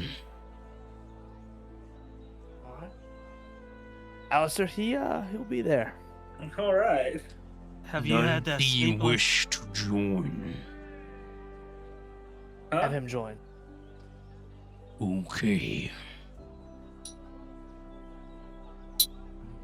Alistair, have you had sleepless nights? No, I sleep really good. Which is funny because everyone else in my party usually sleeps like shit. Well, then this will just be perfectly normal for you. Or you may find something else out. Because Interesting. Morvain is going to take you into your dream. So you'll probably see some stuff. Okay, so As York concentrates to see if he could remember any thoughts of the other one. Nope. That information is lost. So, do my organic prosthetics just have a chance of gaining self-awareness? They do. They do. You know, I'm cool with that. I think every instance of Alistair agrees that it doesn't matter who the clone is, that we all share the same ambitions. As York take us a look at the schematics for the bullets. Mm-hmm. Is it the uranium bullet schematics? Yes. As York kind of shows it to Alistair.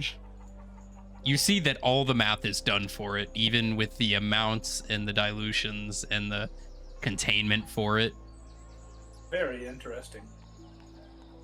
As York foxes it. All right. I lost everything. I could Except still at for a least wing. fly. Yeah, he can fly now. That's I pretty big. do not understand how he, because he's just another me. I guess he knows how to do most of these things. Yeah, I think maybe you've got some like subconscious issues with yourself. No shit. You should really operate like a unified front. Because what if you have a bunch of clones one day? Like you weren't preparing to have like an army of clones? To be fair, he wasn't really given a chance to actually work on any of this until now. Well, But I let's never see would have thought about this. Let's see what that wing can do without the other Yerk coming in. Oh yeah.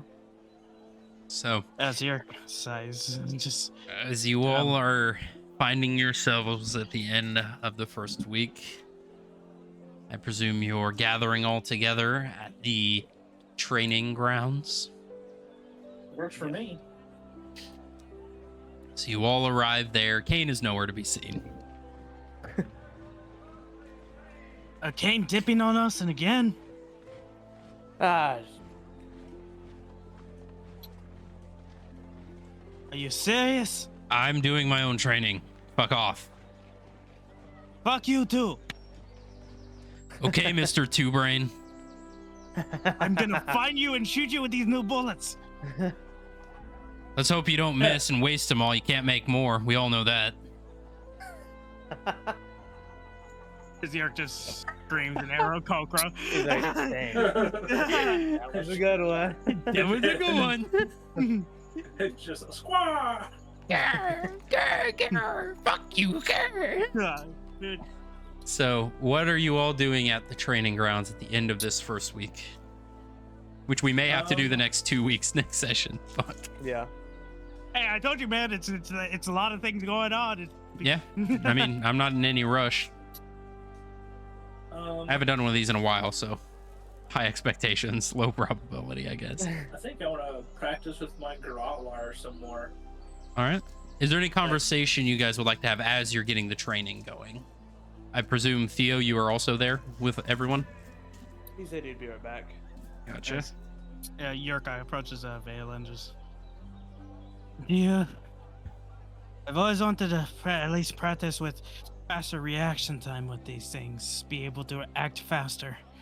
And also counteract, hopefully, any magic users. I've got plenty of magical spells, including some new ones that I would like to try out. Do we have a healer? Yeah, there's always medical here at the school. Are we going against each other? Or are we going for other things? Depends on what you want to do. Y'all know me. I'm down to clown. I think it would be good to go against each other a bit and know each other's, abilities. Okay. Let's Hey, what let's you try want? to keep you in the air, since we're getting used to that wing. As the year covers. Let's see how it goes then. All right. Alrighty, so So- you all can pick your positions on this battlegrounds. Do you want to do a team battle or just kind of like all out? I don't know what would be the most productive. Also, probably so doing team. yeah, you know how to get there. Yeah. So the way this is gonna work is when combat starts, you will roll initiative, of course, but each of you will have 5 points. All right. So a regular attack or a regular hit will subtract or add 1 point. All right. Okay. So if you heal, you get a point back. If you take any damage, so if an attack hits, you lose a point. If you describe to me in some way that you want to do something extra, there will be a roll for it. If you succeed, then there's a possibility of you doing 2 points worth of damage to somebody. If you fail, you take 1 point. If you're doing things extra outside of your regular, just standard casting.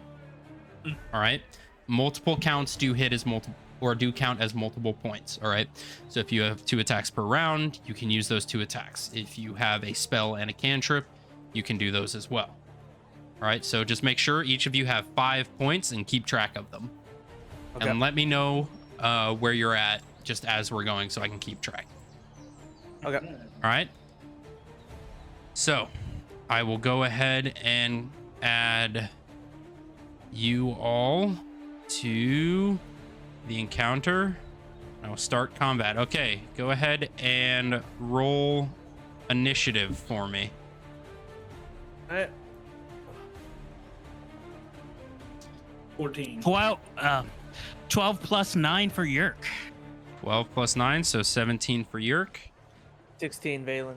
16 for Valen. So starting combat, Yerk, you are up.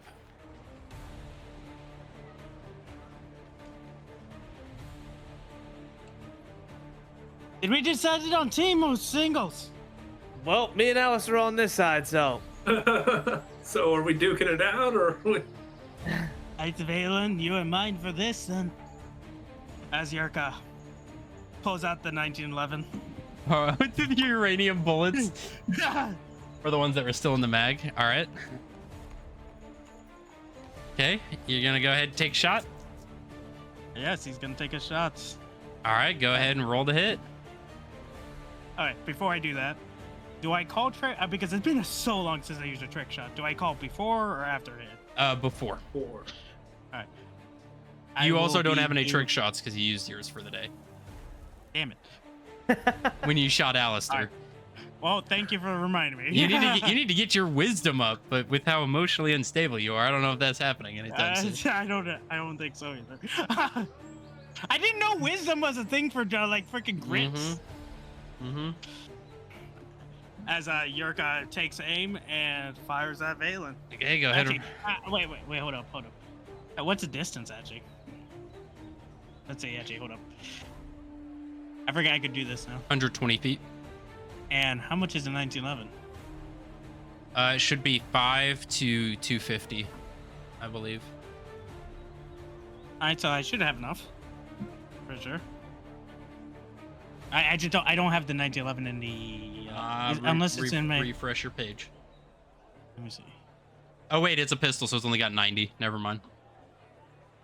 90. So, how much resistance was that then? 120. Could I still take it with disadvantage? You could. You also have 25 feet of flight. Oh yeah, I'll fucking move that. oh yeah, I can fly. 5, 10, 15, 20, 25. I think he's actually gonna stay hovering. Actually. Yeah, I'll just say you're 5 feet off the ground as you're hovering. Yeah, you're 80. As Yurka takes aim and fires. All right. And as he fires, I'm gonna try to cast Misty Step. All right, so that will negate it. So go ahead and you can teleport up to 30 feet. Is it 30 or 60? 30. 30, so you can teleport to 30 feet. All right. Let's do. I'll go. Oops. Up to 5. I'll go here. So as soon as you fire Yerk, you see Valen just wave his hands and he reappears somewhere else. You just made it closer now as he fires again. Okay, go ahead, roll. Mind you, you have a misfire score of 3 or below. So if it's a natural 3 or below, you misfire. 18 plus. What was the? Actually, I need to look at that. 18 plus. 18 plus 13. God, so that's 31 to hit. Nope. So, does that Roll hit? again. Oh, Nope. well, Roll damn. again. All right. Point. all right.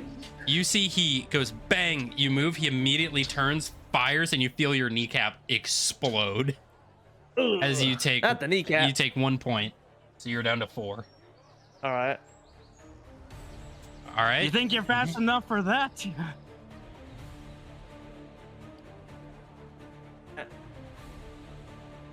All right. Yeah. Is that I the think end of- at that point? Yeah, that's the end of your turn. Actually, You have a bonus yeah, action. just for the fun of it. Action surge. Action surge. All right, cool. Take 2 more shots. As Yerk fires both. All right. You're also Alistair just watching you waste uranium bullets. Yeah. Ugh. These dollar signs going through his head right now. How is Alistair feeling about that at the moment? Well, I'm about to do an experiment. Oh, we love that. Okay, roll your 2 shots. 14 plus 13 for the first, So 27. Yep. and then the second. 14 plus 13 again. So Yep. you lose 2 more ticks as the whole left leg from knee to pelvis is bang, bang, bang. As you feel your leg drop from under you. It feels terrible. Feels Yeah. horrible. Yeah, I can imagine. You actually do hear Balin screaming in agony. Come on, Valen, you could do better than that. He's Well, bleeding if I out had a gun too, I would be doing the same bleeding thing. out of his carotid. Well, you have spells. I believe in you. Okay, Valen, you are up. Technically, it doesn't say you can't hit one person multiple times with your. That's with your. exactly where I was going. Yeah, your new fancy fandangled. Yep, that's exactly what I'm gonna cast. Yeah. Yeah, Valen's been doing some fucking training.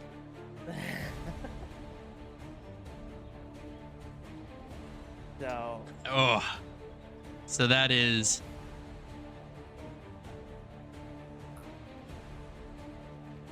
6 or yeah, 5 strikes. yeah. Oh, So fuck. Okay. Valen, explain what this looks like, and you also can use your bonus action for your. If you want to, you'll have to roll to see if it adds Okay. any extra points. Okay. Yeah, so basically what's going to happen is this is a brand new spell that nobody's ever seen. What's going to happen is you're going to see Valen lift up his hands aggressively. They kind of start lighting on fire, and he slams the ground, and his hands kind of, like the earth kind of engulfs part of his hands. And you see the ground cracking with this red, like the earth is kind of breaking. Oh, you're using that one. All right, cool. Yeah. Thought you were Earth is using kind the big boy last Not level yet. one. Okay, gotcha. Not yet. Yeah. Yeah, the earth is kind of breaking. And what's gonna happen is the earth is gonna have these flaming lightning looking chains that go up and wrap essentially around you, Yerk. Yep. You gotta make a dex save. Oh, dex save. Yep. That's gonna be interesting. Let's see.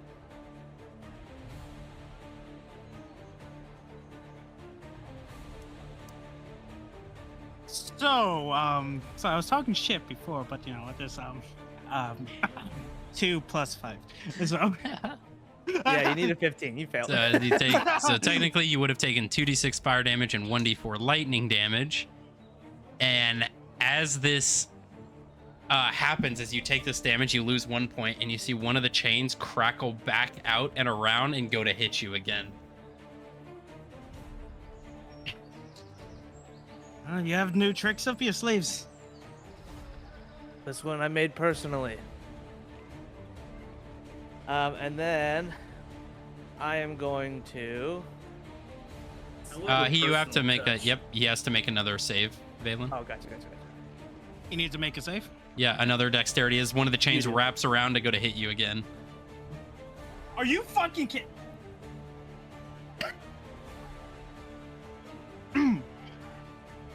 Indomitable. Indomitable? I'm rolling that shit. You're gonna roll again? Yeah, I'm gonna roll that. Okay. 19 plus 5.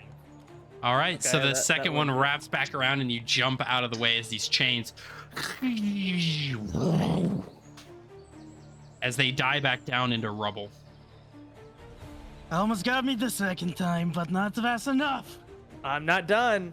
I'm gonna go ahead and point directly at you and cast Toll of the Dead. Toll the dead. Yeah. Go ahead and roll a wisdom saving throw. Oh, god damn it. God damn it. All right. I mean, it's 11 plus. You hear a 1? bell ring within your head, and well, he has already taken damage technically. Yeah. You boom rings through your head. You take 2 more points. So I took 3 so far. So Yep. So you're down to 2. Me and him are even. Yeah. As the air codes his head, it's just God. Any movement, Valen? Oh, I can try, considering both my whole lower half of my There. body is shot to crap. There are also the buttons on this back wall here. Yeah. Or I think you Yeah, were. I think you were right there. Yeah, I'll try to move towards that wall. 10, 15, 20, 25. Yeah. All right. And I'm going to press one of the buttons. You will have to do that on your next turn Oh, gotcha. as gotcha. a bonus action. Okay. Would Theo have to roll for Buttons. initiative too, since he's back now? Theo, are you joining as well? This combat? Yeah, do we still know if it's teams yet or? It's Uh, David. Can Yeah, you roll? yeah, Can you roll initiative for me? So basically, Theo, everybody has 5 points. If you take an attack, you subtract 1 point or 2 depending on circumstances, and if you heal, you gain points back. Okay. You got 20 for initiative. Nice. Nice. Hell yeah. So, Alistair, you are up. All right. So I'm going to enter my bio form. I'm going to use my bonus action for that. All right. For the first time, do you want to describe to your friends and allies what your bioform activation and form looks like? Let me see if I can find.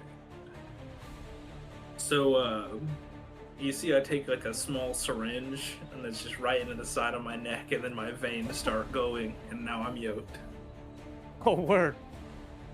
So whenever you are in your Um, bioform, your strength modifier becomes equal to your intelligence modifier. Yeah. All right. And you can make 2 weapon attacks per action. Additionally, you can choose 1 trait of the genetic code manipulation feat.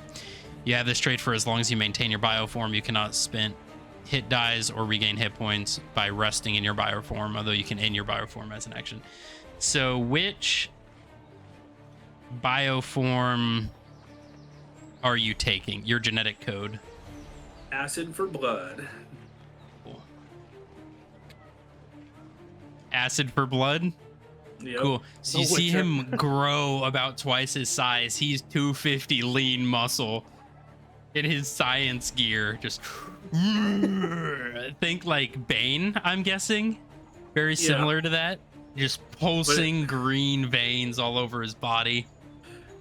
Here comes Alice, Alistair, no hard feelings, right? yeah. No hard feelings. Here's where it's gonna get scary. Where's it at?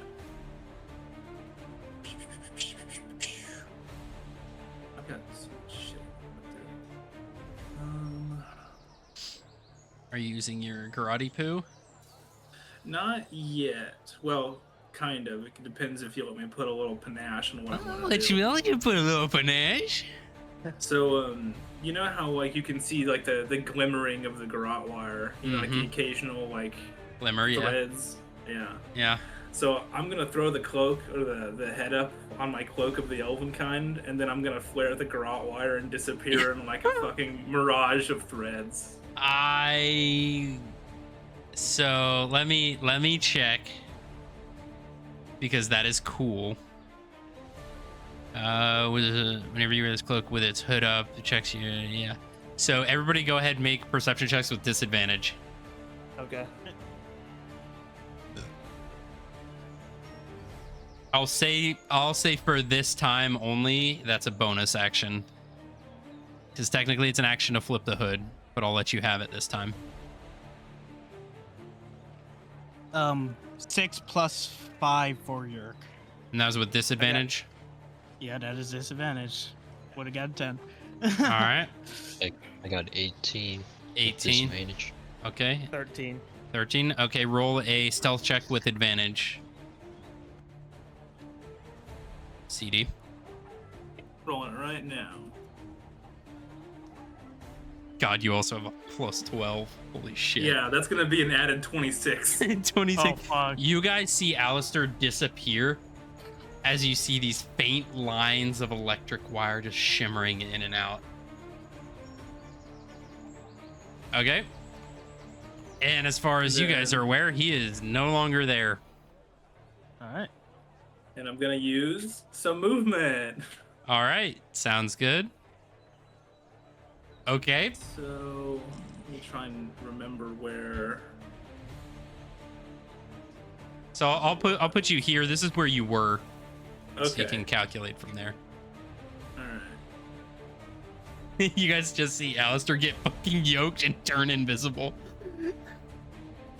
Ooh. Theo, I believe in you. I don't think I'll last long. All right. All right. I know where I'm at, Okay. and I will end my turn there. You'll end your so you're gonna end your turn.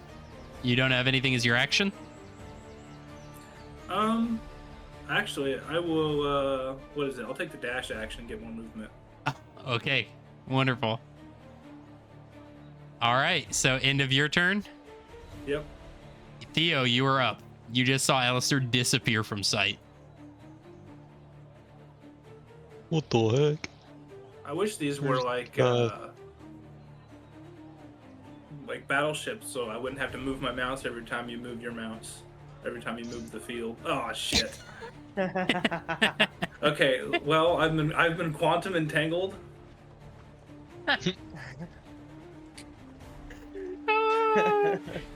You do know you can pull this up on your side, right? Yeah, but if I pull it up on my side, I'm nowhere to be seen. Oh, but I can track the square. I gotcha. Actually, yeah. I'll untick you, so that's where you were. Okay. You can track it on your own side. Just waving around. Ooh, I don't know where you are. Okay, Theo, you have your action, bonus action, movement.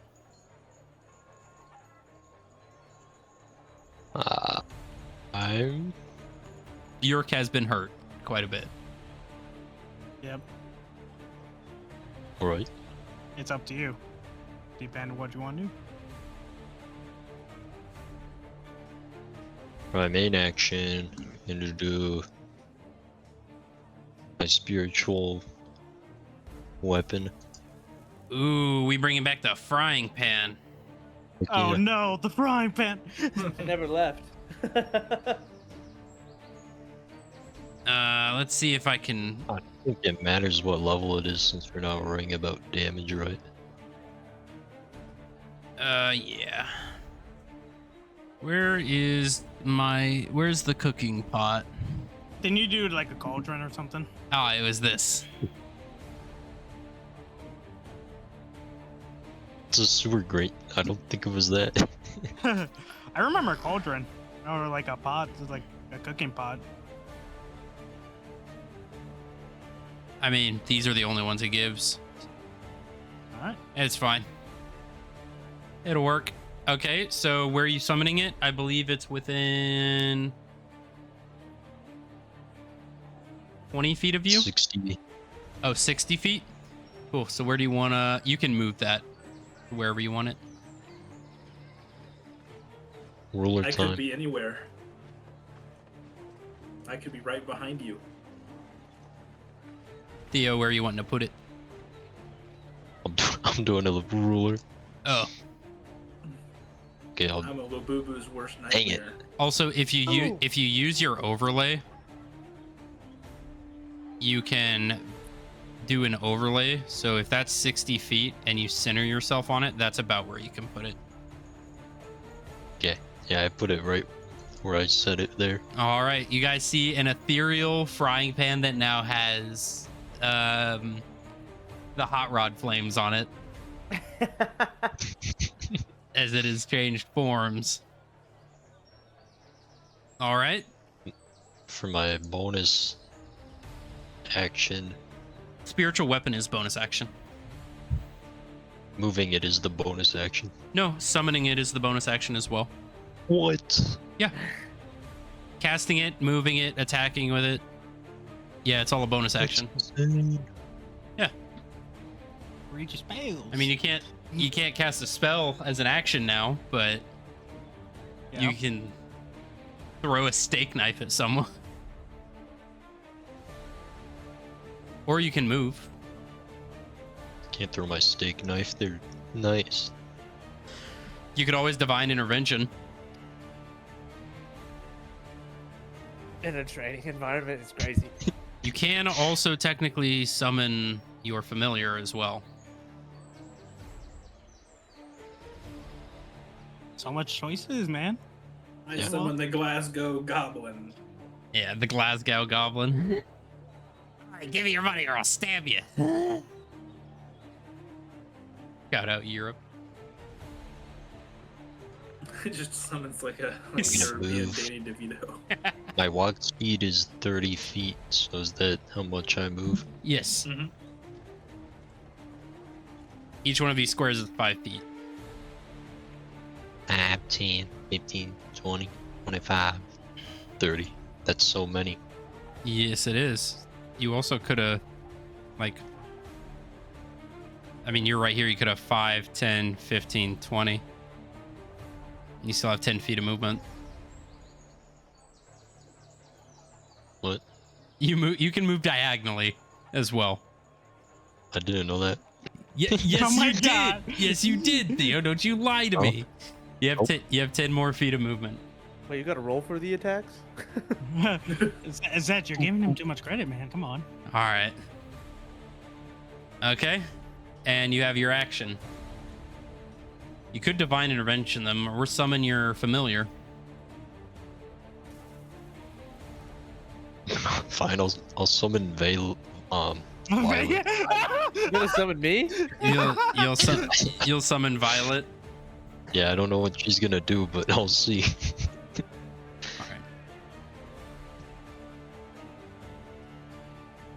Where do you want to summon her? You can summon her within 60 feet of you.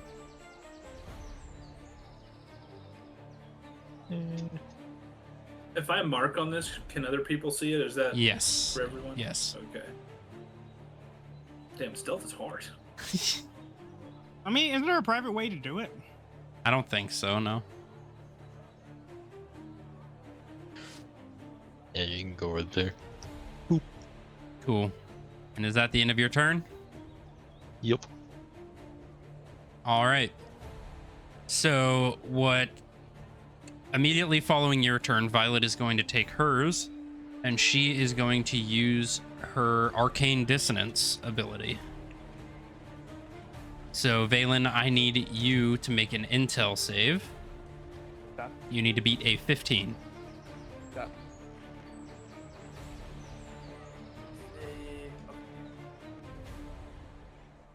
Ooh, 11 plus 8. 11 plus 8, so you will only take half.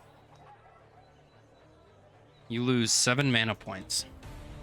7 mana? Okay. Or that's not half, that's 4 mana points. Sorry. 4 mana points. So as you see Violet appear, you see her eyes glow wide as this plume of spores flow towards you, and as soon as they hit you, as you breathe them in, you feel the magic drain from your body, and you see her back glow and more plumes of flowers appear on her back. Did not know she had that ability. Nope. End of your turn, Yerkaruni. Yerkaner. How far am I veiling without moving yet? Actually, I could do this myself. I'm not. It's been a while. Yeah, make the DM do everything for you. I'm sorry. I still have enough. It's 90, right? I'm pretty sure. Yeah, 90, he's right? 80. Yeah, He's 80 feet away. Yeah, 90. So I should. All right, Valen. Come on. So As that was your guy. 1, 2. That's 3, 4. You have 3 more shots left. Hey, remember, gunning. Yeah, but it's I have to you negate have the reload. you mechanic. have no other bullets on you because all of them were put in the lead box that Alistair currently has. I didn't. Did I? I didn't. I don't remember putting it there. Yeah, he Yeah, said when he you were said on the roof. he said put them in the box, and you said okay. So you have, what is that? So you shot 2 in the air. You just shot another 2. Yeah, you have 3 bullets left in that mag. Go for it then. All right. All Fires part of 2 my more. master plan. Your Right. fires 2 more. Okay, go ahead, roll the hit. And I'm gonna no. cast the same thing. Misty Step. Why not? All right. What? Actually, I'm gonna be a problem soon. Alistair Actually- spends 3 turns warming Oh, up. isn't his a reaction? So you could kind of do it on his reaction. Give me 1 second. Oh, you don't have that spell prepared, do you? Nope. Ah, never mind. Yeah, so you're gonna Misty Step away from the first one? Yep. All right. Are you gonna Misty Step 60 feet away, or are you gonna just 5 feet sidestep it? In the exact same position, but just to where it dodges the bullet. Right. Technically, you Just- could. There's Yeah. where you were standing is within 60 feet, or within 30 feet. Yeah. You can just see. pop out and pop right back in. Yeah. I was gonna say Hey. Arcane Dispersion, but you don't have that prepared. No, yeah. And doesn't Arcane Dispersion only work off of like magic stuff for the most part? Is uranium magic? Oh. The answer I is don't know. the answer is yes. Oh, okay, cool. Enriched Cool. uranium is, it's radiation. It's magic. Got it. Okay, yeah, I'll probably just move a little further that way. Yeah, go press the buttons. All right. I can't press the buttons with it, can I? What do you mean? Like as a reaction for Mississippi, I can't press. the No, buttons, but you can also just disappear and reappear within the same 5 feet you were standing in, and the bullet will miss. Yeah, I mean that's still within my walking distance. Fair, fair enough. All right. Second attack. Yep.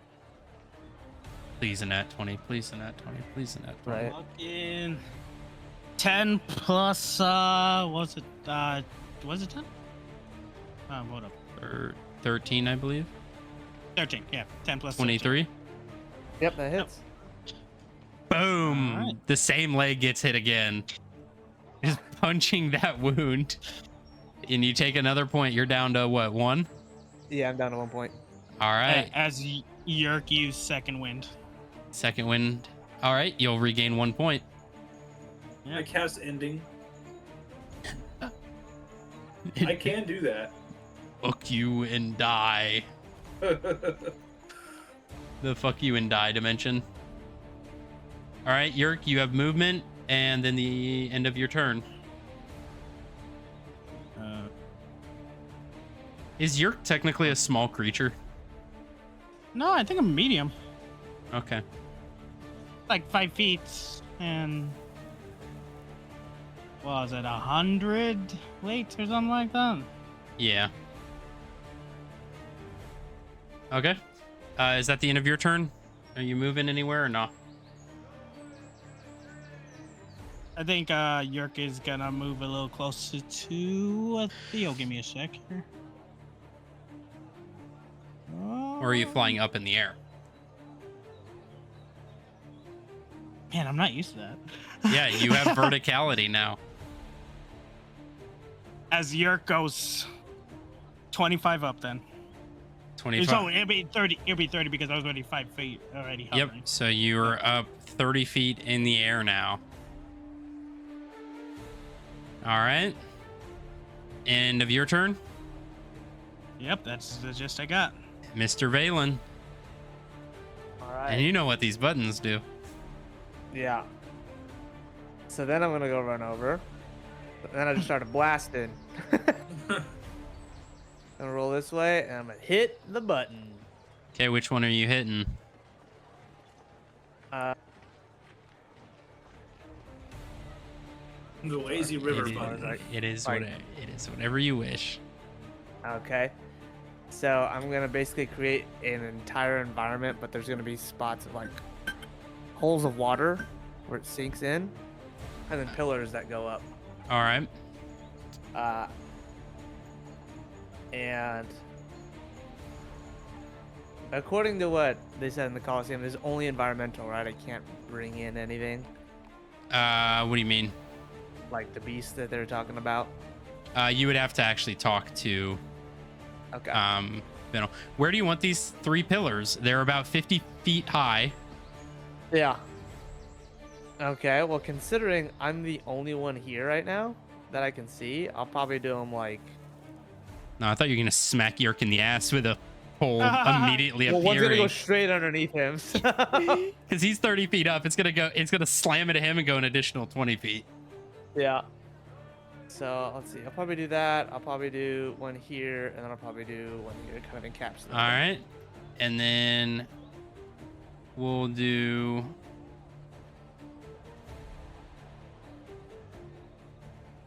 Let's see. There is a water one. I'd say these are the water pools. Okay. I'll say you can place those where you want. Alright. I'm gonna put definitely one into under Theo. All right. Put one You in, give- under. Say what? No, nothing. Never mind. And then I'm gonna. I'll put one that way. All right. So as you run over with your bonus action and you slap the button, York, you see these pillars out of the ground. You see one right under you. Go ahead, roll a dexterity saving throw.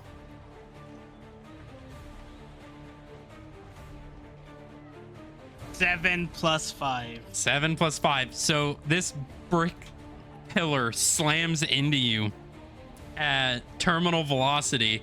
As technically you would take 4d6 worth of fall damage as it's smacking into you. You are gonna Falling in reverse. you're gonna get 1 point off of you as it slams in, and you feel your knees buckle beneath you as you slam into it as it up in the air.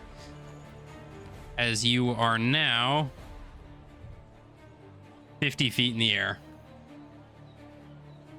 How big is a so is that's a big platform, so they can't really, Yeah, it's a 10 by 10 platform. so they can't see me. Not currently, but you also can't really see them. You will see. Really? All right, you We'll have your see. action, We'll see. Valen. All right. So my action, I'm gonna use my Steel Wind Strike after I move a little closer. All right, cool. Love it. I think I can only move it 5, 10, 15. You can move 30 feet on your turn.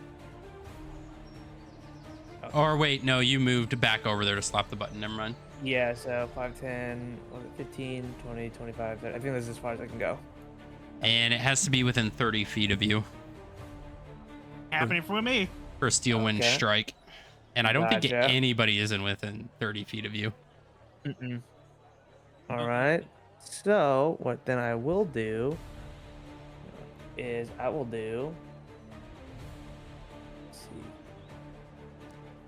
see. Okay.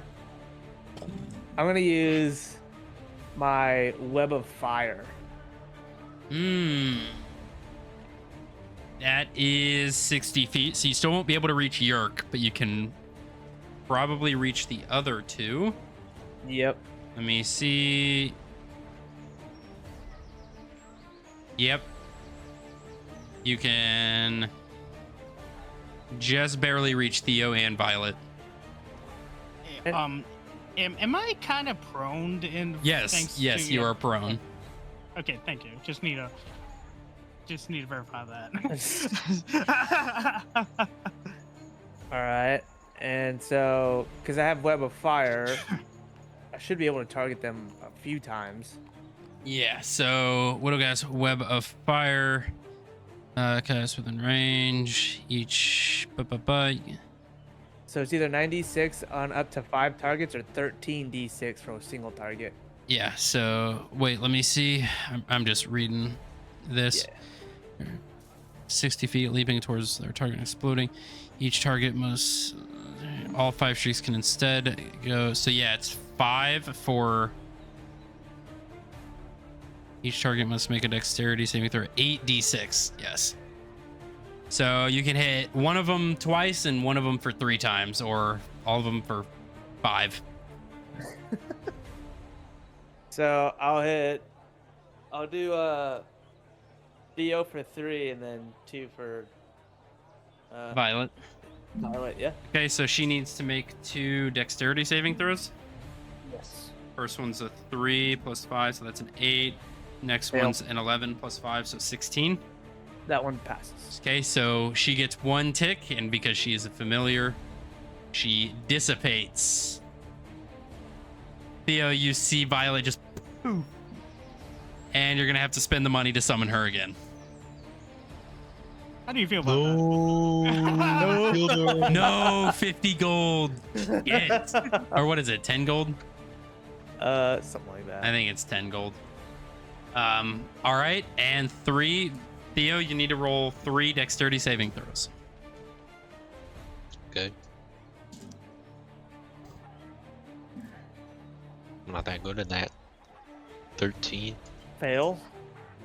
11, Fail. 13. Fail. So boom, boom, boom. Immediately this fire rips through your body. However, you are standing in water. So I'm going to say you only take 2 points instead of 3. Interesting. So you are down to 3 points for you and yourself. All right, end of your turn, Valen.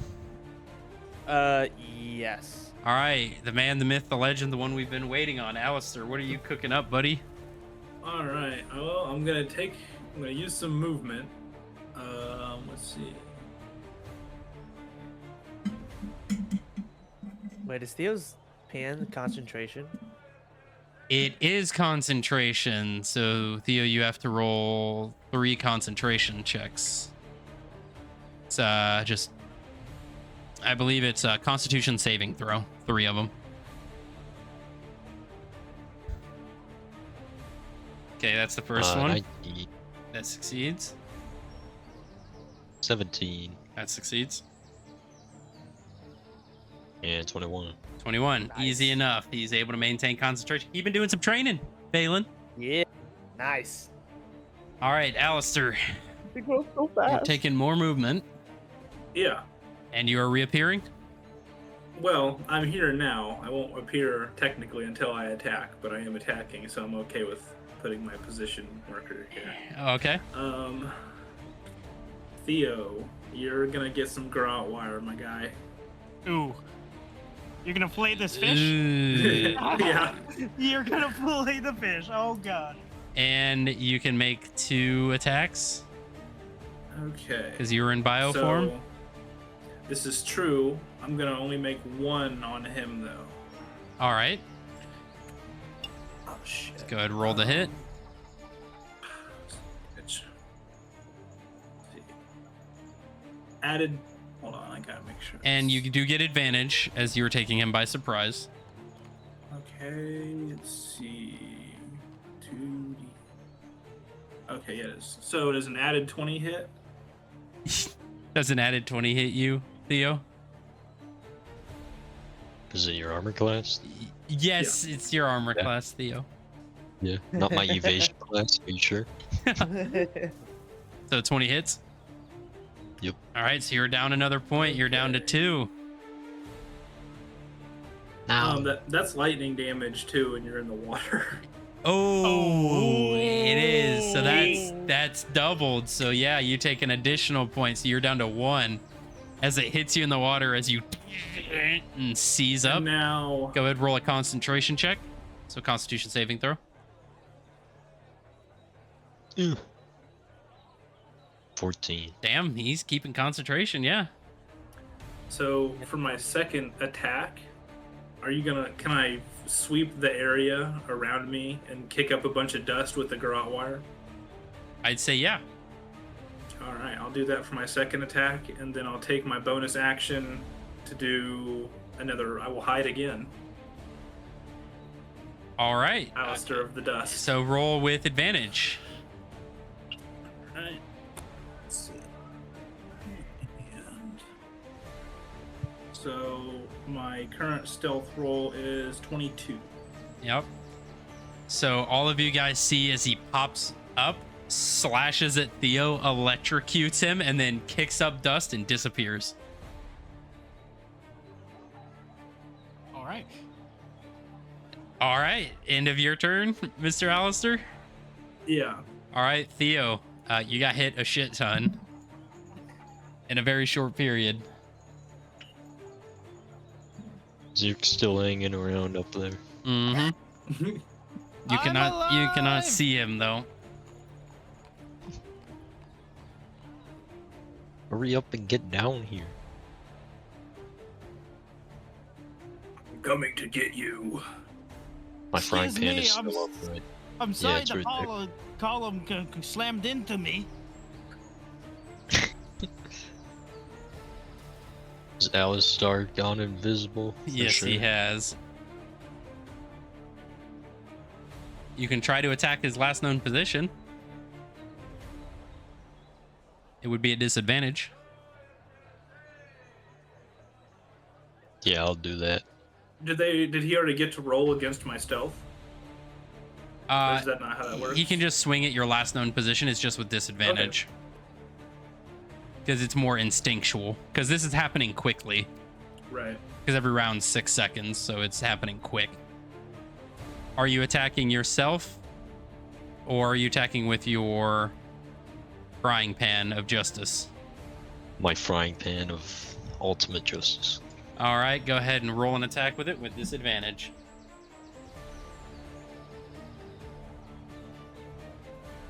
Ooh, we got 9. Oh, 9 misses. 9 as it it just sweeps the dust out of the way, and that's about it. And I'm fucking gone. Yeah, nowhere to be seen. All right, so that was your bonus action. You have an action. You could move closer, try to swing your own frying pan, or you That's could, a dangerous game there. or you could, Well, I'm or you could truth be heal, told, you're still in attack range. or you could heal. You could heal. Can I get out first and then Yeah, heal? yeah. And I take an attack of opportunity. I'm not gonna do that. I didn't move. But that would be funny. Yeah. So where I never you thought about- moving to, Theo? How much do I need to get out the water? It is 10 feet to get out of the water. Even though I'm a fish? That's Yeah, that's fair. that's a good point. You know what? No, water doesn't count as hard, difficult terrain for you. Yep. 5, 10, 15, 20. Now I'm behind the pillar. All right. And I'll do... Let's see. How high up is he? He is 50 feet, and you cannot see him.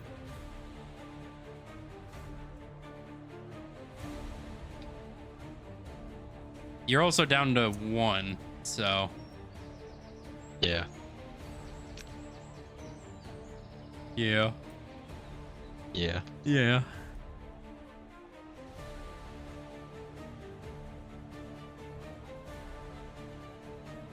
Do cure wounds on myself then. All right. You'll gain a point back for that. Yerk, you were 2 up. points. is standing up like half movement? Or is Yes, that it's all half movement. Can I crawl to the edge and just be able to see down to where Valen is? Yeah, you can barely peek over Valen. You see his head peek out. As like I take out my crossbow. All right. All I needed just a sight. That's all I needed. All right. And I fire the crossbow. I shake my head, Misty step again.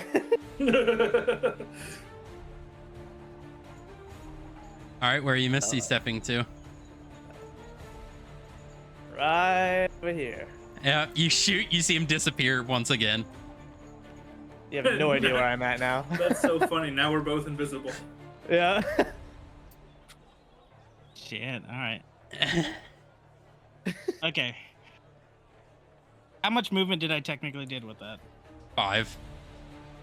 Because you crawled. You didn't And actually then if I stand get up. It'll be if I get up, 10. how much left? So you'll have 5 more feet of movement. Hmm.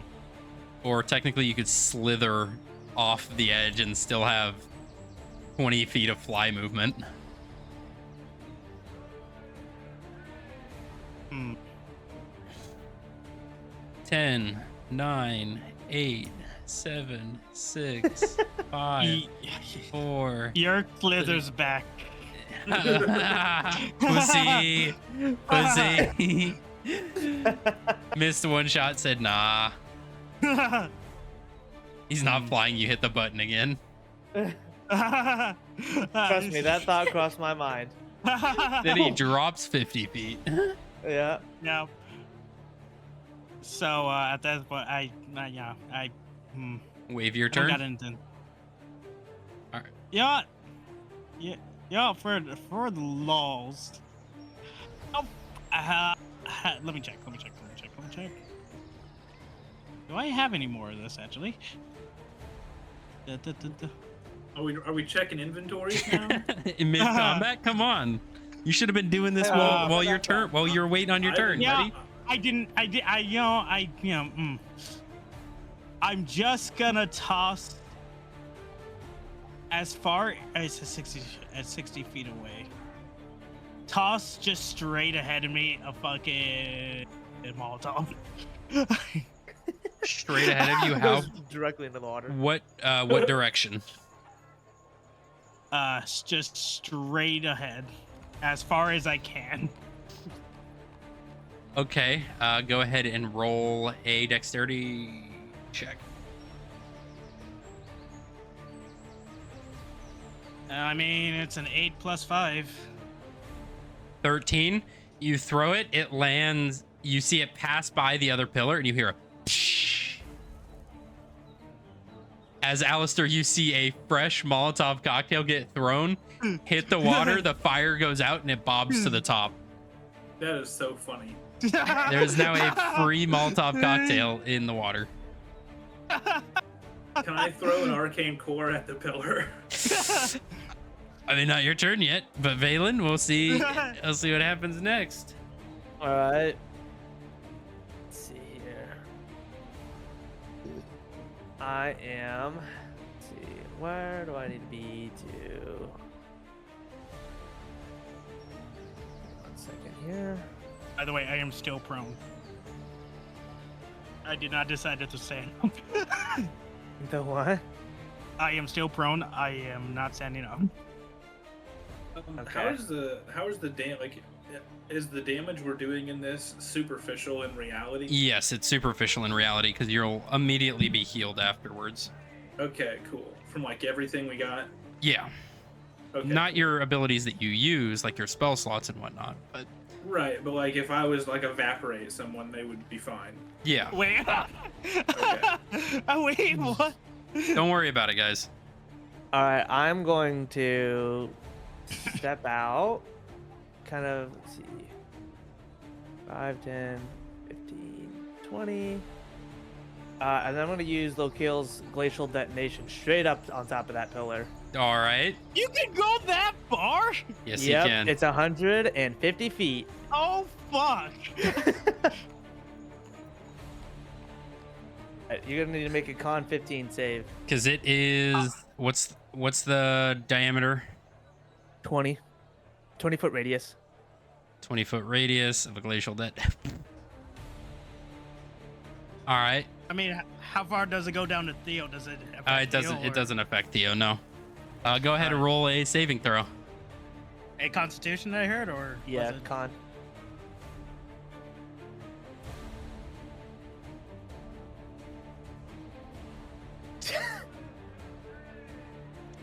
So, a 1. Oh, word. One. So as you see a massive ice sphere of shards shatter outwards. As Valen, you regain 1 point. Nice. With glacial detonation, you do gain temporary hit points equal to half the damage dealt. There you go. All right. That's what I'm talking about. So you get That count as a 1 point? And yes, that counts as a point to you. Are you down? Yeah. No, I have 1 more left on me, as long as it's not 2. All right. You know what? Yeah, Go the ahead, next- roll. Would he get exploded outward being on a small pillar like that? I mean, it's pretty narrow. Go ahead, roll a dexterity saving throw just to see. You know, I have flight. I mean... do not care. I do not care. Okay. And it freezes organic objects not in the area that aren't being warned. Dexterity Okay. save, please. You know, it won't matter anyways. I was gonna try something, but okay.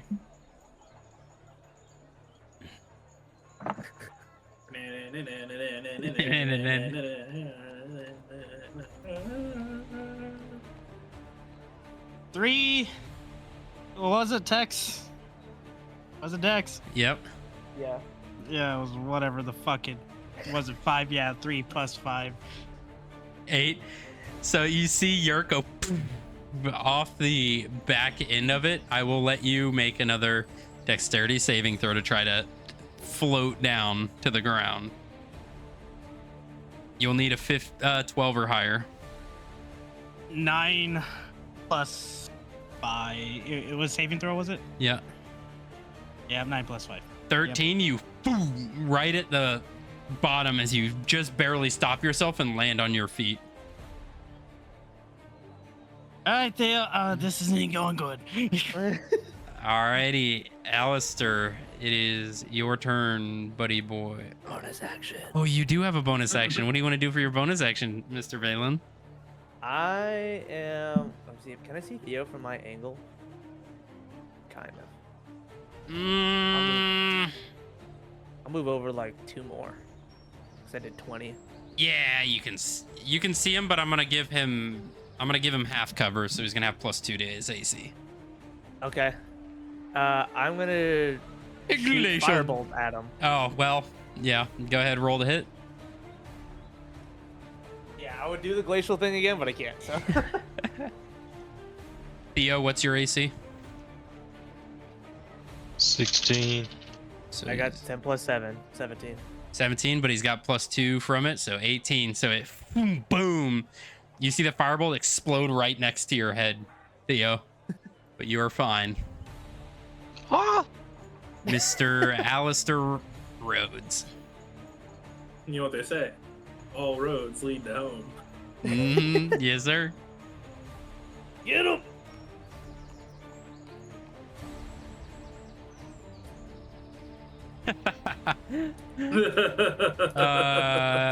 Wonderful. I'm in danger. Does anyone even see me? No, not at this point. You're still technically invisible, so they would be surprised by whatever you have cooking. All right, you're gonna get it. It's time for some more garrote wire. Everyone's Sounds like favorite. retribution. Right here. Wonderful. All right, so All I'm making a garrote wire attack against Yurk. Also, I know you probably have forgotten about this, Alistair, but you are a rogue, and you do have. that's It right. is. You are. They are surprised, Stealth. which means you do get a sneak attack. That's true. once per This is a sneaky attack. once per turn. All right, are you guys ready for the surprise? No. Never. Can I no one refuse ever surprise? is. Can I You can't refuse refuse a surprise. Yeah. All right, go ahead, roll the hit with advantage on Yerka 17 Rooney. plus 8. Added 25. Does that hit? Yes. Oh, actually, hold up. Let me think. What do you mean? It's 25. Sure, it hits. He's like, All right. The garrote wire falls upon you. I'll just take my leave And here. at this point. shreds you to ribbons as you see Yerk fall unconscious. All right, Theo, it's your turn. He was about to Is get he his. right next to me now? Yeah, I'm right behind you, aren't I? I love that joke. I love it. I was gonna say it. Damn. I'm right behind you, aren't I? What? So 12 misses, correct? It's with advantage, I thought I only get to sneak attack on one. but you are still surprising them. Okay. Your sneak attack damage you get once per turn, but you are actively surprising with both attacks. I got you. Okay, so 16. Which the Does it sneak add attack would have. 24. Yeah. He's got a 16 AC. I think 24 hits. All right. Out of nowhere, I arrived, and then there was a blender of garrote wire and lightning, and then I was gone. All right, Theo. So that's 1 point from you. How many points you So I at? use my bonus action to stealth again. All right. Theo, how many points you're at?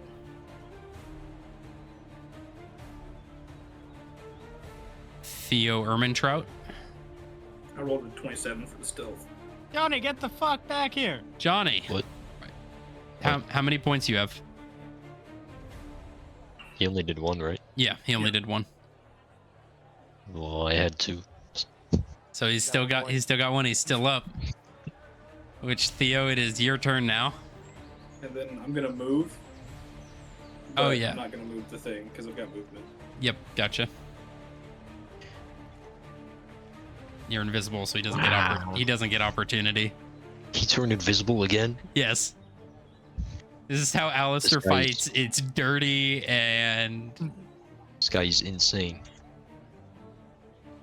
Listen, I've gotten my licks too. This one time, this bird stabbed me when I was in a tree, and it killed me because I hit every branch on the way down. He stabbed me in the heart, and then I took like 50 feet of fall damage. to be fair, that bird was made of corruption, so I mean, you I know. thought that was one of those little winged guys. Oh no, it was the pseudo dragons. Yeah, it bit you in the fucking heart and you fell 50 feet. So Theo, it is your turn. You have just been slashed to ribbons.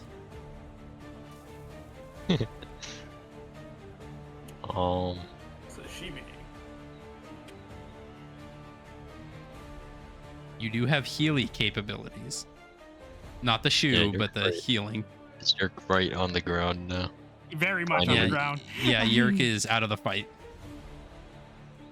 He died? Yeah. He did. Just okay. I guess I'm gonna lose eventually, but I won't go out yet. Well, I guess this is it.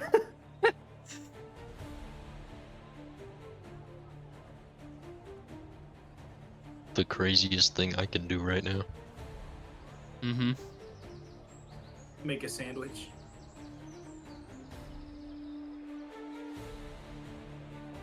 You could eat and you could heal and eat one of your little snackaroonies. Give you 2 back. 2? Yeah, because eating You know, I've never- eating your snack is a separate heal to your regular. There's a bonus action to eat one, and an action to heal. Yeah, I'm about to eat a cookie. Alistair, you're Yeah, how big invisible. are You you? see him start shoving cookies in his face. You get a point back. You're back up to 2. Okay, and then is he like right up next to me when I got hit? Or... Yeah, when you got hit, but you don't know if he's moved yet. I hate this. Says everybody fighting Alistair. Well, the only opposite interaction I have is I'm on the receiving end of some bullshit, so I've had to learn my lesson. Only Yerk could do the same.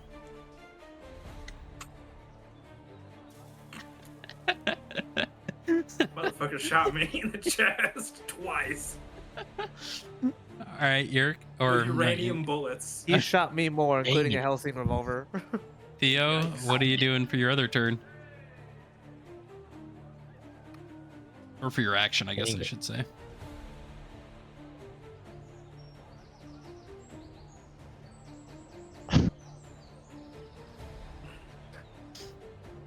Do you want advice at least? No. Okay. Then tell me what you want. It's not that Trying to simple. do- It's not simple at all. Make your decision, Johnny. Come What do on. you I could want? be anywhere. Just tell me. It's not that simple. It is. It is that simple. Or What whatever. would your character do at this point, Johnny? At this point, at this very I moment. yield. Surrender. I've like 3 options that I'm going between. I don't know what's best. What are you thinking about doing? Let me help you. No, because you're gonna lie. I would never lie as the DM. That's not my job. I don't know about that. See, it's funny because right there, that was a lie. And that's my job as the DM. I thought your nose was gonna hit the mic for a second there, like Pinocchio. It's not lying if you believe it yourself. Cognitive dissonance is a wonderful thing. I'm gonna cast Lokil's lifeline. Oh, Cut that shit off.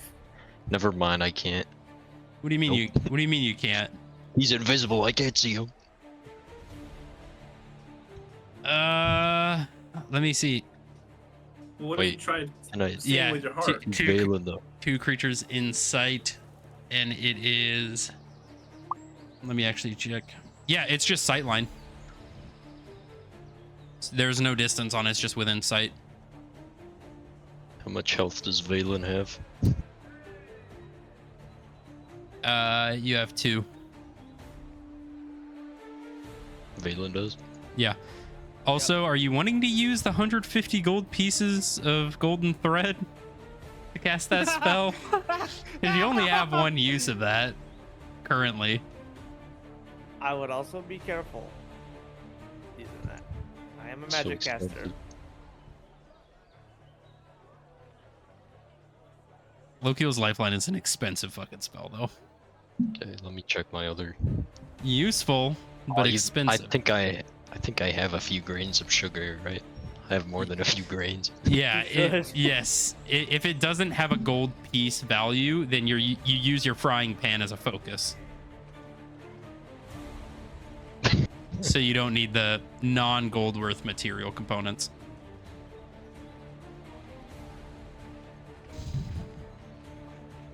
Okay, I'll do insect plague on Valen. Oh God! Oh boy. All right, you That's need to make spell? a Constitution. Yes, it's a spell. I'm counterspelling. At what level? 4th. Go ahead and roll a d20. Add your spell modifier. Okay. I believe that's what it says. I don't think it's your spell attack modifier. I think it's just your just your spell modifier, I believe. The ability to check your spell casting your DC equals 10 plus the level spell. On a success, the creature spell failed. Yeah, it says so. The DC equals 10 plus the spell's level. Make an ability check using your spell casting ability. So that's the +3, right there. Okay. So you have to roll a d20 plus 3, and it has to beat whatever his spellcast level was. Okay. I choose level 5. Yes. Yes. You need to beat a 15. Oh, I got a 19 plus Okay. 3. Yeah, okay. So you go to cast it, and Balin just shakes his head. I just Wait.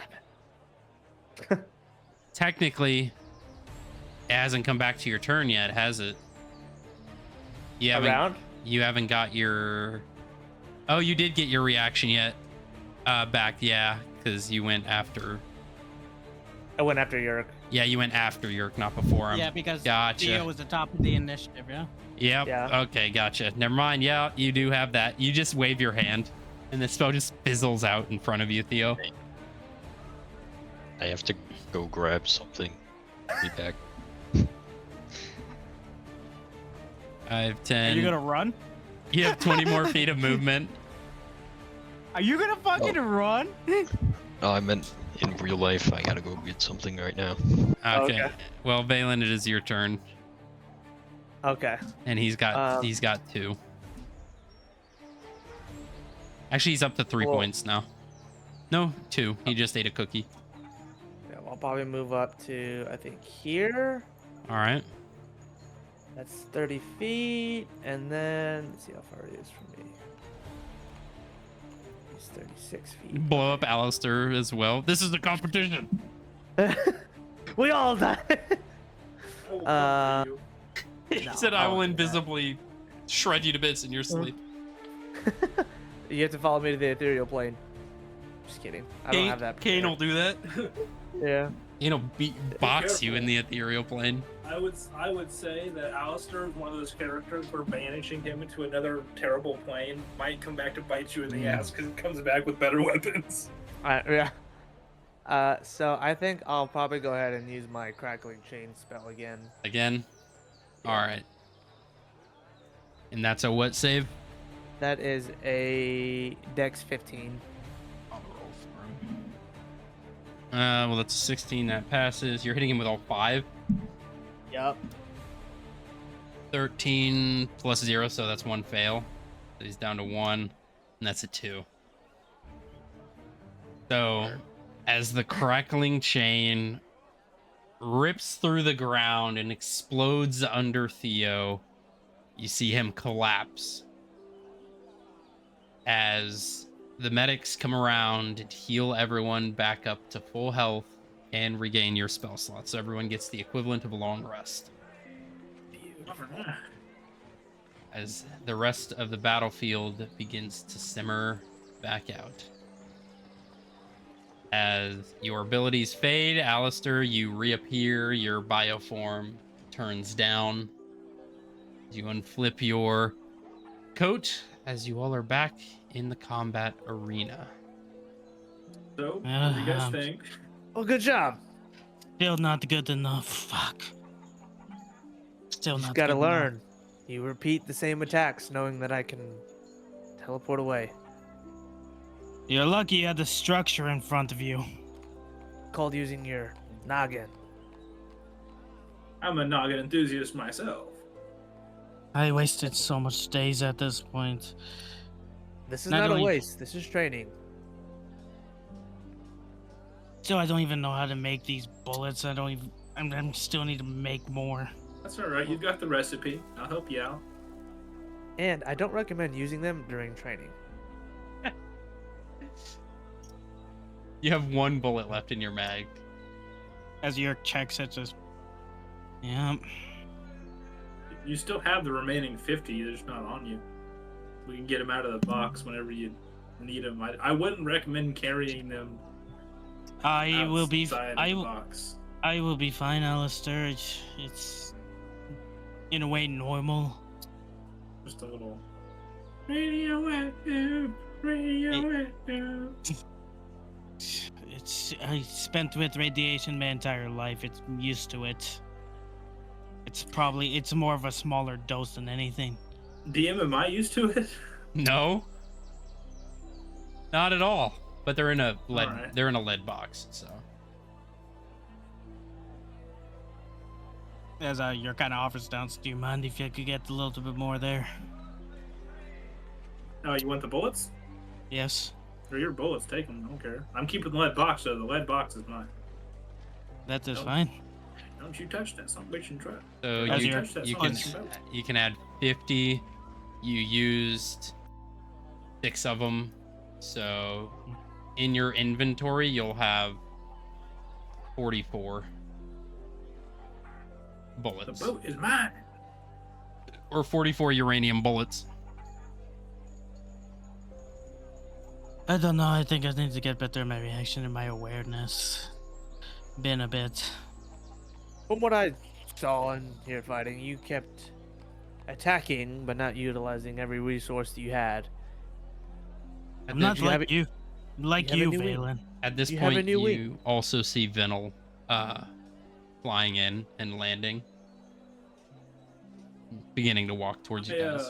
But don't let As it end your someone who conversation. also has to make a lot of their gear custom fit, I would definitely invest in some more tactical equipment. Such as?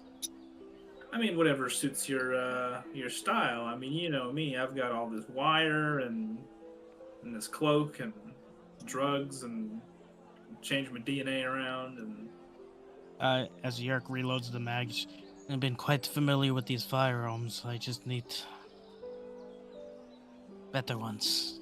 well, maybe you just need some different rounds. Or different abilities. Like me as a magic caster, I I am learn not. spells that go across. I know you can't cast magic, but I mean- it doesn't mean you can't get magical items. Imagine with me, if you would, like a flash style round. It might be helpful in blinding some of those pesky magic casters. I'll do one make of that. That's. Do you mind if I join your conversation? Not at all. Good. I don't think I've met you before. She Is that me? reaches her hand out. Yeah. You see. Alistair. You see a palish, almost like pale plumish tiefling, kind of pinkish eyes, long black hair, glasses, horns that come out and come straight up, and kind of like a very soft green dress. I am Professor Venel. I am the arcane combat instructor here. Were you watching? Yes, I was. If you don't mind, of course. Anyone on the grounds that is trying to get better, I like to look for myself and see how they're doing. I've got no problem with it. I was just curious. Are you all hungry? Absolutely. Yeah, free food? I mean, yes. You see she waves her hand, and out of the stone of the ground, a very fine table and chairs appear. And you see food beginning to appear. Food and drinks and pastries appear on the table as she takes a seat. So I what? love pastries, I can't lie. Well, I don't mean to brag, but I do think they are the best. No offense, Theo. So, what did you all learn from that? A lot more practice to be ahead. Well, You know, I learned how you're- to go against Go a ahead. fighter who can hit his shots. True. If he didn't move, I would have been able to. Well, a lot of your targets are going to be moving targets. I know. Especially magic casters. And that's the difficult part. I think you just need to, learn how to dance. Got to get more than just your first foot on the floor. You know, you're pretty accurate. I'll give you that. But you get your shots off, and then what are you gonna do after that? Because I have nothing else. That's all I have. Shots. And You do have wings. And you didn't even use the wing I gave you. It's got all kinds of handy used 'em. features in it. I used a bit, but I was outsmarted and got pulverized by a pillar. That was pretty good. Environmental change is something you have to be aware about in large-scale combat. I also think, Yerk, that you are hyperfixating on one target. Sometimes during combat you have to pick and choose due to availability of what is in front of you. It is better to deal with what you have and can see and can attack reasonably than push forward and try to target one individual. That's how you get caught off guard. If, let's say, after you took shots, you moved vertically, yes, but you moved offset. You made your movement unpredictable where you are going. If Valen is taking a modest opinion of attacking you, you can remove yourself from him, get out of his range. You do have flight now, which is one of the most useful abilities that anyone in combat can have. Yeah, if I could fly, I mean, game over. As well as learn from this experience with Alistair. From what I saw, you have a knack for the invisibility. Correct? True. Do you know what the easiest way to get rid of invisibility is? Yep. I'm asking Yurik. Typically. I don't know, some kind of area of effectiveness to take out. Very simple.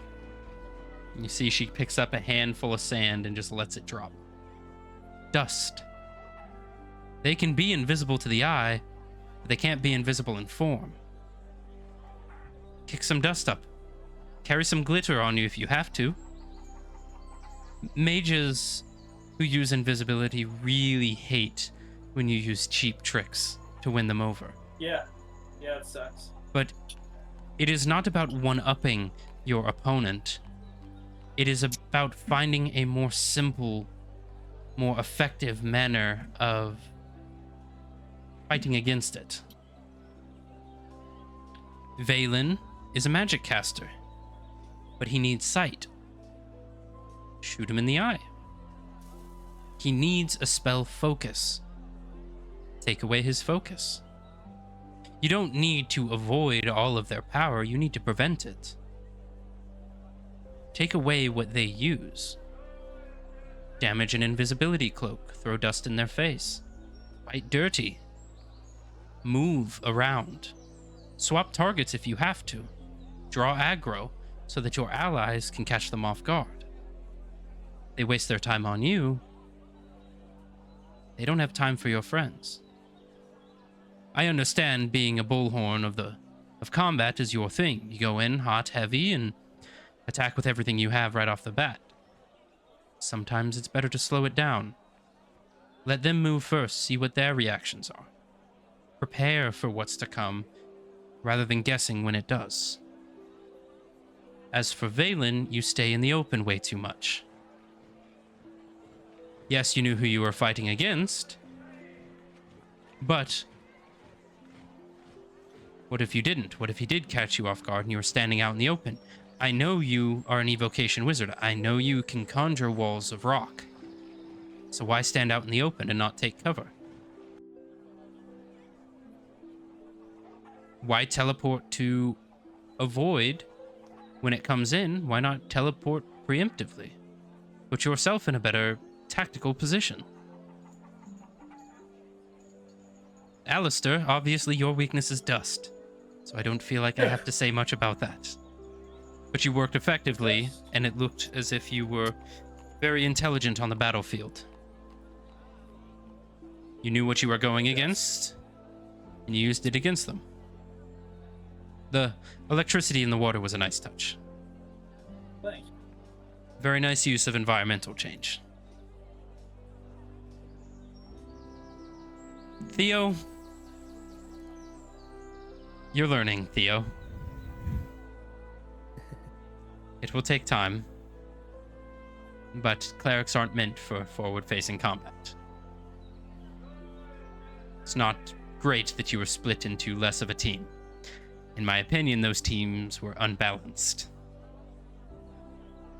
But that's a smart way of thinking. Unbalance the teams so you have an advantage.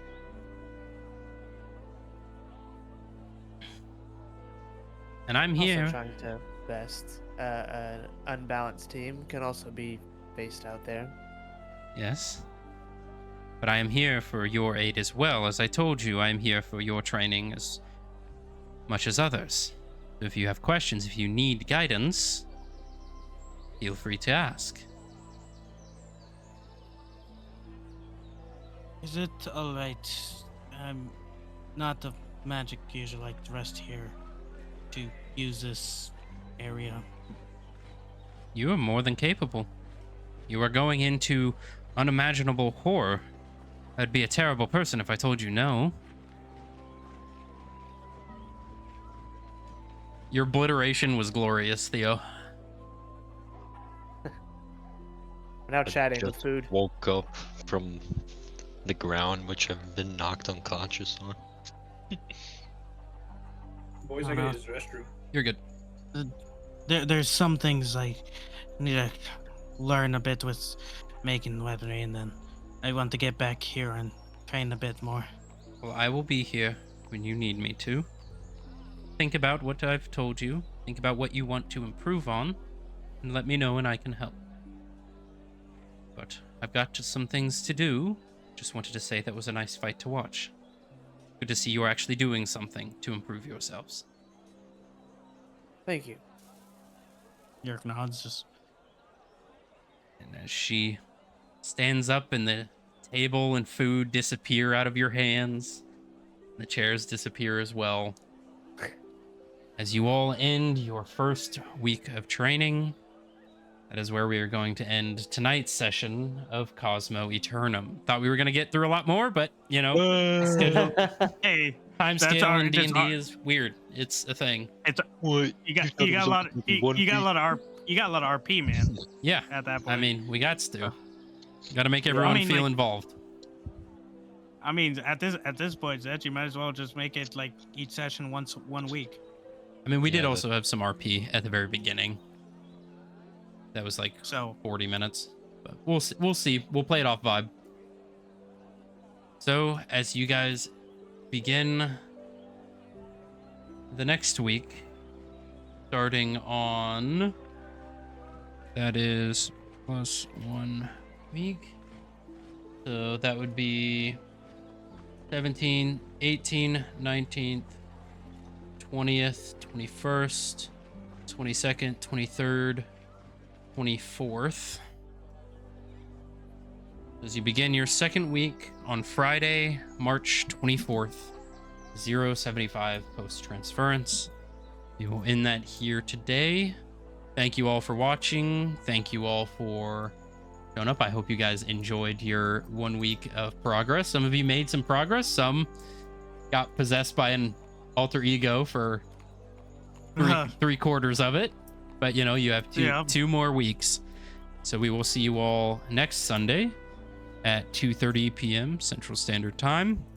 Again, if you're listening on Spotify, Twitch, YouTube, wherever, do all the liking, subscribing, and sharing with your friends. It really helps.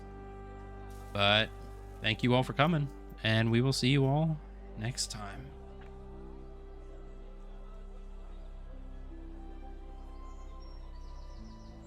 And it doesn't want to go. Cool.